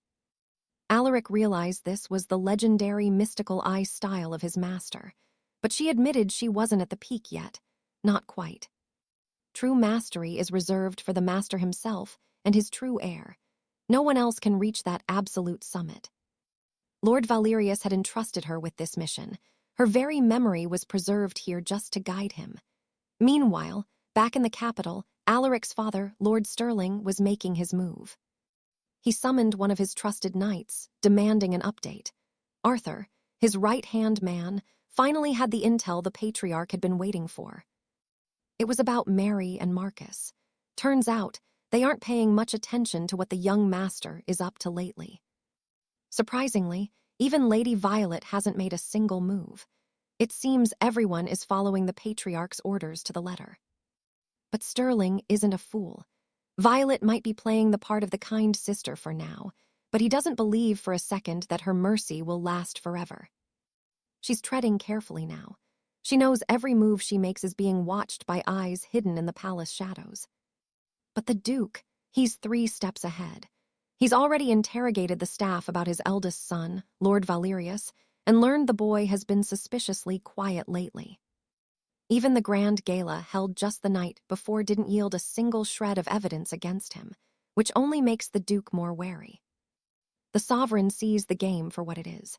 He suspects his children have finally mastered the art of masking their personal vendettas behind official business. He ordered his knight commander to maintain the guard over our Julian until the final hour, and he's putting every ounce of his authority into that command. He cast a silence ward around them, thick and impenetrable. What he was about to say was strictly confidential, treasonous if overheard. The leak is real. Someone within the noble bloodline of this very house has been in secret contact with the dreaded Black Citadel. They've already put 32 individuals under the magnifying glass, including the Council of Elders and the highest-ranking executives in the realm. The Duke listened to the report with cold intensity. Sir Alistair's conclusion, every single one of them came up clean. But the Duke isn't buying it, not for a second. Among those investigated, a few didn't sit right with him. 5 of them have incredibly murky backgrounds. If the pressure had been pushed just a bit further, they might have caught a traitor red-handed.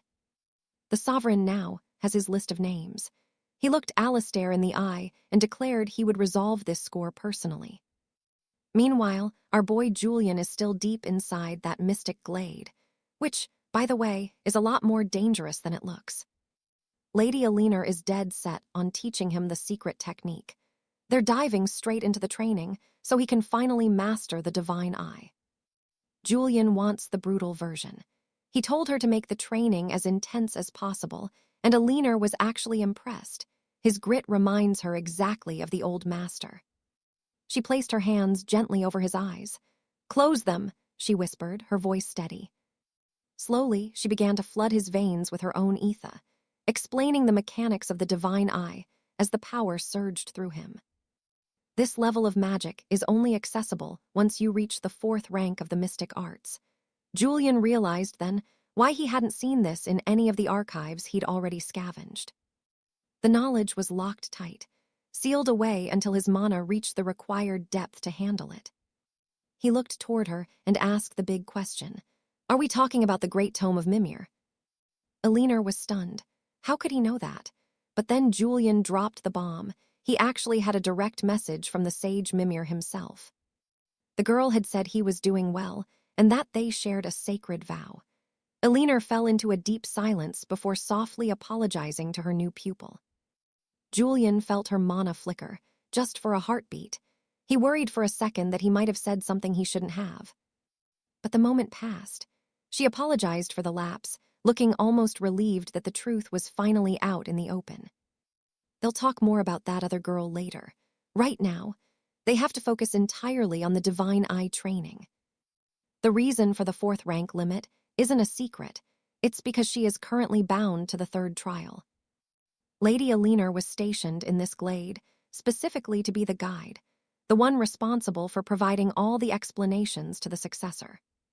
A single book can only hold so much power, and she knows the master knew exactly how to push people to their absolute limits. Julian nodded. He'd heard whispers about the capacity of magical tomes from Mimir before. The trial pages and the verification process eat up massive amounts of mana. It's simply too much for one volume to contain. The rest of the knowledge is compiled in the other volumes. As she spoke, Alina continued to infuse her ether into Julian's body.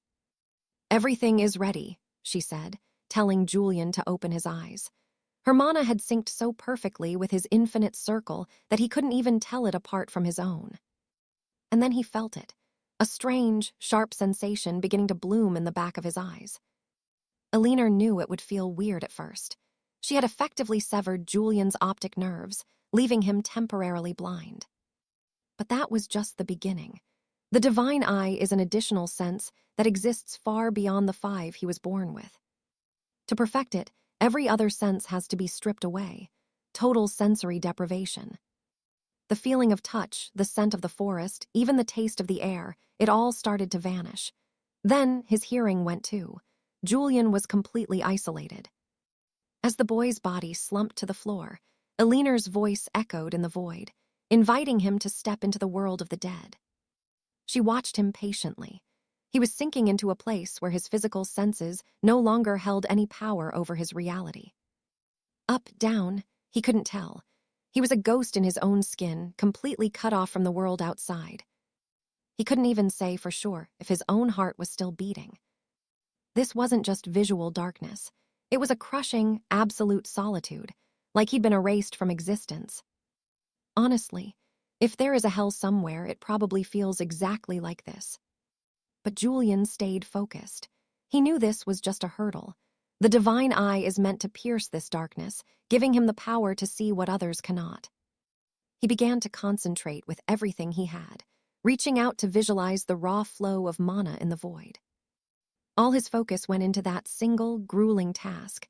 Time just slipped away while he fought to sharpen his soul blade. Lady Alina watched him, and honestly, she was floored. No one stays that composed when their every sense is ripped away.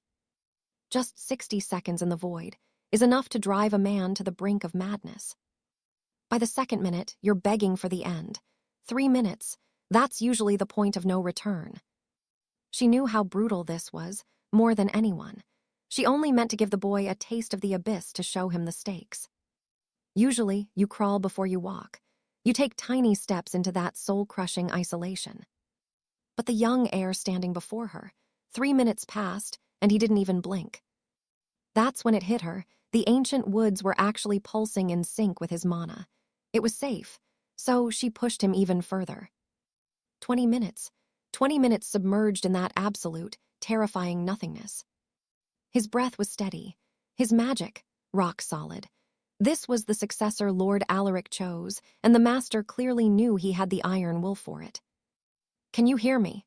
Arthur's voice cut through the silence, leaving the lady absolutely stunned.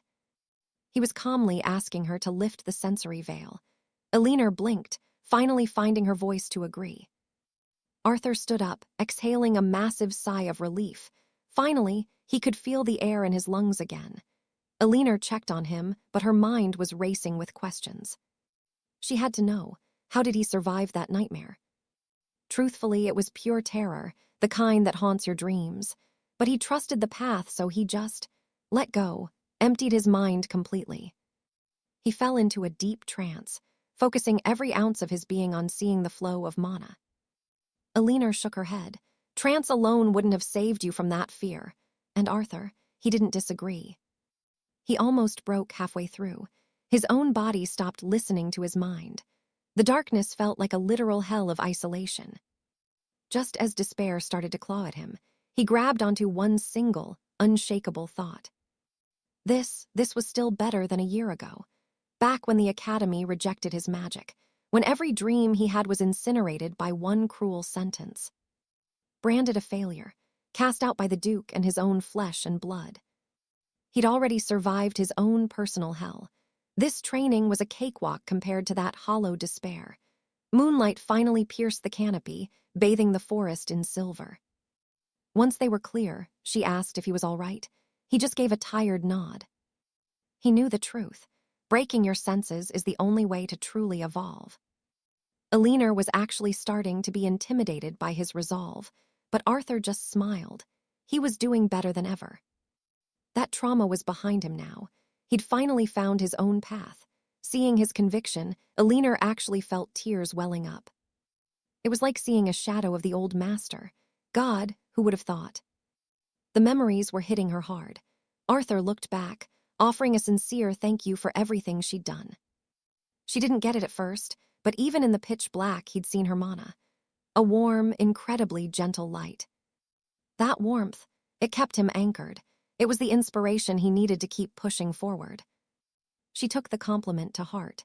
It reminded her so much of what the master used to say. Lord Alaric was a man of steel, but he had a way with words. Arthur didn't expect to hear that again. Over tea, Arthur mentioned his visits to Myra and her ancient tome. Elinor smiled. It was good to hear the girl was all right. Good news is a rare thing these days. Arthur spoke about the joy on Myra's face when he delivered her messages. Elinor asked if he'd heard the forest whispers about her, but Arthur shook his head. He told her Dee made a vow of silence. Elinor sighed. It seems Myra still clings to that old promise. But she can't keep it anymore, Elinor whispered. Arthur was completely lost at that point.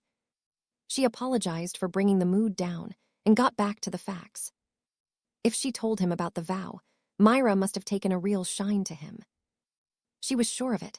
In fact, she started wondering if there was something more going on between them. Arthur confirmed they were close, but he was dying to know what the secret was. Elinor just shook her head. Some things are meant to stay hidden. It's a pact just between the two of them. Not even the master was allowed in on it. But Arthur's the curious type. He knows those two must have been real people once, not just spirits in the woods. Elinor was surprised. Myra hadn't spilled the beans yet. She wasn't going to be the one to break that seal. Arthur finally let it go. He respected the weight of a sacred vow.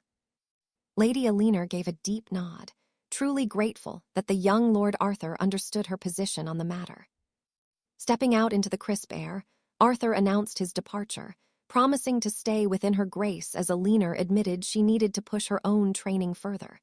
But before he vanished, he had one final question burning in his mind. He had to know, what was the real story between Elinor and Lady Myra? The woman simply smiled, insisting they were nothing more than dear friends. Together with Sir Raymond, they stood as the guardians of the Avery Kingdom's ancient magic, like a constellation of elite students, separate but eternally bound.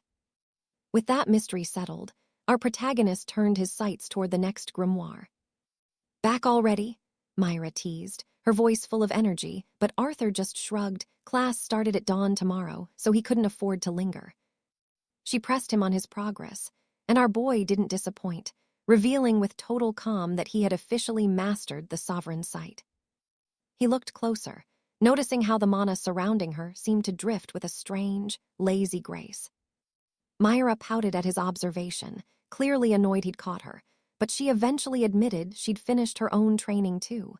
Still, she found it downright bizarre that he was looking this good after such a brutal session. Arthur, though, he was absolutely floored by the hidden world finally revealing itself to him. He was mesmerized by her mana. It was remarkably serene, even if it carried a biting chill. And that's when she finally confessed to being a bit of a cold person herself. More tea was poured, and it was there she learned the shocking truth. Arthur was perfectly fine, even after having his very senses sealed shut. She wondered if Aliner had gone soft on him, or if perhaps the ancient magic of the forest had intervened to save him, a concept Arthur honestly couldn't wrap his head around. She asked if he'd undergone the mana-cleansing therapy for the mental toll, but Arthur shook his head. He hadn't developed a single ounce of trauma. Now this made the story a whole lot more interesting for her. Seriously, how do you go through that hell and not come out scarred? He had to be hiding something, some secret trick. Myra demanded he come clean about his hidden schemes, so he decided to tell her what his life was actually like just 1 year ago, leaving her absolutely stunned. Needless to say, she was beyond furious at how the protagonist's family had treated him. And honestly, who wouldn't be? A year ago, he was just a ghost wandering the land with no purpose, crushed under the weight of everyone's impossible expectations for a prodigy. But get this, it was that exact struggle that gave him the strength to claw his way out of that lonely hell. Myra had always felt a lingering darkness within the young successor, and finally, she understood the shadow he had been forced to carry. Arthur hadn't expected that level of raw empathy from her. It's a two-way street. The more he understands these powerful women, the more they see into his soul, which, made him a bit bashful for a second. Myra quickly changed the subject, asking if he could really meet his nearly impossible deadline, but Arthur's confidence was through the roof. He was going to make it happen, period, because he finally realized just how lucky he was. Nothing was going to stop his momentum now. The ancient texts sat waiting on his desk, as our boy couldn't stop replaying Aliner's wisdom in his head. The sovereign sight grows in perfect sync with the eternal ring. The first circle reveals the color, the second uncovers the structure, and the third. That's where you see the very essence of magic, but to truly master it, he needs to be able to summon that vision in a heartbeat. He has to make the technique as natural as breathing, but even the young prodigy started to wonder if he could actually pull it off. That's when he remembered the urgent message from the Azure Spire. They had officially picked his opponent, a fifth circle mage named Alistair, 29 years old. Arthur froze. That name sounded hauntingly familiar, but before he could dwell on it, he arrived at the Highspire Academy. Inside the training halls, the air was thick with the sound of combat. Julian watched his friends from the sidelines, wondering if they were even human anymore. Lady Adeline was unleashing a relentless storm of high-level attacks, while Arthur just stood there, calmly summoning shields to block every single strike with terrifying precision. Adeline caught wind of the Azure Spire's message and was shocked they'd actually sent over a full-blown tactical breakdown. And that's exactly what went down. They didn't just give him a name. They sent a complete strategic guide, and they knew they had to milk this advantage for everything it was worth. Adeline started to say more, but she realized she couldn't afford to lose her focus during this intense session. Her vision went white for a split second as a gust of wind magic nearly caught her off guard, and she was genuinely impressed by the sheer speed of it. Arthur approached her with total composure, admitting he still wasn't sure what the spire was playing at, and he wanted to hear her take on the whole situation. She offered him her hand and asked to see the file for herself. After scanning the data, she confirmed that Arthur was right. This was a perfect blueprint for victory, and Julian immediately chimed in, not wanting to be left out of the loop. Adeline noted just how surgical and precise the evaluation really was. Maybe the master of the Azure Spire was just showing a little respect, or maybe it was a subtle challenge for Arthur to keep pushing his limits. To our boy, it was just one more tactical edge, while Julian figured it didn't matter why they sent it. A win is a win, and he wasn't wrong. But the grind never stops. Silas was desperate for a breather, but the instructors weren't having it. He'd barely caught his breath before Heward started barking about building stamina, leaving poor Silas beyond frustrated. Then, boom, a massive explosion rocked the ground right behind him as he ran. Alaric had to step in, telling the reckless recruits to watch it before they leveled the entire training hall. Finally, the sun dipped below the horizon, and the students trudged back to their quarters. Adeline collapsed the second she hit her room, face-planting onto the bed in pure exhaustion. She knew she should change out of her gear, but her body felt like lead, moving, not happening until morning. But then her mind drifted to Alaric. His moonlit bolt was already faster and deadlier than hers. How was that even possible? Despite all her blood, sweat, and tears, the gap between them was just massive. She couldn't let it stay this way. To lose her own family's legacy to an outsider, unthinkable. She had to push harder, way harder. Sleep, forget it. Resting was a luxury she couldn't afford right now. She forced herself into a freezing shower and pulled up the recordings of the day's drills. Time to study. Meanwhile, Alaric was back inside the ancient tome. He wandered through the ethereal forest, eyes shut tight, trusting his instincts. And just like that, he crossed paths with Lady Alina once again. She could see it immediately. His vision of the world's mana was sharp now, even if it still left him with a pounding headache. But the fact he could summon that sight meant one thing. The real training was about to begin. Alina's task was simple but insane.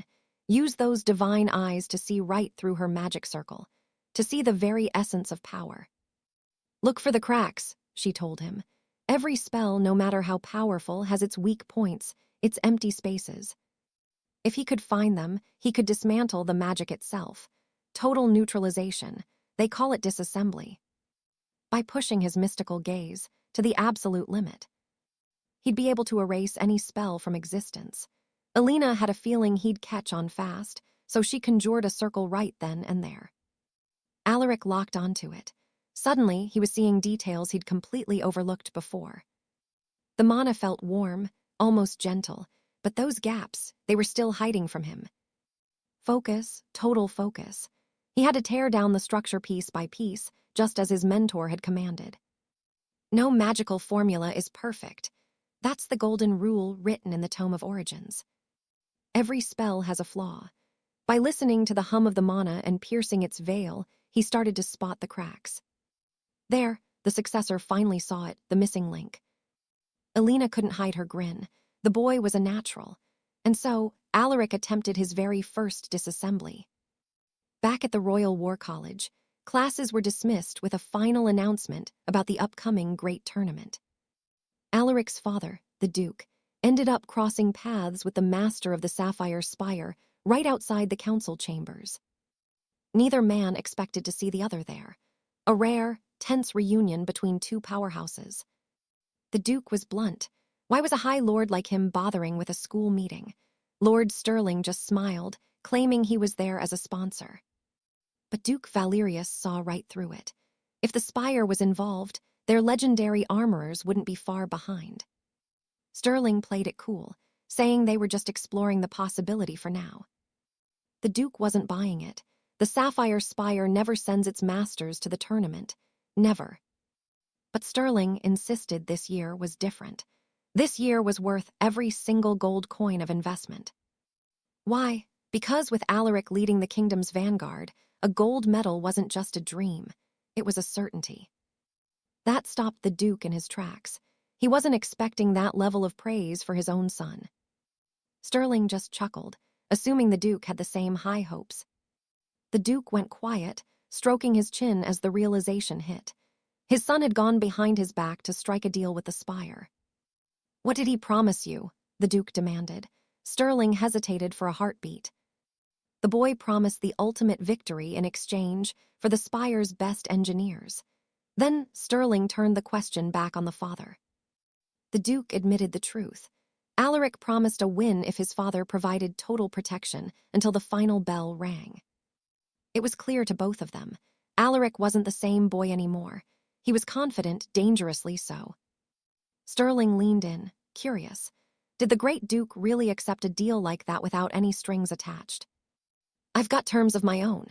He threw the question right back at him, wondering if the Lord of the Arcane Tower actually believed the words of a mere child. Duke Sterling watched him, seeing a mirror image of his own stubborn pride in his son's eyes, as the boy revealed his secret condition. The deal, simple. If the boy passes the test, the engineers are his. Needless to say, the Duke was beyond intrigued. The challenge is insane. Alistair has to defeat a 5th Circle mage in a direct duel. And let's be real, the best father in the kingdom absolutely loved the sound of that gamble. It's a win-win for him. If his son wins, he's a genius. If he loses, he gets a much-needed, brutal reality check in the process. Either result works for the Duke. The duel was set, and while the patriarch prepared to watch the show, our boy headed back to the forest to grind. These training sessions, absolute hell. Lady Alina arrived with more tea, noting just how heroically hard he was pushing his limits. Finally, the grueling training came to a close. Alistair smiled, telling Alina that she'd been working just as hard as he had. Honestly, he wouldn't be here without her. She'd been worried sick, thinking she might have been a bit too ruthless with the boy. But thanks to his master's cloak, he'd managed to endure the strain. Still, she offered him tea to help soothe the bone-deep fatigue. In that sense, he's nothing like the old master. That guy absolutely despised anything that required an ounce of physical effort.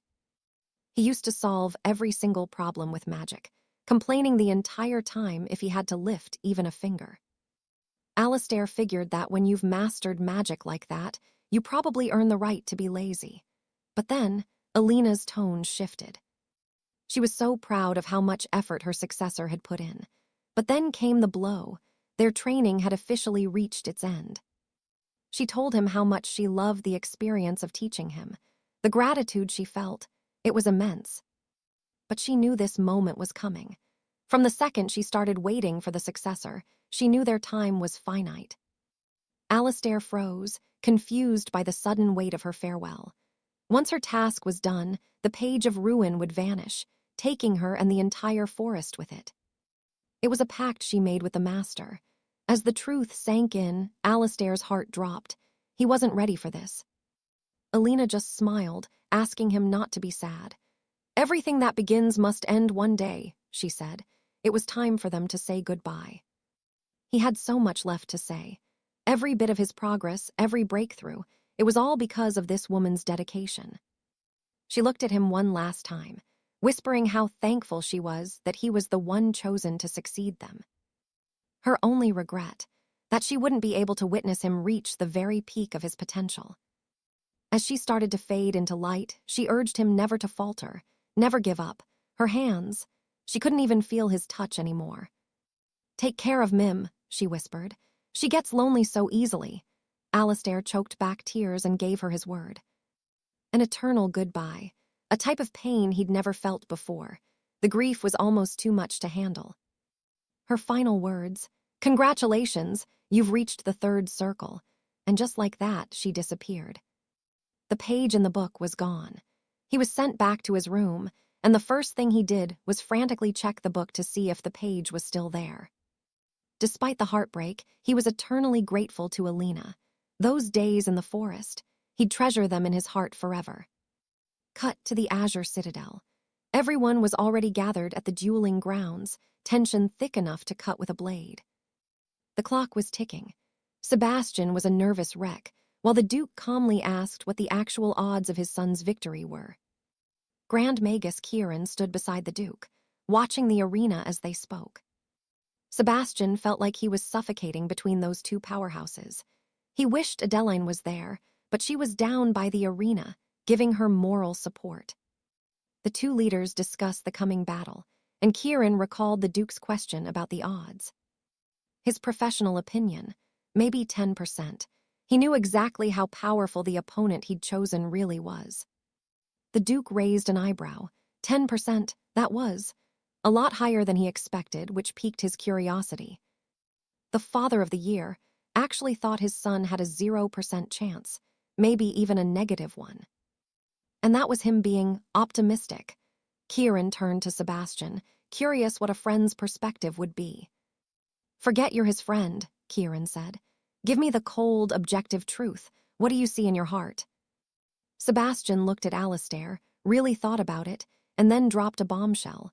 The chance of victory was 50-50. Kieran was stunned. 50%? That's crazy high. He wanted to know what on earth led him to that conclusion. Sebastian didn't have a logical answer. But he knew one thing: if Alistair finally went all in, those were the real odds.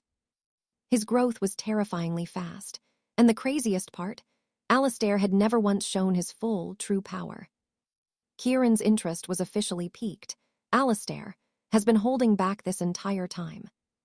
The secretary signaled that the protections were ready. The duel was on. His opponent stood there, calm as a frozen lake. Adeline took her place to watch the match. It was time to see what our boy could really do. Young Arthur looked like he was about to drop dead from a heart attack. In the center, the duelists were stone cold, sizing each other up until the herald finally gave the signal to take their marks. The commander admitted he hadn't planned on facing a true prodigy today. Alistair just gave a humble shrug, casually asking the veteran to show a little mercy. Time for the main event. The veteran offered the boy the opening strike, a classic show of confidence, and Alistair wasn't about to say no to a free hit. He didn't waste a second. Gale Force winds swirled in his left hand while a searing sphere of concentrated flame ignited in his right. Dual casting. At his age, unreal. He poured every ounce of his mana into this opening gambit. Watching him, the commander realized the rumors weren't just talk. This kid's magic was genuinely terrifying. "You're being way too relaxed," Alistair warned, his voice steady even as the magical storm in his hands reached its peak. The veteran just smirked back.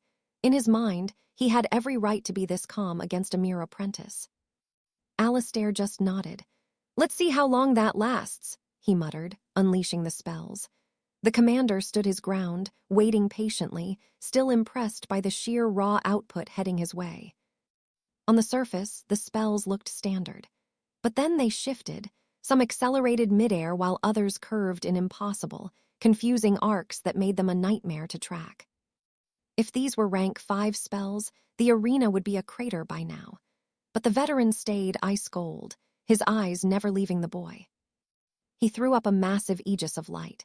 He was confident his rank 3 spells wouldn't stand a chance, and the barrier completely swallowed the impact of the entire barrage. Boom! Every spell slammed into the target at once, leaving nothing but a thick, swirling cloud of gray smoke inside the arena. Alistair gritted his teeth. He realized immediately that a rank 5 defense could just shrug off his attacks like they were nothing more than a light breeze. But here's the catch. The barrier isolated the caster. The commander had left a massive gap, and he couldn't stop Alistair from closing the distance at lightning speed. The veteran saw him coming and realized the kid's true goal. But he just scoffed. In his eyes, getting closer wasn't going to change the inevitable end of this fight. Alistair just smirked. "Wanna bet?" He lunged forward and slammed his palms directly onto the shimmering surface of the absolute barrier. Then came the interference. The unbreakable shield started to spiderweb and crack, leaving everyone, even his own friends, completely floored. Nobody saw that coming. He wasn't stopping. He poured even more power into the interference, and the sound of shattering magic began to echo through the entire stadium. Lord Julian and the Duke watched with bated breath. Alistair had done it. He'd reached the breaking point and looked his opponent in the eye. "Too late," he whispered. It was all a setup. He'd precisely calculated every single millisecond needed to trigger the interference and collapse the structure. He sped up the process, twisting the residual wind and flames into a localized firestorm right inside the barrier's confined space. It was a total trap. Shards of the magical shield flew everywhere as the defense exploded. Lady Adelaide couldn't believe her eyes, and Arthur. He was absolutely stunned into silence. The absolute barrier was gone. Alistair sighed. He'd really hoped the old man would stay careless for just one more second to make his life easier. Being relaxed is fine, sure, but staying careless on the battlefield, that's the quickest way to end up in a coffin. That's what his mentor at the Azure Spire always said. Even as the outer shell broke, the veteran managed to conjure a secondary defense just in time. Alistair realized the real fight was only just beginning. The commander straightened up, announcing that it was finally his turn to go on the offensive. But our boy was ready. He braced himself, every nerve ending on fire as he prepared to react to the legend's counterattack. He'd done his homework on this guy. He knew the commander specialized in body reinforcement and fire magic, and that the man had a dangerous curiosity for new spells. So he was already braced for a brutal, close-range firefight. The veteran blurred forward, clearly fascinated by the boy's unorthodox magical style. The man was hunting him now. He wasn't aiming for anything vital, he wasn't a killer, but he wasn't going to make this easy, either. Alistair didn't expect him to hold back. He focused, predicting the exact moment the commander would strike with everything he had. A blade of pure flame lunged for his side. Alistair twisted midair, barely managing to dodge the scorching edge of that fire sword. His arm got grazed, but there was no time to bleed. Alistair countered instantly, lunging inside the man's guard and driving a heavy punch straight into his stomach. Even for a Titan, that hit was brutal. The commander actually winced, struggling for a second to hold back a sudden, very unknightly urge to run for the latrine. That gave Alistair enough time to back off and reset. The veteran actually complimented him, noting how insanely fast the boy could react under pressure. Alistair panted, "I know how to scrap." Realizing he was dealing with a brawler, the commander began weaving a completely different set of runes in his hands. The man was already adjusting his strategy. He looked at Alistair and admitted that the boy's potential was, quite frankly, terrifying to witness.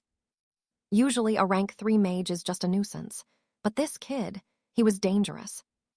"Time to change my posture," the commander declared. He shifted his stance, deciding right then and there to stop holding back and use everything in his arsenal.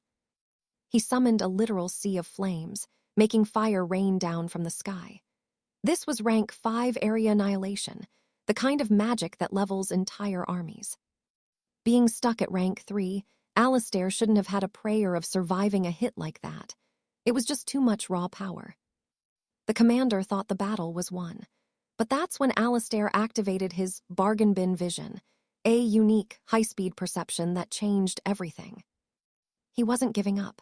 Using pure resonance, he gathered every drop of moisture in the air, creating a massive, swirling water shield to protect himself. The veteran was baffled. In the world of magic logic, a water shield shouldn't have been nearly enough to stop a firestorm of that magnitude. A massive explosion of steam hissed into the air, blinding everyone. His friends watched the cloud in pure terror, unable to see if Alistair was even still standing. Lord Sterling realized that spell should have been a mere 3rd-tier casting, but the raw power surging through it definitely hit way harder. Alaric's father just sat there in dead silence. Honestly, he didn't even know who to root for anymore. Meanwhile, the arena was a total blackout. Unless you're packing the Sovereign Eye, you were blind. The old man was convinced Alaric's vision was just as messed up by the chaos. Talk about a massive mistake. He had no clue Alaric was already tracking his every move with cold, calculated precision. See, our boy saw everything, the exact flow of mana inside that fire sword.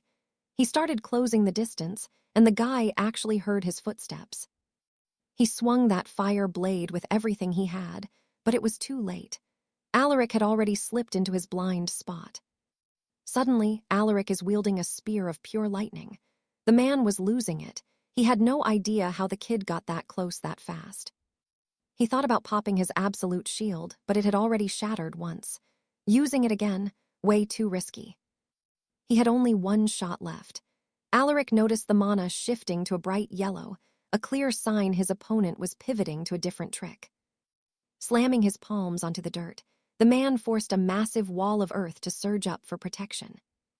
Alaric knew he had to move, and move fast, before that barrier could fully lock him out. He drove his spear straight into the ground, shattering the earth before it could even solidify, while the lightning's glare blinded the man yet again. This bought our hero the perfect opening to coat his own fists in roaring flames. He kept the pressure on. The speed of it all was just terrifying. The man tried to counter, but Alaric saw the mana turn blue. Water projectiles caught him, but they only grazed the surface. He didn't stop, not for a second. His fire magic slammed right into the water shield with a violent hiss. Boom, instant steam screen. Once again, the man was left swinging at shadows, totally blinded by the hot mist. At this point, the guy was getting tilted. He realized the kid was playing him and barked that these little schemes were over. But Alaric was faster. He dropped his hand to the floor, ready for the real finisher. He needed to slip into the very core of the magic to find the cracks. By stripping it down, magic stops being magic. It's the same trick he mastered back in the Great Woods. His opponent watched in pure horror as his own spell just vanished into thin air, right before his eyes. Alaric just dropped some cold truth. The second you think you've won is exactly when you're most vulnerable.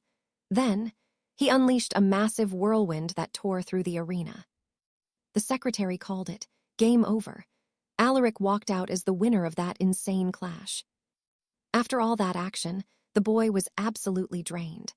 Lord Sterling was already there waiting, admitting the whole match was nothing short of legendary. Alaric tried to shut the door to the waiting room, just wanting some peace and quiet. Sterling wasn't having it and pushed his way in anyway.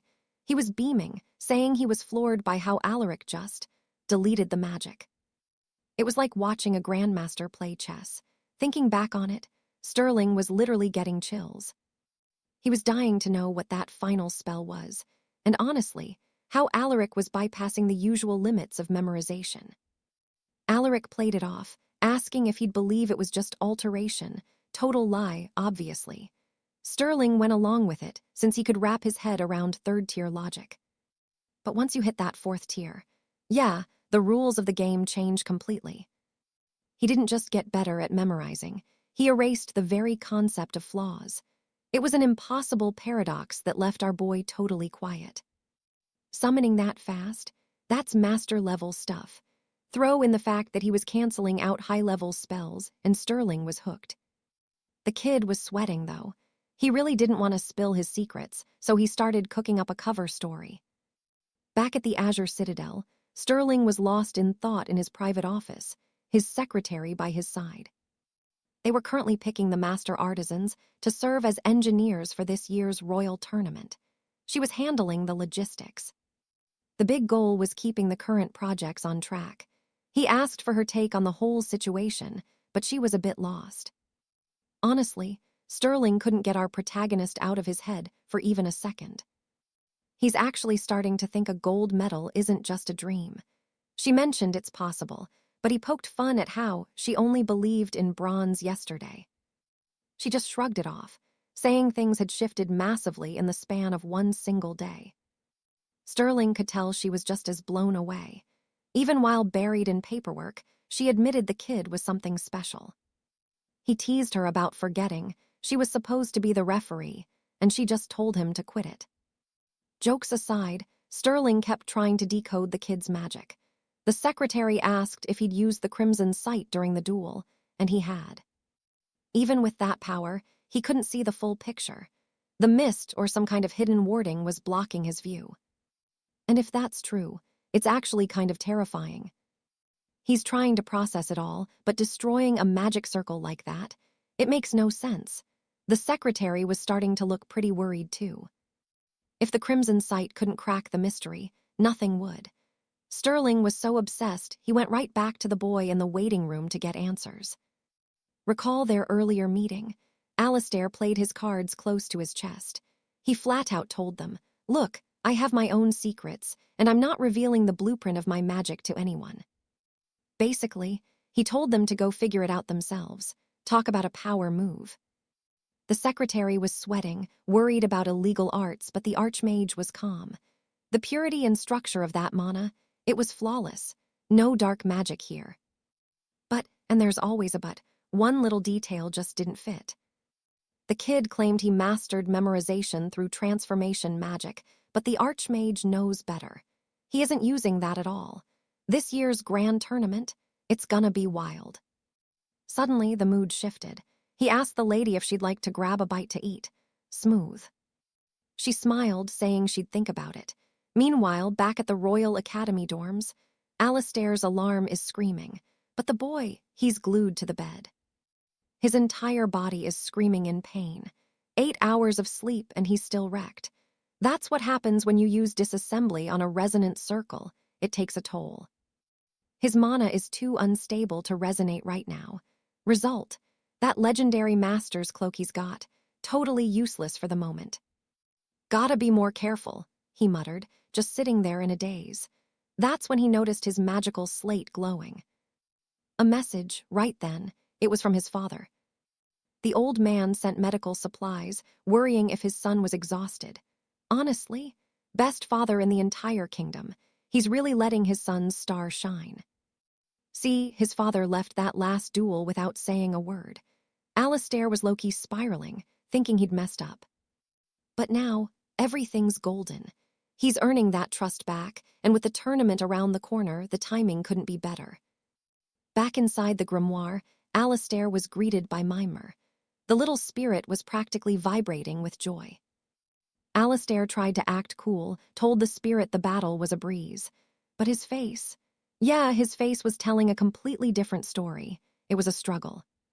He finally admitted it. It wasn't easy. If even one part of his plan had slipped, it would have been game over. He only won because of the intel he squeezed from the Azure Spire master. But he knows the truth. He needs to get back to the grind.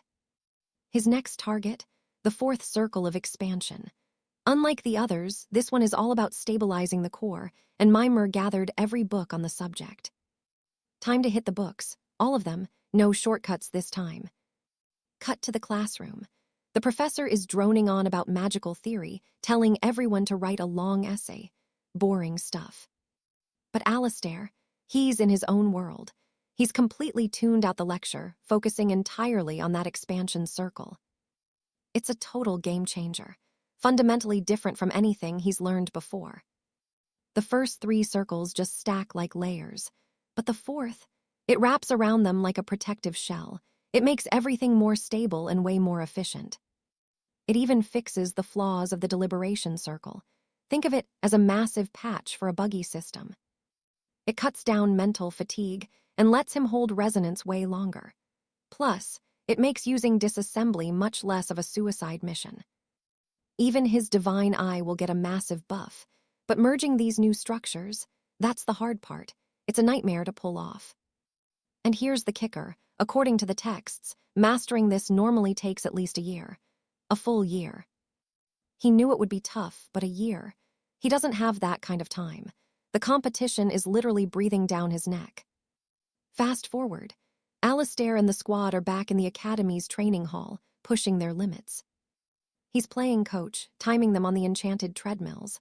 5 more minutes, he shouts. Silas is absolutely drenched, looks like he went for a swim in his clothes. But Adeline, she's barely even breaking a sweat, total pro.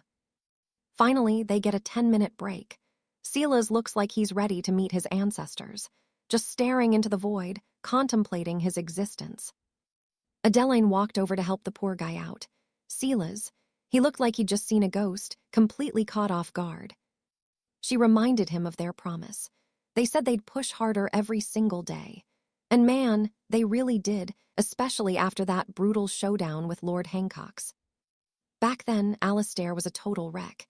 He couldn't even stand, let alone train with the group. Silas, being Silas, tried to drag him out anyway. He even threw Alistair's own words back in his face. Savage.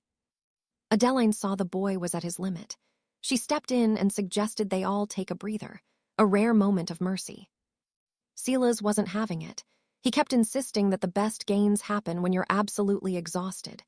No pain, no gain, right? That was Alistair's own philosophy, and now he was being lectured with it. He was visibly annoyed. Talk about a taste of your own medicine. If logic were a physical weight, Silas would be crushed by it right now. He just couldn't let that grind mindset go. Alistair warned her, tomorrow's training. It's gonna be even more agonizing. He wasn't kidding. Silas realized he'd messed up and tried to tell Alistair to go rest. Too late. Alistair just grabbed him and dragged him off for more extra training. Poor guy. Walking through the city streets later, Silas had a realization.